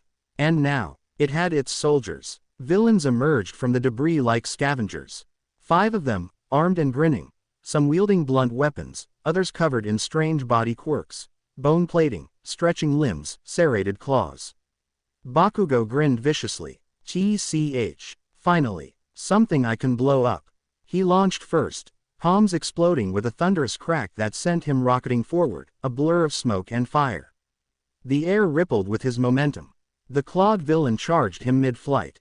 Big mistake. Bakugo feinted left and then spun mid-air, planting his gauntlet against the man's chest. Boom. A point-blank blast launched the villain backwards, his scream cut off by a shattered concrete slab as he slammed through it. Another enemy tried to intercept with a spear of hardened resin, but Bakugo dodged in a roll, came up low, and punched an explosion into the villain's gut, sending him skidding like a skipped stone. Behind him, hardening. Max. Kirishima charged into the fray, taking a full steel pipe to the shoulder with a clang. He didn't flinch. He grinned. Try harder, tough guy. He shouted, grabbing the weapon with one arm and slamming his hardened forehead into the villain's face. Crunch. The man dropped like a sack of bricks. 2 more tried to dogpile him from behind, one wrapped in wiry tendrils, the other leaping high with a spiked bat. Hiroshima ducked under the first and body checked him into a slab, cracking it in half. He caught the second mid-fall and threw him overhead, spinning him like a wheel into a crater. Ha, you see that, Bakugo? Quit yelling like a fanboy and keep moving. Bakugo barked, leaping over a collapsing wall. We're not done. Another villain charged, a quirk making the ground beneath him shudder. Bakugo narrowed his eyes. Too slow. Boom. The quake wielder flew back in a shower of shattered concrete, landing in a broken heap. Hiroshima caught up, panting slightly, blood dribbling from his knuckles, but still smiling. That all of 'em? Bakugo stood on a cracked ledge, scanning the battlefield, steam rising off his shoulders. The light from his gauntlets pulsed dimly now, still sizzling from overuse. No, but they'll do for now. He didn't wait. He turned toward the center of the USJ, eyes blazing with fury. That damn mist freak, he's the reason we got split. I'm gonna tear him in half. Hiroshima called after him. Yo, we should regroup. Bakugo blasted off, explosions propelling him in long, arcing bursts toward the central plaza. Hiroshima stood watching the smoke trail for a second, then cracked his neck, hardening his arms again. Guess that's the plan. And he ran after his literal walking time bomb of a classmate. Landslide zone. They landed hard. Rumi first, crouched like a beast ready to pounce. Momo hit next, rolling to absorb the impact. Jiro came in low, knees bent, already scanning. The terrain was unstable. Collapsed towers, shattered roads, jagged metal skeletons of buildings, all cloaked in dust. The scent of broken stone and heat lingered in the air. 8 hostiles, Jiro said, jacks pressed to the cracked ground. Flanking, not rushing. They think we're cornered. Good, Rumi growled, a wicked grin splitting across her face. I like it when they think they've won. A wall to the left exploded. A brute villain in stone armor burst through it, roaring. Rumi moved. She was on him in an instant, sliding low under his swing. Her foot shot up in a rising arc. A sickening crack sounded as his chin snapped back, followed by a brutal roundhouse that dropped him like a demolished statue. A second villain tried to come at her from behind, glowing rods crackling with electricity, but Rumi twisted in midair and drove her knee into his temple before he could finish raising his arms. We're in this too, Jiro shouted as she launched a sonic pulse from her jacks, stunning a villain who'd tried sneaking through the dust cloud. Shield coming in, Momo called, materializing a curved blast shield as a pipe-wielding villain lunged toward Jiro. The impact sparked against the surface, giving Jiro enough time to slam her ear jack into the attacker's side. Amplified sound burst his eardrums, dropping him in a heap. Rumi flipped from a slab of concrete and landed like a freight train into the center of 3 enemies, her fists flying in a blitz of bone-breaking strikes, jaw, ribs, spine. They collapsed like dominoes. 4 left. Jiro shouted, panting. Let's end it, Momo said, pulling a smoke mine out of her arm and rolling it toward a cluster of villains behind debris. The mine popped. White smoke hissed upward. Rumi vanished into it. Through the haze, you could hear the thud of impacts, shattering of bones, and a final snap as the last 2 foes dropped without ever seeing the hits coming. The smoke cleared. Rumi stood alone, bloody knuckles, chest heaving, eyes sharp. All clear. Jiro knelt beside one of the downed enemies. They're out cold, fast and clean, no injuries, Momo confirmed. We're okay. But Rumi wasn't looking at them, she was staring toward the center of the USJ. Toward where the air shimmered with pressure. Where she knew the most dangerous threat was. That's where he is. Momo stepped forward, cautious. Rumi, we need to regroup. I am regrouping. With Aizawa. He told us to evacuate. Jiro argued. This wasn't the mission. This is my mission, Rumi snapped, fire burning in her voice. You didn't see the way he dove in. He's holding them alone. That monster, that fog freak, they'll kill him. Momo blocked her path. And what if they kill you? Rumi's glare softened. Not out of fear, but certainty. They'll have to try really damn hard. She turned, coiled, leapt. She bounded between ruined walls like a missile. Her feet shattered debris as she launched herself from ledge to ledge, straight toward the chaos ahead. Jiro watched her go, breath caught in her throat. Momo sighed. She's going. Nothing stops her. Then we follow, Jiro said. Because no way in hell are we letting her face that alone. Flood zone. The water was ice cold. The lake stretched wider than a football field, dotted with broken concrete slabs and pieces of floating debris. The students were vigilant on the boat, searching the waters for the threat that was no longer on the shore. Figures started emerging from the water. 6 slick-skinned villains, their forms streamlined and built for aquatic warfare. Gills flared. Teeth glistened. One had shark-like eyes and a wicked harpoon. Another's arms were webbed and scaled. Others moved through the water like living torpedoes. "They're surrounding us," Sue said, low and ready. Denki started charging his quirk. "Just say the word, and I'll light up this lake." Izuku didn't respond right away. His gaze flicked down to his hand, then clenched into a fist. His muscles thrummed. Not from tension, but from power. One for All was humming. Like a low thunder rolling inside him. A presence, ancient, distant, seemed to twitch just below the surface. "Something's reaching for me." He shoved the feeling down. Not now. He took one breath. Focused. Full cowling. 20%. Crack. The boat rattled under him as the green lightning surged across his limbs. His boots dug into the floorboards, light pulsing from his body as the wind whipped around him in every direction. "Denki. Sue, cover the boat. Don't let them sink it. I'll handle the rest." They didn't argue. Izuku launched off the deck like a missile, shattering a plank beneath his feet and slamming full body into the nearest swimmer, sending them flying backward with enough force to break a wave. Another enemy surfaced, claws ready. Izuku was already behind him.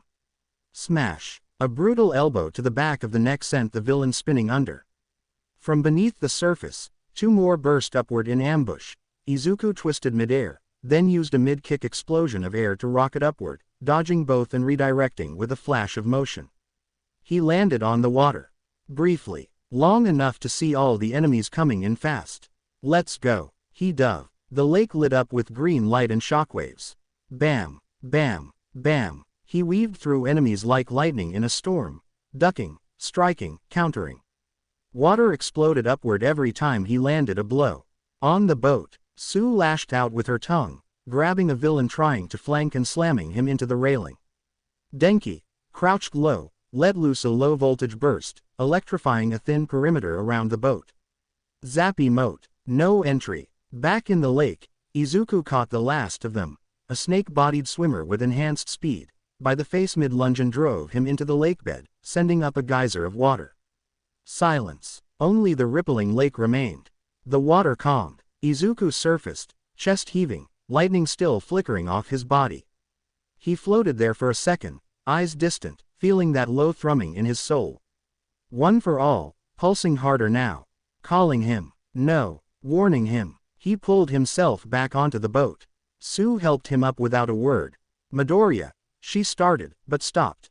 His face said enough. "We're clear," he said. "Let's get to the shore. We're not done yet." He looked out toward the center of the USJ, where the faint sounds of fighting still echoed. "Aizawa-sensei needs us. Center Plaza. USJ. The once pristine training facility was now a battlefield. Blood smeared the concrete. Smoke drifted in lazy curls from crushed floodlights. Bodies, unconscious villains, were scattered across the cracked plaza. And standing amidst it all, Aizawa Shota fought like a man possessed. His eyes were bloodshot, glowing red beneath his goggles. His capture scarf whipped and cracked with ruthless precision, tangling limbs and dropping enemies with single, brutal takedowns. One villain lunged with blades drawn. Aizawa dodged, erased the man's quirk mid-strike, and slammed him face first into the floor. He was tired, hurt, but still moving. On the edge of the chaos, watching with growing curiosity, stood Tamura Shigaraki. He crouched lazily on a pile of rubble, one hand scratching his neck obsessively, head tilted like a vulture watching prey wear itself down. "You blink," he said suddenly, voice quiet but unmistakable. "Every time you erase someone's quirk, you have to reset. That's the weakness." Aizawa didn't answer. He moved again, this time aiming straight for Shigaraki. Tamura leapt down to meet him, laughter under his breath. "Let's test the theory. Round 1 start." The clash was brief. Quick hands, tight footwork. Aizawa's scarf caught Tamura's sleeve, and he spun, trying to bind him. Tamura twisted, grazing Aizawa's sleeve with decaying fingers that flaked the edge into dust. You fight like a cornered dog, Tamura sneered. All teeth, all instinct. I only need one clean hit, Aizawa muttered, tightening the scarf. But I'm not the real threat. The words hung in the air. Then, the earth shook. From near the fountain the hulking figure stepped forward, hearing the unsaid summons. Let me introduce the anti-symbol Nomu. The real boss level. Round 2 start, Shigaraki said as he stepped away from Aizawa, having frees himself from the capture gear. Aizawa's eyes glowed. The Nomu stopped. No quirk activated. That was enough. He rushed it. Mistake. Nomu moved before Aizawa even finished his step. Crack. One arm snapped like a twig in its grip. Aizawa grunted, trying to erase it again, but the other hand came down like a hammer into his ribs. Another crunch. He coughed blood, eyes dimming. Still, he stared at it, trying to disable it. It didn't slow, didn't care. Tamura strolled forward, hands in his pockets. Yeah, see, it's not just muscle. It's bioengineered. Shock absorption, regeneration. Doesn't matter if you erase its quirk, it's a machine built to destroy All Might. And now, it'll destroy you. A portal shimmered. Kurogiri stepped through. A student escaped, he said, tone clipped. The fast one. Tamura froze. The twitch started. One hand gripped his head. No, no, no, that's not how it was supposed to go. He screamed, kicking over a downed villain, pacing in jagged circles. We had the plan. Kill All Might. Kill witnesses. Burn it all. He stopped suddenly, eyes snapping up. Fine. Then we kill whoever's left. Dash dash. Splash. Across the plaza. Water spilled across the concrete as Izuku emerged from the shallows, Sue and Denki behind him. He locked eyes on Aizawa's broken form. The Nomu. Shigaraki. His body surged with power. One for all pulsed inside him, the hum of something vast stirring beneath the surface. Then Shigaraki appeared, faster than they expected, reaching for Sue. Izuku didn't think, didn't speak. He moved. Boom. 20% full cowling. He intercepted with a blast of green lightning, his hand snapping to catch Shigaraki's wrist mid-swing, inches from Sue's throat. Tamura's fingers stopped. Quirk. Halted. Izuku's grip didn't shake. You won't touch her, he said coldly. You won't touch any of them. Sue. Denki, he said without looking back. Get to the others. Now. Sue hesitated, but Denki grabbed her arm and pulled. They ran. Shigaraki's lips curled into something between frustration and fascination. That power, you're not like the others. Then, a thunderous crack echoed across the plaza. On the far side, a figure landed hard, dust exploding outward. Rumi Usajiyama rose from her crouch, eyes locked on Shigaraki. Her fists were clenched, her body low, her voice was a growl. You just made the biggest mistake of your goddamn life. Dash dash. Central Plaza. USJ. Crack. The concrete shattered beneath Nomu's feet as it landed in front of Izuku, an unstoppable wall of engineered brutality. With one arm, it ripped Tamura free from Izuku's grip like tearing Velcro. Tamura stumbled back, chuckling. That's enough of that, you're not my final boss. He retreated beside Kurogiri, folding his arms as Nomu took center stage, its monstrous body twitching, brain pulsing, claws flexing. It looked at Izuku, then charged. Move. Rumi screamed, already midair. Izuku's instincts fired. Full cowling 20%, and he vanished in a streak of lightning, diving aside as Nomu's fist obliterated the space he'd just stood. The ground detonated, sending debris flying like shrapnel. Rumi hit first. Her heel drove down into Nomu's shoulder like a missile. Boom. Its body barely flinched, but the impact sent cracks racing through the stone beneath it. She was already rebounding. Eyes up. Freak. She roared, flipping over its head and striking with a back-to-back spinning kick combo to the base of its skull. Nomu turned mid-blow and swiped. Fast. Faster than it should be. Rumi ducked under it by a hair. Izuku struck from the side. A full-speed shoulder tackle at 20%, catching the Nomu off balance and slamming it into a half-broken wall. Now, Rumi was on it again. A left jab. A right kick. Elbow to its chest. Double-footed stomp to the gut. Rapid-fire strikes. Brutal, wild, precise. Izuku flanked. Lightning arced as he launched himself in tandem, throwing a devastating haymaker to its ribcage with a shockwave that blasted dust skyward. The Nomu absorbed both, skidded back, and then, it roared. The plaza trembled. Its wounds began closing. Regeneration. Izuku breathed, sweat rolling down his temple. That fast. Rumi spat blood. Then we hit harder. The Nomu lunged. One swipe nearly cleaved a support pillar in half. Izuku and Rumi dodged in perfect sync, flipping in opposite directions. Izuku rebounded off a slab of rubble and hit the Nomu in the back of the knee, a thunderous crack. Nomu dropped to one knee. Rumi descended from above like a falling star. Luna fall, she shouted, and her foot collided with its jaw. Snap. Its head whipped back, brain pulsing from the sudden shock. It reeled. For the first time, it stumbled. You see that? Rumi shouted, landing beside Izuku with a wicked grin. We can take it down. Izuku nodded, breathing hard, sparks racing across his skin. I believe it. Then, the Nomu blinked, and vanished in a blur. Izuku's head whipped around. Where? Zuku. Rumi's voice cut through the noise. She caught a glimpse. Too late. Nomu appeared behind him and slammed its fist down. Rumi tackled Izuku mid-turn, driving them both into a roll just as the blow cratered the ground, sending out a shockwave that hurled debris like bullets. They hit the ground hard. Izuku coughed but held tight. Rumi growled and rolled to her feet first, blood trailing from her brow. You good, she barked. Not dead, he said. Close. They stood together again, bruised, bleeding, breathing like engines, but their eyes never left the monster. It charged again, faster this time. Izuku flared brighter, electric veins pulsing. Rumi crouched low, every muscle tensed like a drawn bow. Again, together, they launched. Dash dash, Central Plaza USJ. The storm wasn't coming, it was already here. Izuku's boots crushed rubble underfoot as he flared brighter, green lightning surging across his body like a wildfire on the verge of losing control.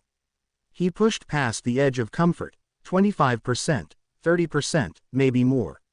He wasn't counting, couldn't. Every nerve screamed, and still he moved. Across from him, Nomu bled from half a dozen wounds, and grinned through them. The healing was faster now, almost taunting, as if the beast wanted them to watch how hopeless it all was.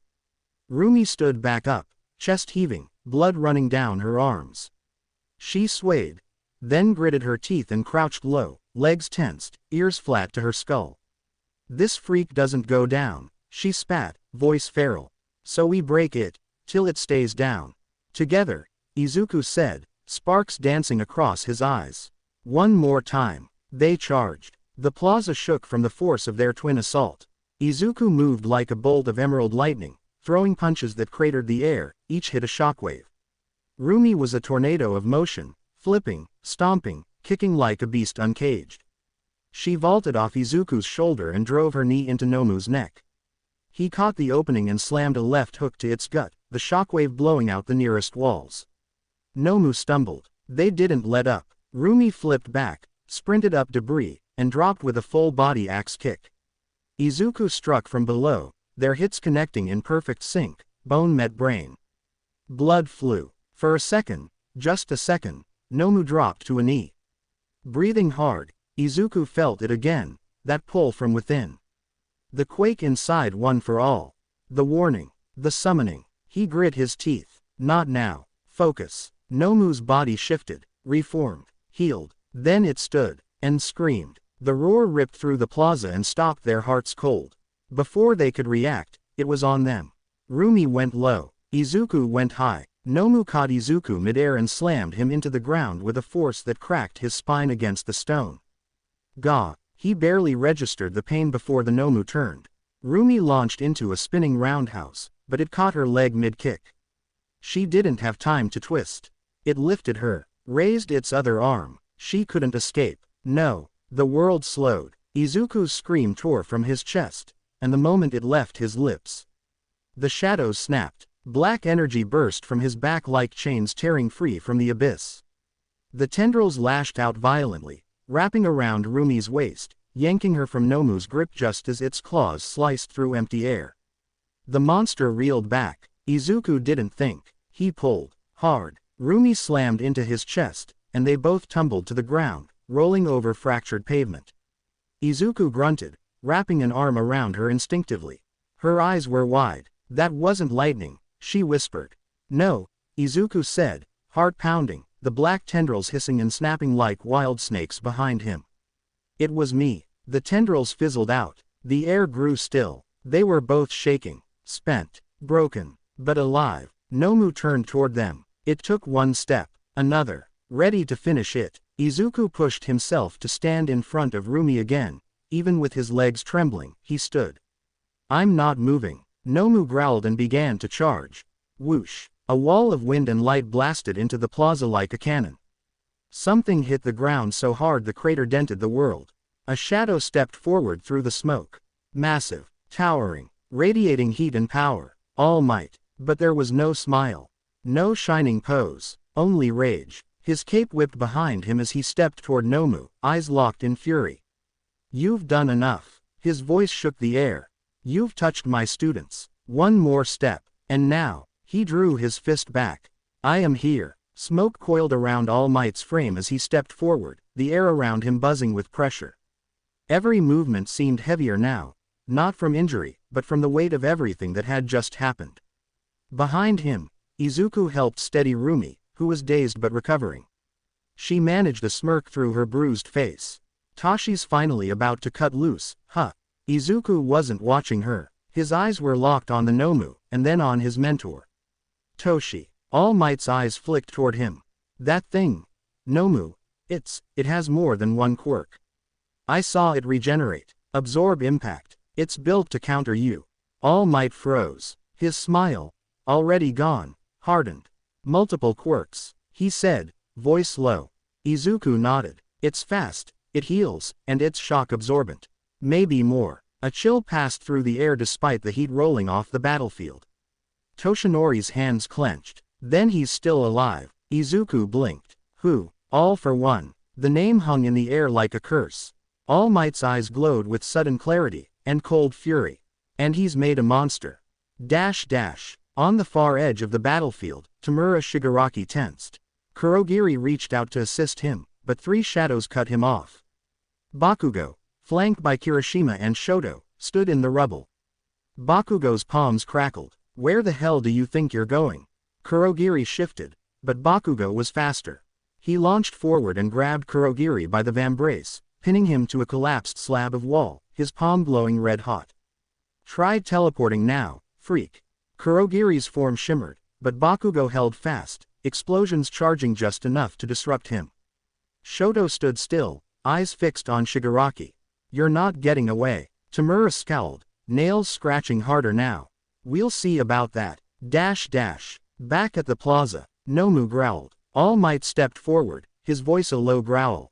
You've hurt my students. The Nomu charged. All Might moved like thunder. His fist blurred, then slammed into Nomu's chest, launching it across the plaza. It skidded, caught itself, and leapt back in, fast. All Might blocked a punch, twisted under the next, and unleashed a combo of strikes so fast the air itself ripped. Left, right, uppercut, elbow to the spine, rising knee to the jaw. Each blow cracked the air. Each one shook the earth.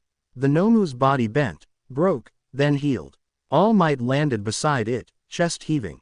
Not from anger but from anger. Nomu growled and charged again. All Might stood tall. I've held back, for years. He raised a fist, smiled. He launched forward, played the part. Boom. He cracked his knuckles. His eyes burned. But today, he crouched low, power building. You get all of me. The punch landed. A straight right. A nuclear detonation in the shape of a fist. Nomu flew backward like a meteor, crashing through three support pillars and slamming into the far wall hard enough to crater the steel behind it. Smoke exploded out. Concrete split. Rubble fell. The USJ shook. And for a long moment, there was only silence. Dash. Inside the USJ observation deck, a massive boom echoed through the entire facility, shaking the walls. Glass rattled. Ceiling dust fell. The students, gathered and regrouped, bruised but alive, turned to the shattered window where the plaza lay beyond. Through the smoke, they saw it. All Might standing alone in the crater, his cape flapping, the Nomu buried halfway through a support wall behind him. Silence. Was that? Denki blinked, mouth open. Momo's eyes were wide. That wasn't the smiling face we know. That, Shiro muttered, that was a monster punch. Sue stared, speechless. He's not pretending anymore. Shoji now recovered and back with the group. This is why he's the symbol of peace. Jiro swallowed. That Nomu took everything Rumi and Izuku threw at it. And he just. Sato finished her thought. Flattened it. Rumi, watching from the edge of the plaza where Izuku was helping her stay upright, let out a hoarse laugh. Damn, she wheezed. I love that angry look on him. Izuku, still trying to calm his trembling arms from the black tendrils' emergence, only nodded. That's all Toshi, when he stops pretending. On the far end of the facility. Bakugo's hand still gripped Kurogiri's vambrace, gauntlet smoking. You're not slipping away this time. Shigaraki stood nearby, scratching furiously. This is stupid. He's too strong. Nomu was supposed to be unbeatable. Shoto raised his hand. You said this was a game. It was. Tamura barked. It was rigged. That thing was supposed to tear him apart. Kurogiri twitched. My master will be displeased, he said, and suddenly, his form expanded. Bakugo's grip slipped, just slightly, and that was enough. A vortex burst outward, forcing Kirishima and Shoto to brace. Bakugo's hand burned from the release. Kurogiri grabbed Tamura's shoulder. Wait. Bakugo lunged. Too late. The portal swallowed them. Back at the plaza, All Might lowered his arms slowly, eyes still burning. Behind him, Nomu twitched. Still not done. His brow furrowed. Persistent. But behind him, for the first time all day, the students were watching him with awe, fear, and hope. For the first time, they weren't afraid of the villains anymore. The Nomu staggered forward, movement slower, regeneration flickering. All Might narrowed his eyes. Midoriya, you Sagayama, you two did more damage than you thought. The Nomu let out one last beast-like snarl and charged again. All Might stood tall, muscles bulging, power crackling around him like a storm barely leashed. He crouched low, pulled his fist back, and let his voice carry. You were built to kill me. He launched forward, fists glowing with power. But you forgot something. His feet shattered the ground beneath him. Dust kicked up in a cyclone. A real hero stands when others fall. A real hero fights for everyone else. A real hero never gives up. You students may have heard these words before, but now you will see what it means to. The Nomu raised its arm too late. All Might's voice rang like a cannon. Go beyond. Plus, ultra. The punch landed. A devastating shockwave thundered across the USJ. Nomu exploded backward, smashing through debris and support pillars, then through the upper dome, where it disappeared into the sky in a trail of dust and blood. Silence. Only the sound of crumbling stone remained. And at the center of it all stood All Might, his cape rippling, shoulders squared, eyes hard. Still holding strong. Still the symbol. Observation platform. The students stood frozen, wide-eyed, windblown, bruised, and in awe. He did it, Sue whispered. No, Momo said softly, they did it. Izuku, Rumi, and All Might. Even Bakugo was silent, his clenched fists shaking just slightly. Denki blinked rapidly. Okay, yeah, that was God tier. Kirishima gave a low whistle. Bro, that's what the top of the mountain looks like. Plaza edge. Izuku helped Rumi to sit, both of them collapsed beside the wreckage of a cracked foundation. Their classmates surrounded them, offering water, bandages, support. I thought he was going to fall, Rumi muttered. He didn't, Izuku replied, still panting. He won't. She smiled, leaning on him. Neither did you. He looked down at his hands, both still trembling from the exhaustion of summoning those black tendrils. I couldn't let it happen, he said quietly. Not to you. Then, the distant echo of engines and footsteps. Reinforcements had arrived. Iida, armor scuffed and glasses cracked, led the charge through the now unlocked gate. Behind him came Vlad King, Midnight, Smintos, and Power Loader, sprinting at full tilt. All Might, Iida called. We're here. All Might turned his head slightly, then gave a small nod. Smentas immediately raised walls to block the view of the center plaza. Vlad and Power Loader helped secure debris, ushering students away, while Midnight and Iida moved toward the class. All Might glanced around once to ensure everyone was safe. Then, behind the curtain of dust and concrete, he let his arms drop. His massive frame shrank slightly. Breathing ragged, he slipped out of sight before the next breath. Minutes later, plaza exit. The class was gathered in quiet circles.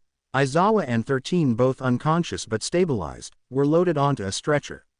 Recovery girl had already been called. Izuku and Rumi sat side by side, shoulder to shoulder, surrounded by their friends. Jiro leaned over to her. "Remind me to never get on your bad side again." Denki pointed. "And you, dude, you had shadow tentacles, what the hell was that?" Izuku gave a small, tired smile. "I have no idea." Rumi chuckled, voice hoarse. "Cool as hell though." Mina came over with water bottles. "You guys earned like a whole week off." Hiroshima gave them both a thumbs up. "Hardcore." Momo nodded. "No one can say Class 1A isn't made of heroes." Even Shoto, who had stood quietly near the back, finally spoke. "You both stood against something that almost killed a pro. That's not luck, that's resolve." Izuku glanced toward the wall where All Might had last stood, heart still pounding. He hadn't just witnessed the symbol of peace. He'd stood beside him. And for now, the storm was over. But far from done. Outside the USJ, the plaza was filled with the glow of emergency lights. Pro-hero responders and police combed through the battlefield, arresting the unconscious villains and checking on every student. Stretchers wheeled past. Smentas and Power Loader worked on sealing broken structures. Recovery girl arrived, tending first to Aizawa and then circling through the injured students. The mood was quiet, like everyone was waiting for permission to breathe. Inside a makeshift medical tent near the front, each student was checked one by one. Izuku sat on the edge of a cot, flinching only slightly as a nurse cleaned the blood from his arm. Rumi was on the next cot over, leaning back with an ice pack pressed to her ribs. "I'm gonna feel this in the morning," she muttered. "You're already feeling it now," Jiro said, arms crossed but with a hint of a smirk. Denki chimed in. "They should bronze your legs. Like actual weapons." Zero nodded. "No, for real. You need a hero name like Wrecking Bunny or something." "Pass," Rumi groaned. "Sounds like a kid's cereal mascot." Their laughter was soft, but real. The tent flap opened. Principal Nezu padded in, clipboard in hand. His ever-pleasant smile didn't quite hide the gleam in his eye. "Midoriya, Usajiyama," he said. "You've been summoned." They looked at each other. "By who?" Izuku asked. "All Might," Nezu replied. "He's asked to see you both." Staff lounge. UA. Infirmary wing. The door creaked open, and they were ushered inside. Toshinori sat near a window, wrapped in a blanket, pale and gaunt, his true form exposed. He looked nothing like the towering symbol of peace, and yet, something in his eyes still carried that same fire. When he saw them, he smiled. "Ah, my two warriors," he said, voice raspier than usual. Come in, come in." They did, and as the door shut behind them, the room seemed to settle. "You both did, exceptionally," Toshinori said. "There's no telling how bad that fight might have gone if you hadn't worn the Nomu down." Rumi scratched the back of her head. "We just did what we had to do." Izuku nodded, quieter. "You finished it, though." "We couldn't." Toshinori's gaze softened. "You did more than enough. You bought me the time.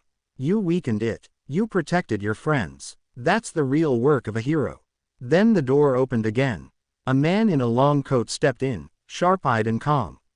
"Detective Naomasa Tsukauchi. Hope I'm not interrupting," he said. Rumi and Izuku both froze. Their eyes widened. "Wait. You see him?" Rumi blurted. "Like, this him? Do you know what kind of secret this is?" Izuku added, borderline panicked. Naomasa raised an eyebrow. "You two must be the passionate types." Toshinori chuckled weakly. "It's fine. He's an old friend. One of the very few who's known for a long time." Naomasa smiled and offered a hand. "Detective Tsukauchi. Quirk. True man. I can't be lied to. Makes my job easier." "Not creepy at all," Rumi muttered. "I get that a lot." They shared a quiet laugh. The detective nodded toward them. From what I hear, you two fought like hell. We tried, Izuku said. Naomasa looked between them and Toshinori. He's proud of you, you know. More than he lets on. Rumi tilted her head. We know. Later that afternoon, students reunited with family. Hugs were tight. Cheers were real. Aizawa, partially healed by Kagome, managed to give them all a few words before the night ended. You did well. Go home. Rest. You've earned it. Nezu made the final announcement. Due to today's events, classes are suspended for the rest of the week. Get some sleep. You'll need it. As the sun began to set, Rumi and Izuku walked side by side out of the gate. Inko and Madoka are already ahead of them. Think the news will talk about this? She asked, hand slipping into his. Definitely. Think we'll get fan mail? Izuku laughed softly. Maybe. She leaned into his side, eyes closing. Piggyback. He glanced down at her with a grin. You just want to get out of walking. She gave a lazy smirk. I just want to enjoy the high before it fades. Izuku crouched slightly, turning his back to her. Fine, but only because I'm too tired to argue. Rumi climbed on with a satisfied sigh. Hero boy, she murmured as they walked, you're my favorite ride. You're the only one I would want to do this for. Kamino Ward, hidden bar. The air was thick with cigarette smoke and the dull hum of neon. The bar was empty save for two figures. Kurogiri stood calmly behind the counter, polishing a glass like the world wasn't unraveling. And across the room, Tamura Shigaraki was pacing like a rabid dog. His coat was torn, his hair unkempt, and his fingernails left fresh claw marks across the bar's wooden surface. He wasn't supposed to win. Tamura snapped, scratching at his neck viciously. That's not how the game goes. He turned and kicked over a table, sending it crashing into the wall. That Nomu was perfect. You said it would tear through him. He pointed at the static glowing television on the back wall, where images of All Might's devastating final blow replayed in muted footage.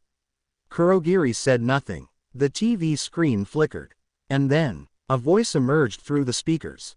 Deep, smooth, cold, so emotional. Tamura, it doesn't suit you. Tamura stiffened, turned slowly. Sensei. The image didn't change, but the presence behind the screen was unmistakable.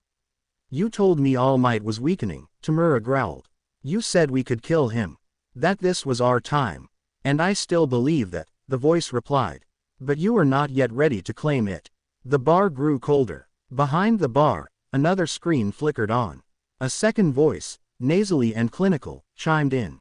You lost a high-end prototype. It was the doctor. Do you have any idea how much work went into that Nomu? The tissue stabilization alone. Tamura punched the wall, leaving cracks in the drywall. Shut up. I didn't need your science talk then and I don't need it now. There was a long pause. Then Sensei's voice again, smooth as silk. Tamura, this was a test. One you failed. Tamura's breath hitched. You said. I said you had potential. But potential means nothing if you cannot adapt. You played with your food. You underestimated what it means to be a symbol. A low growl built in Tamura's throat. Kurogiri, ever calm, spoke softly. We have information now. We know how far All Might will go. And we've seen the students. Yes, said All for One. The boy, Midoriya, and the girl, the rabbit. They are interesting. Tamura's hands clenched into shaking fists. But this was not your last chance. There will be more. I will guide you. The screen flickered and went dark. Tamura stood in the silence, twitching, breathing shallow. Then, he grinned. Next time, he muttered, they'll all die. Hi. Principal's office the day after the USJ incident. The faint ticking of the office clock was the only sound for a moment. Toshinori Yagi sat hunched slightly forward, shoulders not slumped, but clearly carrying something heavier than fatigue. His hands were clasped together, scarred knuckles pale with pressure. Across from him, Nezu sipped his tea with uncharacteristic silence. Gran Torino stood with his arms folded near the window, his eyes sharp and unmoving. Nezu finally set his cup down with a soft clink. You were supposed to be there, Toshinori. Toshinori didn't flinch. I know. Nezu raised an eyebrow. Then you admit it was a mistake. Toshinori gave a slight nod. Yes, I should have been there. Even Gran Torino blinked at that. Didn't expect you to say it so easily. I don't have the luxury of pride anymore, Toshinori said, voice low. They came for the students. For me, and I wasn't there to stop it. A beat. That thing they called it Nomu nearly killed Aizawa. If Midoriya and Usajiyama hadn't fought as they did, if the others hadn't rallied, it would have been a bloodbath. Nezu tapped a claw against his chair arm. Then why weren't you there? Toshinori exhaled. There was an outbreak. 5 villain sightings on my commute in. All coordinated. I thought I was just cleaning up the usual mess. Gran Torino scowled. You didn't see the setup for what it was. I see it now, Toshinori said. His voice darkened. It wasn't random. They were separating me, trying to wear me down. Nezu's eyes narrowed. And now, Toshinori looked up. His face was calm, but there was a quiet fire in his eyes. I've seen what's happening. How heroes around me have grown complacent. Lax. They think I'll always be there to fix it. That I'll always be enough. Gran Torino shifted, watching carefully. Toshinori continued, his words quieter, colder. I've smiled through it, pretended it was fine, but it's not. This world has grown too reliant on All Might. His fists clenched slightly. Maybe it's time the world started learning how to live without me. At least, partially. That silenced the room. Nezu leaned back slowly in his chair, gaze sharp. You're serious? I am. And what does partially mean, Toshinori? Gran Torino asked. It means, I'll still be there when I'm needed, he said. But I can't be everywhere. And I shouldn't be. Not anymore. Nezu nodded once. Then what comes next? I'll hold a press conference. Tomorrow, Toshinori said. Gran Torino frowned. That's a risk. I'll frame it carefully, Toshinori assured him. No weakness. Just the truth. He stood, slowly. I'll remind the world that All Might isn't immortal, but he's still standing. And Midoriya? Gran Torino asked. Toshinori paused. I'll tell him everything. About All for One. About what we're really fighting. Nezu watched him closely. You think he's ready? He has to be, Toshinori said simply. He earned that right. Gran Torino nodded. Then it's settled. Midoriya residence. Late morning. Izuku sat on the edge of his bed, eyes focused on his hand, his fingers slowly curling and uncurling like they might spark to life again. Black energy. Tendrils. That power. It didn't feel like his quirk. At least, not the one for all he knew. And yet, it had come from him. From within. He flexed again. Still nothing. One for all had settled. But something deep inside still watched. Waiting. Before his thoughts could spiral further, his phone buzzed sharply. Rumi Usajiyama. Help me. Rumi Usajiyama. I'm being smothered. Rumi Usajiyama. My grandma has decided I'm made of glass. I haven't seen sunlight in hours. Izuku blinked. Then snorted a quiet laugh and replied. Izuku. I take it the legendary Bunny Queen is officially grounded. Rumi. It's like prison, but with blankets and passive-aggressive tea. Rumi. She tried to tuck me in after lunch. I almost jumped out the window. Izuku. Want me to come rescue you? Rumi. Want you to take me on a date. Rumi. Also food. Also I call dessert rights. Izuku. A date, huh? Our first official one. That's kind of a big deal. Rumi. Then don't screw it up. Izuku. I'll be there in 20.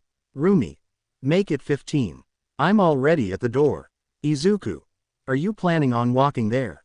Rumi. You know the answer to that. He shook his head, smiling. Izuku. All right, 1 piggyback, 1 meal, 1 dessert. Rumi. Good. And I'm keeping my spot. Right between the shoulder blades. Perfect view. Izuku. And I'm keeping the right to complain about it. Rumi. You won't. Izuku.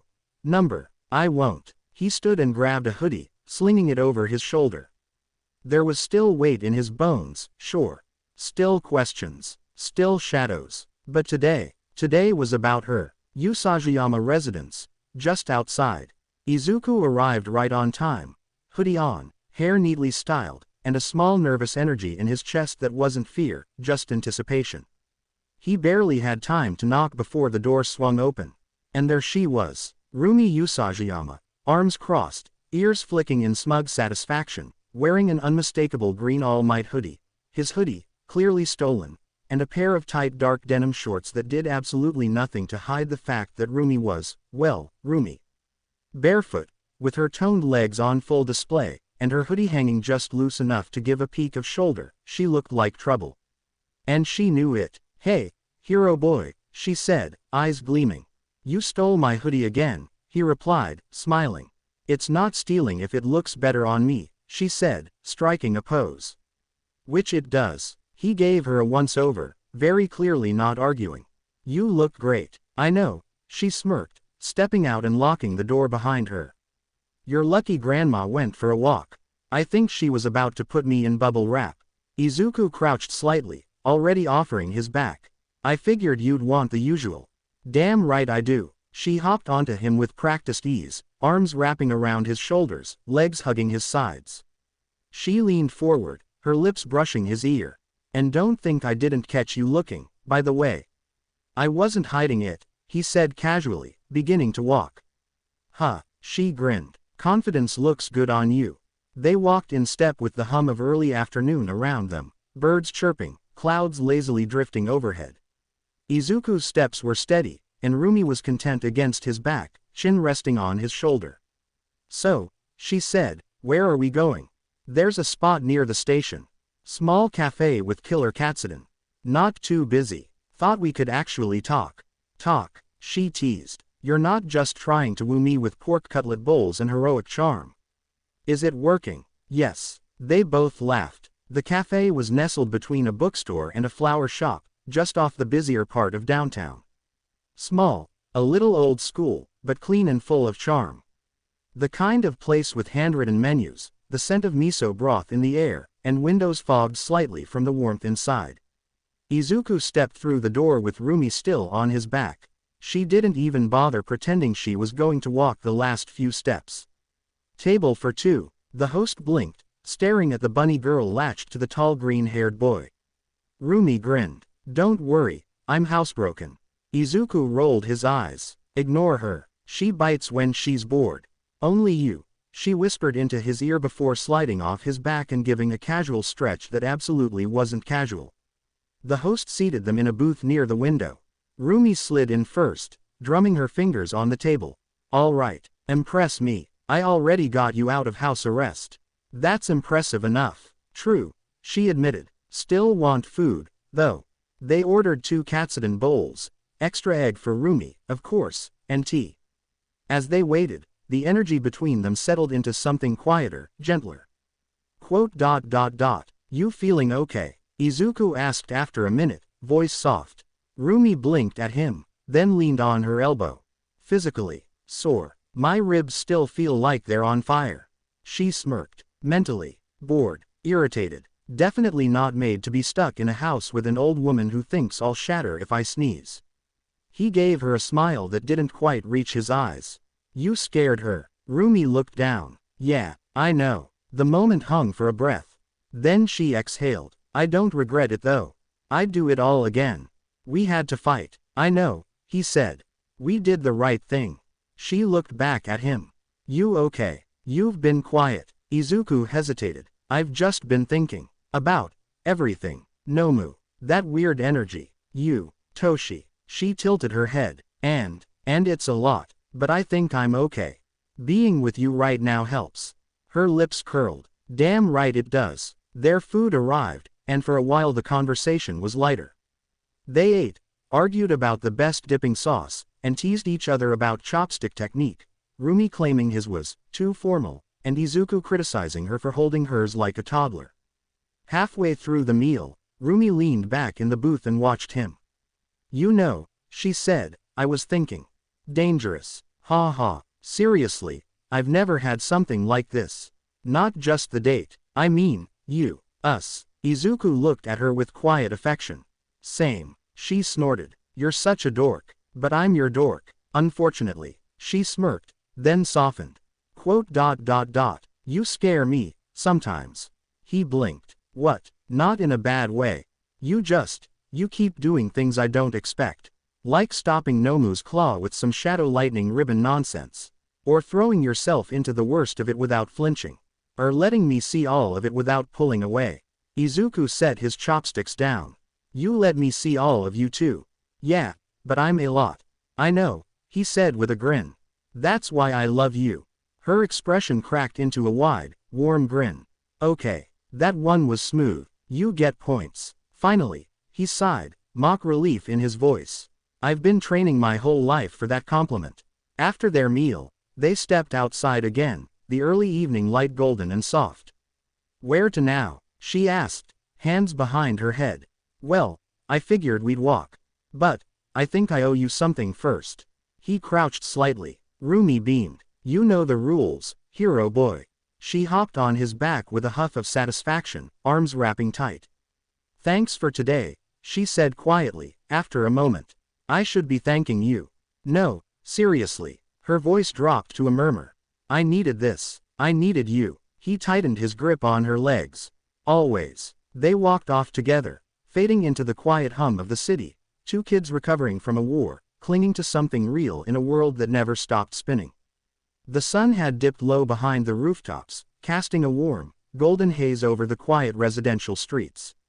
They'd walked for a while, talking about nothing and everything, laughing, and teasing each other like they always did. Rumi was still on his back, resting her chin lazily on his shoulder, fingers absently playing with a strand of his hair. You ever think about how weird this is? She asked, voice soft against his ear. What part? Izuku asked, smiling. The world-saving stuff, or the part where you never walk? She laughed lightly, breath warm against his skin. The fact that we actually get moments like this. After everything, he nodded, slowing as they reached a small park near the edge of the district. Empty, quiet, private. The air was cooler now, a breeze drifting through the trees, stirring the leaves above them. Rumi slid off his back and stretched. Let's sit. They took a bench under a sakura tree, its blossoms just starting to open again after the last bloom. The silence between them wasn't awkward, it was heavy with something else. Anticipation. Rumi leaned back, crossing one leg over the other, her borrowed hoodie riding up just slightly to expose more of those sculpted thighs. She caught Izuku looking, and smirked. Eyes up, hero. I wasn't hiding it, he replied smoothly, eyes sliding back to hers. I know. There was a charged pause. You're different, she said suddenly. Ever since the USJ. Izuku looked over. You mean the shadow whip thing? That too, but it's more than that. She leaned in, her voice dropping. You feel more grounded, solid, like something in you clicked. He met her gaze without flinching. It did. I almost lost you. That changed things. She didn't respond right away. Just looked at him. Then she slid a little closer. Close enough that their knees touched. Her voice dropped lower. You know I don't do soft. I don't do slow. But, Izuku's hand found hers without hesitation. But with you, she whispered. I want to try. He turned to her. You're not alone in that. The next moment happened slowly, and all at once. She leaned in first, fingers curling into the front of his hoodie. He met her halfway. The kiss started soft, careful, testing. Then her grip tightened. He pulled her closer. And then it wasn't careful anymore. The world fell away as they kissed like they'd been waiting forever for this. Her hands were in his hair, on his shoulders, tugging him closer. His hands slid to her waist, firm, steady, grounding her. She straddled his lap on the bench without a second thought, knees on either side of his thighs, never breaking the kiss. Her hoodie, his hoodie, bunched up as she pressed against him, heat pouring off her skin. Izuku didn't rush. He moved with precision, confidence, letting her lead the pace even as he matched every beat with growing intensity. Her lips broke away just long enough to mutter, "You're not exactly innocent, you know." "I've been studying," he murmured against her neck. She laughed, and shivered when his breath hit her skin. Her voice dipped into something lower, rougher. "And what's the next lesson, hero?" His hand slid along the curve of her back, up to the nape of her neck. He pulled her into another kiss, this one deeper, hungrier. "Whatever you're ready for." Her answer was the way she kissed him again, hard enough to bruise. Time passed unnoticed. Eventually, they pulled apart, both breathing harder, faces flushed, hair tousled. Rumi rested her forehead against his, eyes closed. "That was more than I expected." "Good more?" he asked, thumb brushing her cheek. "The best kind." She opened her eyes, red and smoldering. But if we go any further here, someone's gonna call the cops. He chuckled, not moving his hands from where they held her securely. I wouldn't let them take you. You better not. She leaned back, still in his lap. This is mine now. I know, he said. It always was. The kiss still lingered between them, heat behind their cheeks, a buzz beneath their skin.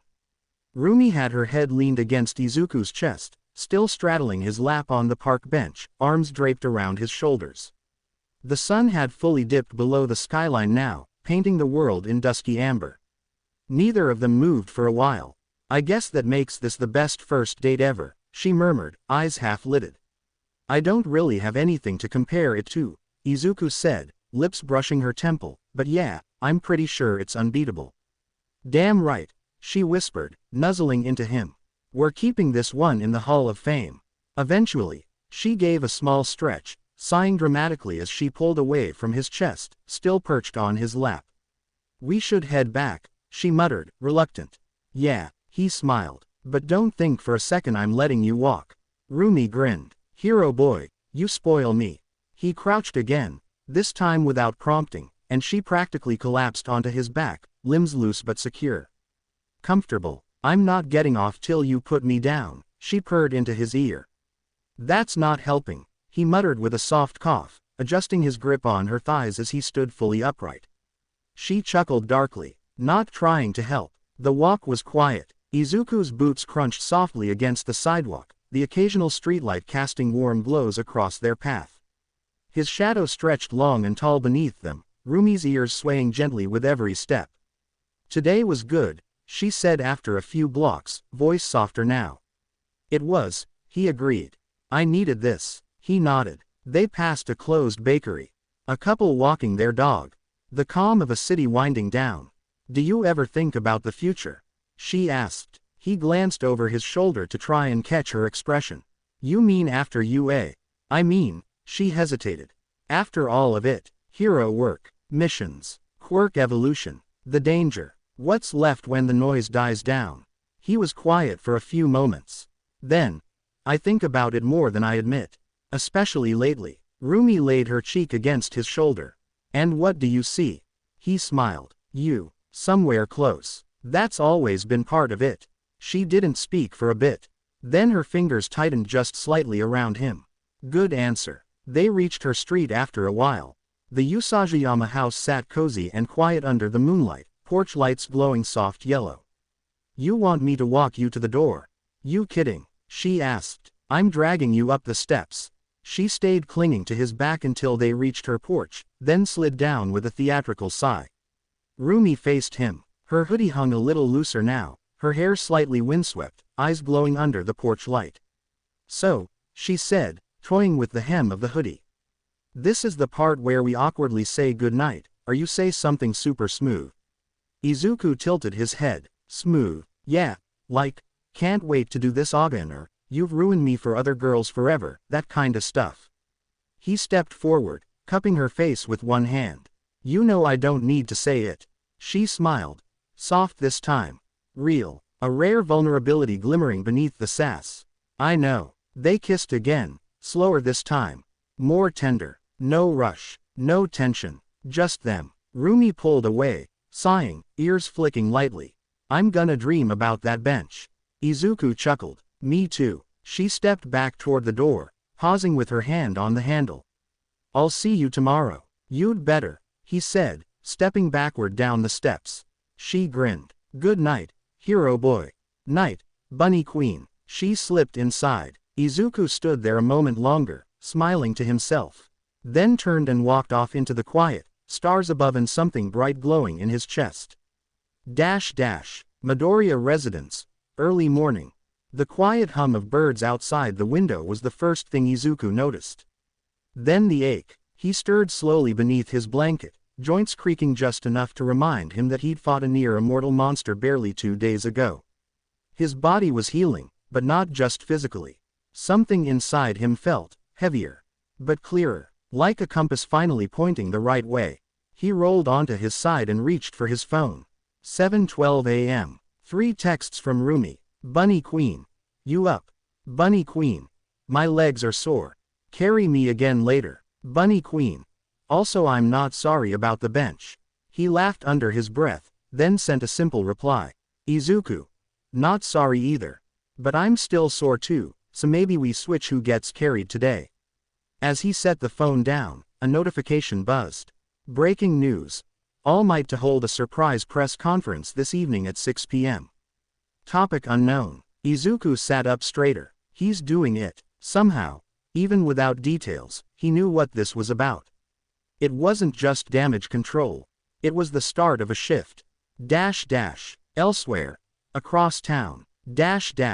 Asui residence. Sue sat at the kitchen table, sipping hot tea while her younger siblings squabble over a board game nearby.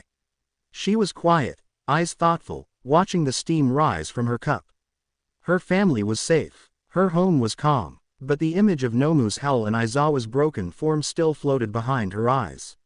Ribbit. She made a small note in her journal. Need to train reaction time in aquatic zones. Watch for team separation. Prioritize vocal coordination. Her tongue flicked subconsciously. Next time, she whispered, I'll be faster. Yaoyorozu Estate. Momo was seated in her personal library, a blanket wrapped around her shoulders and a stack of legal and support documents beside her. Her tea had gone cold. She'd been staring at the photo on her phone for the last 10 minutes. A snapshot Mina had taken just after the battle ended, Izuku standing with Rumi, both of them bruised, exhausted, and holding hands like they were the last two people left alive. Momo didn't envy them, she admired them. She marked a page in her notes. Costume reinforcement. Quirk overexertion limiters. Stress dispersal panels. Then picked up her phone and began typing an inquiry to her support designer. Bakugo residence. Katsuki was in the backyard, destroying a training dummy for the third time that morning. Boom, boom, boom. Sweat dripped from his jawline as his fists shattered through reinforced rubber and steel. He remembered Kurogiri slipping from his grasp. The way Deku had fought that monster. Had held the line for All Might to arrive. The way All Might looked after smashing that monster into the sky. Damn it, he punched again. Todoroki household. Shoto sat on the edge of a koi pond in his courtyard, bare feet in the water, eyes half-lidded. His father had said nothing about USJ. Hadn't even come downstairs. That was fine. Shoto didn't want his approval. But he kept hearing Midoriya's voice in his head, clear even in the chaos. You all have to make it through. I demand it. That stuck with him, more than any command from Endeavor ever had. Hagakuri's room. Toru lay sprawled out on her bed, texting frantically in a group chat that included Mina, Denki, Kirishima, and Jiro. Toru. Okay, real talk, did you guys see Izuku and Rumi? Like, full-on battle couple. Mina. Right, they're like, if action movies had a power couple phase. Denki. I want a feral bunny GF. Jiro. Denki, please log off. Kirishima. You gotta earn that, bro. She giggled, kicking her feet. The horror of the USJ still clung to her in places, but laughter helped. Connection helped. Back with Izuku, Midoriya residence. He finally stood from bed, stretching out the stiffness in his back. His mom peeked her head into the room. Breakfast is almost ready, sweetie. He smiled at her. Thanks, Mom. She nodded, then hesitated. Are you okay? He met her eyes. I'm getting there. Midoriya residence. Early afternoon. The knock on the door wasn't loud, it was rhythmically light. Izuku opened it with a small grin already forming. Right on time. Rumi stood there, arms crossed and ears twitching lazily. She was wearing a black tank top, faded denim shorts again, and the same borrowed hoodie from yesterday, his hoodie. Figured you owed me a second round of freedom, she said. Plus, your mom promised snacks. I should have known that was the real motivation. You're cute when you pretend you're not flattered, she smirked, brushing past him into the living room. They ended up on the couch, a bowl of popcorn between them and some mindless documentary playing on low volume.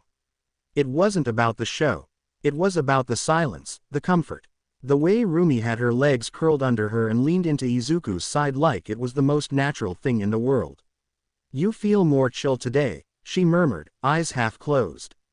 I think talking with Toshinori helped. You see him today? He nodded. He asked me to come by this morning. She looked up at him curiously, ears perking. And, Toshinori's office. Earlier that day, Izuku stood quietly in the doorway, looking at Toshinori, small, thin, resting in a padded chair by the window with a cup of warm tea in hand. You're still standing tall, young Midoriya, Toshinori said, voice gentle. Izuku stepped in and bowed slightly. I'm glad I could see you before the conference. You're worried. Izuku didn't answer immediately. Then, quietly, yeah. Toshinori gave him a small, weathered smile. This moment was always coming. But it's not the end. Not for me, and not for what we're building. Izuku looked at him, brows furrowed. You're still recovering. Toshinori placed the tea down. And yet I'm more certain than ever. He stood, slowly, with some difficulty. Walked over to place a hand on Izuku's shoulder. You reminded me what it means to fight. Not just for others, but with others. The legacy of One for All has always been about the next step. You and Usajiyama, you showed the world we still have hope. Izuku swallowed hard. Toshinori smiled again, tired but unshaken. I'll tell them tonight. Not everything, but enough. They need to know we are not gods.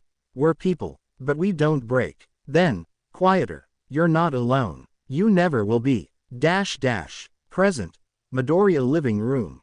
Rumi listened to the story in silence, her expression thoughtful. Then she reached over and took Izuku's hand. You're lucky, she said, to have someone like him backing you. I know. They sat together until the broadcast hour approached. UA. Auditorium 5:58 p.m. The lights dimmed. Across Japan, millions tuned in. The Yaoyorozus sat with tense poise. Class 1A students gathered around TV screens and tablets, quiet and focused. And on the stage, Toshinori Yagi, All Might, stood tall in his full form. The lights dimmed. The cameras rolled. The symbol of peace stood at the podium, not in his costume, but in a sharp, fitted navy blue suit with a gold tie. His posture was tall and commanding, his expression composed. Still smiling, but it wasn't his usual wide, blinding grin. It was human, measured. Behind him sat Principal Nezu and several UA staff members. But the attention was on All Might. The world was watching. He leaned slightly into the microphone, cleared his throat, and began. Good evening, everyone. I am All Might. He didn't shout like usual. And I stand before you not as a hero, but as a teacher. As a protector. And as someone who made a mistake. Murmurs flickered through the gathered crowd of reporters and viewers across every major broadcast in Japan. When the villains invaded UA during a routine class exercise, I was not there. Not because I didn't want to be, but because I was fighting elsewhere, pulled away by a sudden rise in villain activity across the city. He paused, but the result remains the same. I was not there when my students needed me most. He looked up, letting his gaze sweep the room, not with guilt, but with clarity. And that truth has sat with me heavier than anything I've faced in battle. The press fell dead silent. Those students fought bravely. They endured. They protected one another. They reminded me of what heroism really means. He placed a hand gently on the podium. And in that moment, I realized something I had been avoiding for a long time. They are my priority now. They deserve more than a symbol who arrives late. The weight of those words sent ripples across every living room, street corner, and cafe tuned in. I must also tell you the truth I've hidden. I am not as strong as I once was. The years have taken their toll. The fights, the wounds, they don't always heal. He exhaled slowly. While I may still smile, still fight, the truth is, I can only perform hero work for a limited time each day. I have hidden that from the world for too long, out of fear of what it would mean for peace. A quiet, collective intake of breath from the room. But peace cannot depend on a single person. And it shouldn't. He looked directly into the cameras now. Into every living room. That is why I am stepping down from my role as the #1 hero. Flashbulbs erupted. But he didn't pause. I am not leaving the battlefield entirely. If I'm needed, I will come. But I will no longer patrol daily. I will not lead through fear of absence, but through trust in the next generation. He smiled. Not the wide All Might grin, but something warmer. Something real. My focus now is clear. My students. their futures, their growth. That is where I will put all of my strength moving forward. He stepped back from the mic, gaze calm, composed. Thank you for listening. Then he turned slightly. And now, I'd like to invite UA's principal, Nezu, to speak further. He stepped back as Nezu approached the podium, small but unwavering, adjusting his microphone with a practiced motion. All Might walked off stage, not broken, not defeated, but resolved. As All Might stepped back from the podium, the press buzzed in stunned silence. Some looked to each other for confirmation. Others furiously scribbled notes or typed updates for news feeds. And then, with a calm smile, Principal Nezu stepped up onto a reinforced riser behind the microphone. His small frame looked almost out of place, until he spoke. Good evening, he began. And thank you for being here. His voice was light but controlled, clear, authoritative in its own way. I am Principal Nezu, and on behalf of UA High School and the Hero Education Board, I would like to address the future of our institution in light of recent events. The cameras all locked on him. The attack on our students during a practical training session was not merely a tragedy. It was a failure of our system. One that I, personally, cannot allow to happen again. There was no dramatic pause.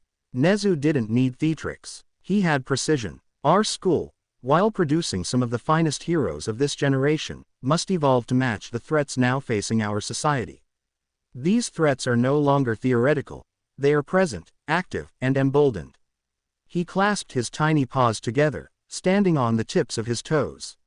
As such, UA will be implementing a full-scale dormitory system starting this academic year.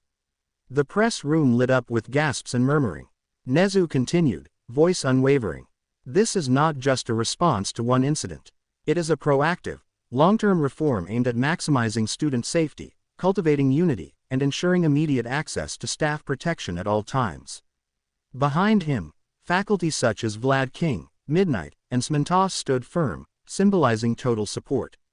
Nezu went on, we will also begin personal outreach to every student's parent or guardian to explain this shift in full. Our faculty, myself included, will be visiting homes to answer questions, address concerns, and build transparency. He smiled gently, because we understand. These are your children. And trust must be earned. A hand shot up in the audience. Yes, you there, second row. A reporter stood. Mr. Principal, some say UA has become a target now. Are you not worried that concentrating your students in one place is an even greater risk? A fair question, Nezu nodded. And one I considered very seriously. The dorms will not simply be housing. They will be fortified, monitored, and supported by round-the-clock pro-hero security and detection systems. I would argue that having students spread across the city without support poses a far greater risk in times of emergency. Another hand, is this a permanent decision? For the foreseeable future, yes, Nezu replied. We will review it regularly, of course. But the world is changing faster than our systems, and we must keep pace. A third reporter, will students or their families be allowed to opt out? Should a family decline participation, Nezu said evenly, we will work with them to ensure alternate arrangements are in place. But our goal is to reassure, not coerce. One final question. How are the students responding to this news? Nezu gave a quiet chuckle. I think they'll have a lot to say. And we'll listen. He bowed his head slightly.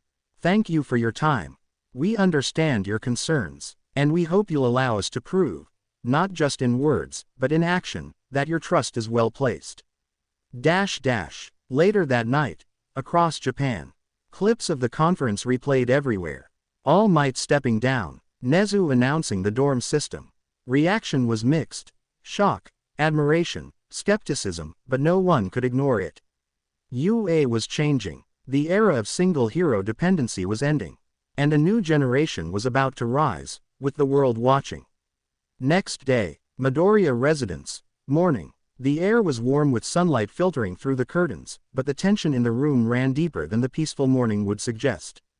All Might, dressed in a pressed black blazer and clean dress shirt, stood tall before the coffee table, his posture composed, his usual booming presence dialed down to something gentler. I appreciate you meeting with me today, he said, bowing his head slightly toward Inko Midoriya. I know this is sudden, but it's important. Inko sat across from him, hands folded neatly in her lap, her son Izuku seated just beside her. Despite the visible calm, there was a tightness in her jaw, an anxiety that only mothers could master hiding so well. The dorm proposal, she said slowly, this is because of the villains, isn't it? All Might nodded. Yes, but not just because of them. We've realized that training strong heroes isn't enough, we need to ensure their safety. Proximity to staff, secure facilities, rapid response. The dorms allow us to provide all three. She looked at Izuku, who returned her gaze with quiet steadiness. He didn't flinch, didn't downplay. His growth was showing even here, in how calmly he supported her. You'll be there too, she asked. All Might nodded again. Every day. There was silence for a moment. Then, softly, I trust you. I always have. Just, don't let him carry everything alone. I won't, he promised. She reached out and squeezed her son's hand. Then yes, I'll sign whatever needs signing. Just keep him safe. Izuku smiled faintly. Thanks, Mom. Usajiyama residence. Late morning. The door creaked open with theatrical slowness, revealing Madoka Usajiyama, looking like she belonged on the cover of a fashion magazine, not as the grandmother of one of UA's most aggressive first years. Silver hair swept over her shoulder. Her emerald house robe shimmered faintly. She arched a brow as Aizawa stepped into view, bandaged, bruised, and supported by a black cane. Well, you look like 7 shades of hell, she said brightly. I've been worse, Aizawa replied, voice gravelly but even. Rumi sat at the kitchen bar, already groaning. Please don't make this worse, Grandma. Madoka grinned and ushered Aizawa inside. Come in, come in. Don't bleed on the rug. The conversation settled into a quieter rhythm as Aizawa explained the dorm initiative. Rumi sat silently at first, watching the interaction with a guarded expression. It's not just a safety net, Aizawa said. It's a foundation, a new system, where students like your granddaughter aren't just trained, but protected. Constantly. Madoka sipped her tea thoughtfully. And who'll be watching over them?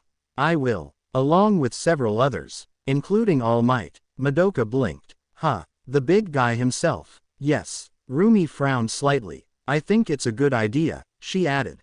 It's not about walls. It's about having each other's backs. Her grandmother's gaze softened, just a little. Then returned to teasing. Well, far be it from me to keep my little Bunbun from finding glory and hormonal boys to terrorize. Grandma, you have my blessing, Madoka added, smiling. But if I hear one whisper about anyone bothering her, I'll handle it, Aizawa said. Madoka looked impressed. You've got backbone. I like you. Yaoyorozu Estate. Early afternoon. Nezu's polished paws rested delicately atop a silver tea dish as he addressed the Yaoyorozu family in their elegant private lounge. Momo sat between her parents, both of whom wore expertly tailored suits and expressions equally unreadable. The decision to implement dormitories is rooted in pragmatism, Nezu said.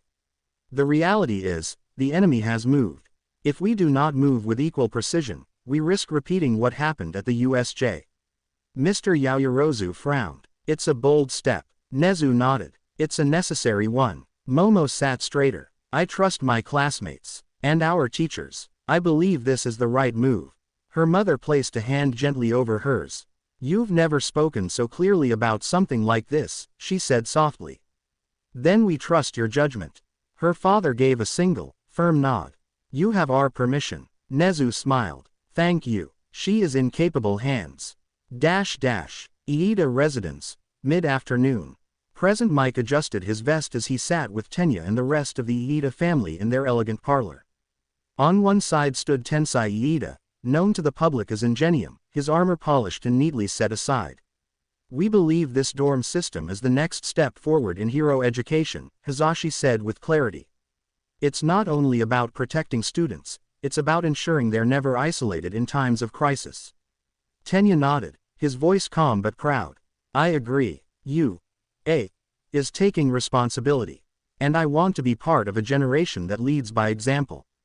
Tensai chuckled. He always liked structure. You've done well, little brother. Their father glanced at Hizashi. And what about faculty coverage? 24/7 oversight. Pro heroes on rotation. Aizawa, myself, and others will be present every day. Their mother reached for Tenya's hand, her grip strong despite the emotion in her eyes. Then yes, we trust you. We trust you, eh? Thank you, Hazashi said with a bow. We won't let him down. Kirishima home. Evening. Midnight had accepted a cup of hot tea and a dozen cookies she hadn't asked for, all while Kirishima's mom beamed with pride beside her son. So he'll be training with his friends every day? She asked. Under supervision, Midnight said. But yes, he'll never be more than a few minutes from help, or training. I'm in, Kirishima said brightly. That sounds awesome. His mom ruffled his hair. Take care of him, alright. You got it. Across the city, every household visited. Every parent, guardian, aunt, uncle, or older sibling, heard the same message, and every one of them, in the end, said yes. There were no holdouts, no rejections, because despite the danger, UA was adapting. And that earned trust. Some offered cookies, some offered warnings, some simply gave quiet nods and thank yous. But one by one, the doors opened, and the dorm system became reality. Next day, UA, Class 1A Group Chat 9:17 a.m. Mina. Okay, hear me out, beach trip. Denki. Yes, 1,000 volts yes. Toru. Oh, I can wear my new swimsuit. Jiro. You need help. Ochako. Honestly, that sounds amazing. Sato. I can bring some energy bars and water bottles. Kirishima. I'll bring the cooler. You know I'm ready. Iida. Please remember sun protection, hydration, and to bring at least 2 towels per person. Denki. Bro, we're going to the beach, not an expedition. Momo. I can bring umbrellas, shade stands, and extra refreshments. I'll prep some iced tea. Jiro. Why do I feel like this is gonna end in chaos? Izuku. Rumi and I suggest Dagoba Beach. Clean, plenty of space, not too crowded. Rumi. Also, big enough for dunking Denki into the ocean. Denki. I haven't even done anything yet. Midoriya residence. Later that morning, Rumi stood near the mirror, casually inspecting herself in Izuku's shirt. His shirt, a comfortably stretched out all-might tee she'd tied off just above the waist. Below that, her tight denim shorts hugged her hips, the curve of a black bikini string teasing from beneath. Her long white ears twitched slightly as she adjusted her beach bag. Sure you're not gonna combust when I take this shirt off? She asked over her shoulder with a wink. Izuku looked up from packing the last of their snacks and towels. If I combust, it'll be quietly and respectfully. She teased. Better hope no one else combusts. This beach body's for you. Before he could reply, she hopped right onto his back, hands locking behind his neck as she slid into her usual piggyback position, legs cradling his sides. Ready, hero boy. He gave a soft grunt and adjusted his grip on her legs. Always. And with that, the two set off through the city streets, sun rising high and the ocean calling. Dagoba Beach, midday arrival. Seagulls wheeled in lazy spirals above them, waves crashing gently in the distance as the shore stretched out like a sun-drenched welcome mat. The once infamous dumping ground was now a clean, peaceful paradise, reborn by Izuku's sweat and effort, now serving as a meeting place for laughter and recovery. Rumi leaned forward on his back, her chin resting on Izuku's shoulder as the beach came into view. You really brought this place back to life, huh? Guess I did. She slid down and landed lightly on her feet beside him, hands on her hips, grinning. So proud. Might have to reward you later. Later. She arched a brow. Well, not in public. His only response was a calm smile, but the very slight pink tinge to his ears didn't escape her notice. They weren't the first to arrive. A familiar wave of bright colors and voices greeted them further down the sand. Mina was already bouncing around in a hot pink swimsuit, building a lopsided sandcastle with Denki, who had somehow managed to dump half a bucket of water on himself. Jiro sat under a parasol with a portable speaker and a book in hand, wearing sleek black swimwear that contrasted with her usual vibe. Momo, in a modest two-piece, was carefully setting up folding chairs and umbrellas with Iida, who was simultaneously trying to direct foot traffic like a lifeguard on duty. Ochako, in a sporty navy suit, was laying out bento boxes on a blanket while waving excitedly. Shoji and Sato were carrying several heavy coolers and totes without breaking a sweat, while Toru, in a purple polka-dotted two-piece with her sun hat and towel. Mina called, waving frantically. Lovebirds have arrived. Piggyback champions. Denki added. How's the view from 6 feet up, Rumi? Better than your jokes, she shot back, sticking out her tongue. Rumi. Ochako waved them over. Come sit with us. Izuku and Rumi approached the group, finding their spots near the rest of the class. Momo handed them cold bottles of iced tea, and Iida made a note of their punctuality. Did Bakugo respond? Shoji asked, settling nearby. Nope, Denki replied, probably yelling at the sun somewhere. Todoroki? Momo asked. Politely said no, Jiro confirmed, flipping a page. Not really the group hang type. Rumi stretched with a hum, her ears flicking once. Their loss. Day like this, you'd be crazy not to be here. She tugged her shirt off with no ceremony, revealing the full sleek black bikini beneath. It wasn't flashy, it didn't have to be. The fit and cut did enough damage. Izuku blinked once. Rumi caught it. You're staring. I said I wouldn't combust, he said calmly. Didn't say I was blind. Mina leaned toward Ochako and whispered with a grin, that boy's got self-control like granite. He's just used to it, Ochako whispered back. Rumi's like that every day. With towels rolled out, umbrellas up, and music playing, Class 1A had carved out their own little paradise on the beach. The waves lapped calmly against the shore. The sun was high, and for the first time in what felt like weeks, they weren't training, fighting, or surviving. They were just being kids. Heroes in the making, and for now, just friends with sand beneath their feet. The heat of the day settled in beautifully as the sun climbed higher, casting golden shimmer across the water's surface. Waves rolled rhythmically onto the shore while Class 1A made themselves at home on the sand, the tension of the past days melting like ice under the sun. A soft breeze kicked up, fluttering towels and kicking a few paper plates toward the water before Shoji intercepted them midair like a silent ninja. Rumi was already knee-deep in the waves, tossing her hair back, droplets catching the sunlight. She gave a sharp whistle and pointed toward Izuku, who was still helping Ochako adjust the edge of the picnic blanket. You coming in or do I gotta drag you? You could say please, he called back. Her grin widened. I could, but where's the fun in that? Izuku peeled off his black tank top, revealing a lean, scar-dotted frame carved with defined muscle from years of work. He wasn't flashy about it, but that didn't stop Mina from elbowing Jiro. Izuku's seriously built like a gladiator, she whispered.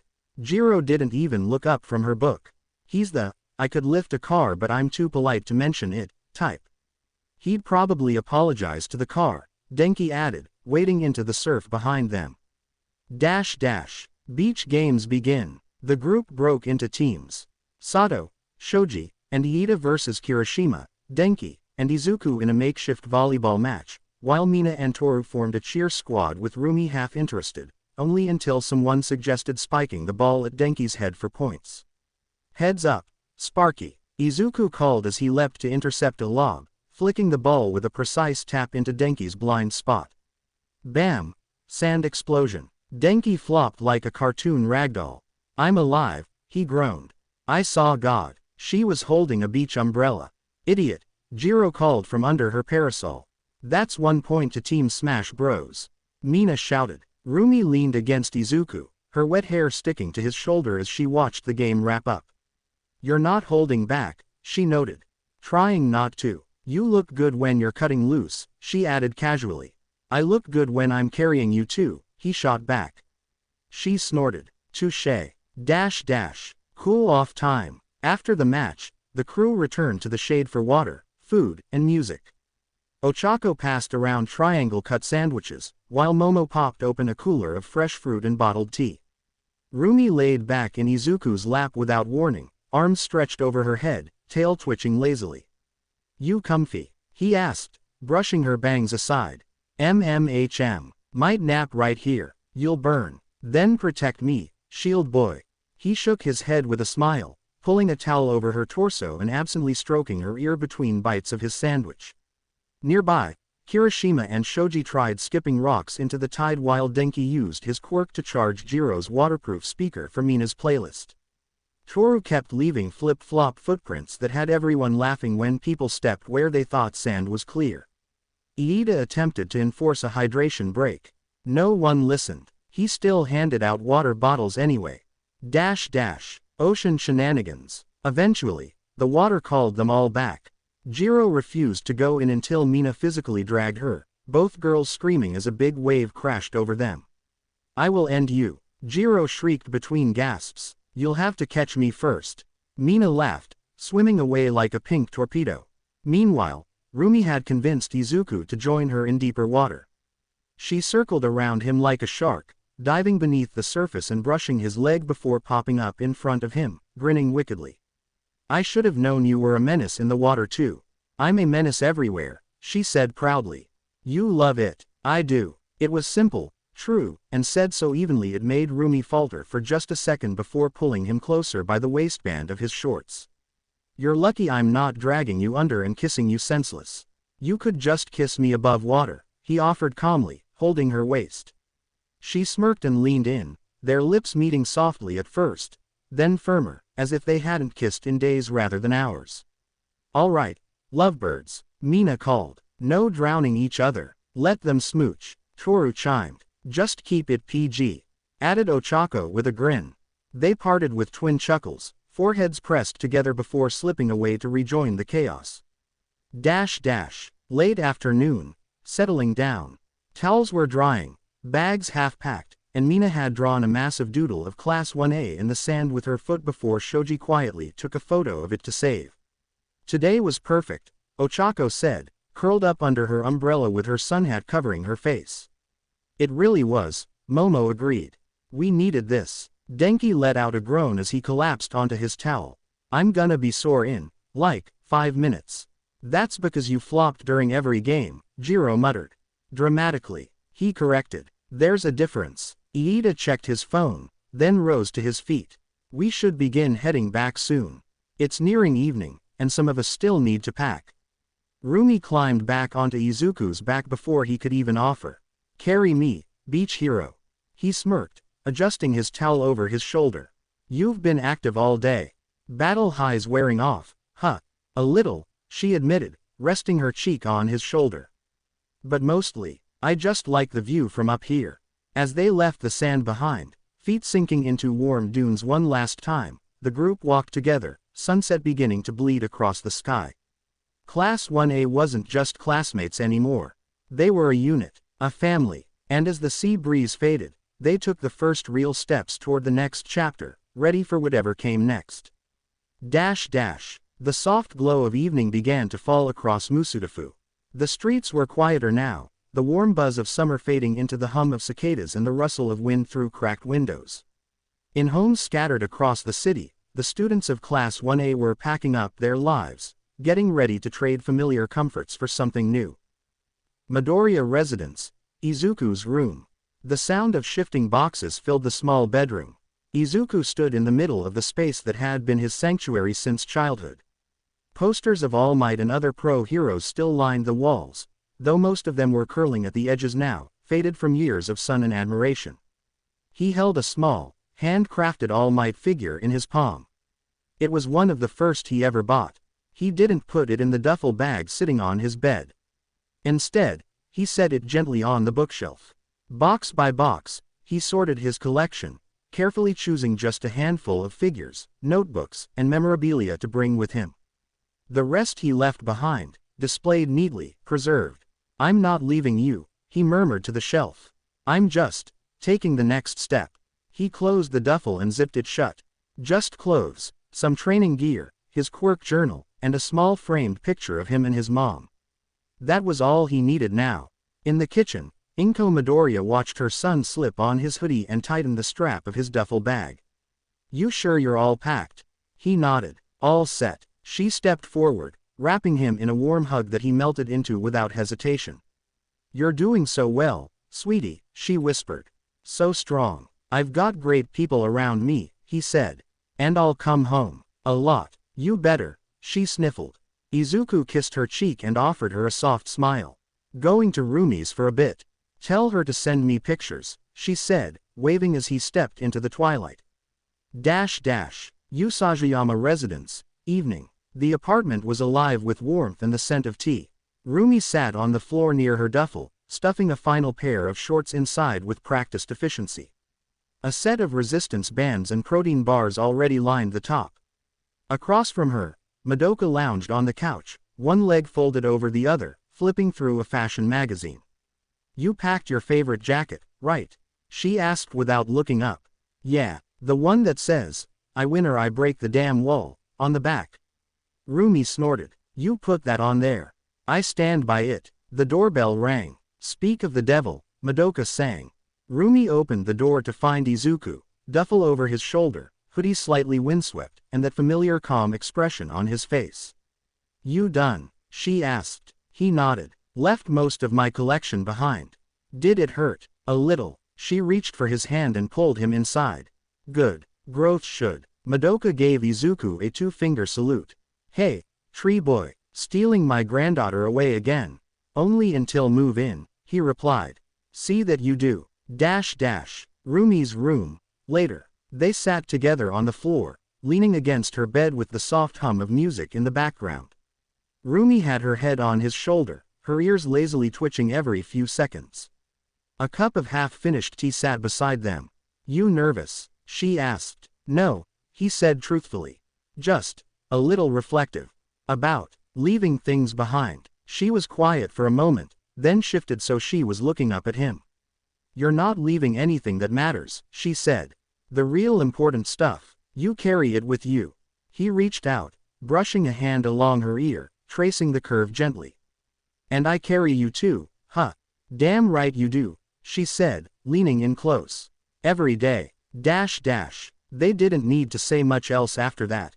The night settled gently around them, two hearts steady in rhythm, ready to begin a new chapter together. Bakugo residence. Late evening. The boom of an explosion lit up the backyard like a war zone. Bakugo Katsuki stood shirtless and snarling, sweat glistening on his arms as he launched another concussive blast toward the reinforced wall his mom had long since reinforced with thick plating, just for moments like this. Boom. You better not blow up the neighbor's stupid car again. Mitsuki Bakugo shouted from the kitchen window. Tell him not to park so close to my side of the fence. Bakugo roared back. You don't own the sidewalk, you little warhead. Bakugo huffed, panting, palms still smoldering. His expression was tight, frustrated.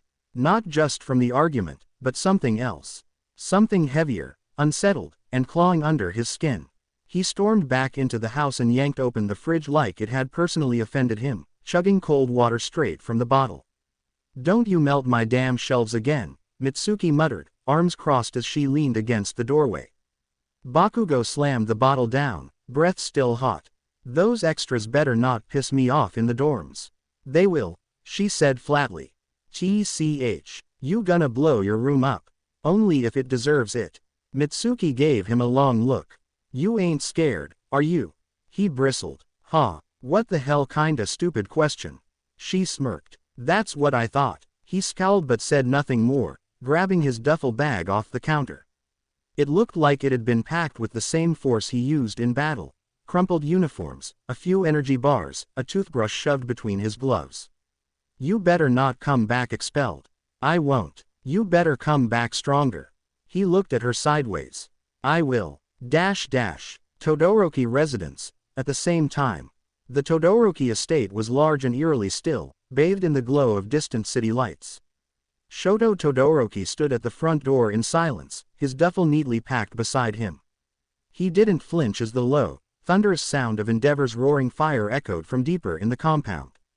I was supposed to surpass him. Flames surged behind thick walls, the whole house glowing faintly orange. Not be handed number one like some sympathy prize. Shoto didn't move, his fingers curled slightly. Does it matter? He whispered to himself. He's still not the one I need to surpass. He stepped outside quietly, letting the door close with a soft click behind him, leaving Endeavor's fury behind. Yaoyorozu estate. The scent of fresh tea and polished wood drifted through the air.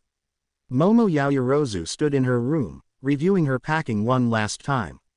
Her mother stepped in quietly, admiring the neat rows of folded uniforms and labeled supplies. "You've thought of everything." Momo nodded. "I hope so." Her father entered behind her, hands behind his back. "There's more to being a great hero than being prepared." Momo turned. "I know. That's why I'm glad I won't be doing it alone." Her parents exchanged a proud glance, then pulled her into a rare but heartfelt hug. "You're already making us proud," her mother said. Kirishima household. Laughter echoed through the kitchen as Kirishima flexed in the mirror, trying to decide if his classic red tank top or his explosive crimson tank top looked cooler. "Wear the one that screams, 'I'm reliable,'" his mom said from the counter, grilling up a farewell feast. "So the red one," Kirishima grinned. "You've got this, Eiji," she added, stepping over and pinching his cheek. "Keep that chin up and show the world your heart." Asui residence. Sue sat in her room, her duffel half packed as her siblings jumped on the bed. "I'm not leaving forever," she giggled, trying to wrestle a towel back from her youngest brother. Her mom leaned in the doorway, smile gentle. "Just promise you'll call if you need anything." "I promise." Ciro household. Ciro zipped up his bag with a smile as his dad tossed him a tube of industrial-strength tape. "Just in case?" Ciro asked. "Just in case someone talks back." They both laughed. Shoji's apartment. Shoji stood silently in front of a small altar, bowing once to a framed photograph of a woman and a child. He lit a small incense stick and whispered, "I'll protect them." "Like you would've." Jiro residence. Her dad was crying. Again. "Dad, I'm literally going to a dorm 10 minutes away." "I don't care," he wailed. "My baby's moving." Her mom just patted Jiro on the back and handed her a new set of guitar picks. For motivation, she smirked. "Thanks, Mom." Toru's place. "Remember," her dad said, giving a dramatic wink, "no drawing faces in the fogged-up mirrors at night." "They still blame me for that one." Toru giggled. "You're such a menace. And proud of it." Aoyama's estate. Aoyama adjusted the silk scarf draped around his collar. "Everything is packed, including my brilliance." His parents clapped like they were in a theater. "You will shine brightest at the dorms." He winked. "Of course I will." Ochako's apartment. Her parents wrapped her in a tight hug before she even zipped her bag.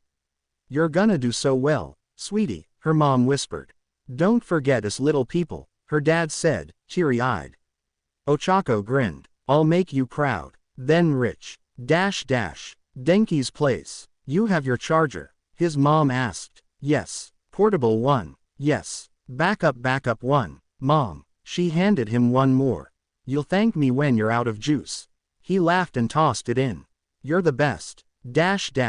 As the city settled into sleep, Class 1A was on the cusp of something new. Goodbyes were said, hugs were given, cheers, laughter, teasing, and promises all wrapped into one last night. Tomorrow, they would step into UA dorm life. But tonight, they were still home. And it mattered. UA. Campus. Morning. It was the kind of morning that made the future feel wide open. Sunlight streamed across the fresh pavement leading up to a sleek, 5-story building situated near the back edge of campus. Trees framed it like a protective halo. A modern sign by the front gate read, "Heights Alliance, Class 1A Dormitory." It looked like something out of a catalog. Brick and steel blended smoothly with reinforced glass panels and clean architecture, surrounded by trimmed hedges and soft green lawns. Large windows lined the sides, and a wide balcony wrapped around the 4th and 5th floors. On the door was a printed roster and a simple note from Aizawa. "Your rooms are listed. Settle in. Don't break anything. Curfew is 10 p.m. sharp." "No, seriously." First to arrive. Naturally, Izuku and Rumi were among the first to arrive. And, naturally, she was on his back, her favorite perch, legs comfortably hooked around his waist, arms draped lazily over his shoulders, and her chin resting atop his head. "You really carried me all the way from the train station," she said, smirking. "Wasn't that far. I don't hear you complaining." "I never do," he said, shifting her just enough so she could stretch her arms. They came to a stop in front of the building, taking it in together. Rumi whistled low. Damn, you really pulled out the stops, huh? It's impressive, Izuku said. This'll be good for everyone. Safer, smarter, closer, she added slyly. He turned his head to look at her just as she leaned forward, breath warm against his ear as she whispered. We are so sneaking into each other's rooms for sleepovers. Izuku gave a quiet huff of laughter. You were going to do that no matter what I said. Damn right. They weren't alone for long. Iida came marching up next, his suitcase so pristine it practically sparkled. A clipboard of expectations was tucked under one arm, his shoulders held stiff with pride and nerves. Fascinating. Efficient layout, centralized entrance, visible camera system, very well thought out indeed. Don't explode from excitement, Rumi muttered. I do not explode, I simply appreciate structure. Then came Mina, dragging two wheeled bags and somehow also carrying a beach umbrella on her back. This is so cool. Dibs on the room with the best breeze. You can't call dibs, Jiro called as she followed with her guitar case. I did though. Undib it. Ochako arrived with a neatly packed duffel and her mom's bento still clutched under one arm. She waved cheerfully at the others. This is so much nicer than I expected. I thought we'd get bunk beds. I would have thrived in bunk beds, Aoyama said, stepping into view with a trail of glitter on his collar. Hiroshima arrived with Denki, both trying to carry the same box of weights and failing miserably. I said I had it. Hiroshima laughed. Teamwork, bro. It's about synergy. You dropped it on my foot. Still counts. Momo rolled up with elegance, handing out extra reusable bags and offering to help anyone organize. Toru floated past the gate in a casual outfit and flip-flops, cheerfully humming, invisible as always, a sparkly backpack bobbing beside her. Everyone gathered around the posted list near the entrance. Room assignments. Boys, rooms 101 to 110. Girls, rooms 201 to 210. Izuku scanned the paper. Room 104. Rumi looked at hers. 204. Her smirk grew. That's deliciously convenient. Please knock. She leaned close again, just loud enough for him to hear. Not a chance. The dorm opened into a massive common area. Plush couches, beanbags, a central fireplace, a mounted TV bigger than a movie theater's, and a foosball table already being inspected by Kaminari. Who's ready to lose? He shouted. You, probably, Sato said, already rolling up his sleeves.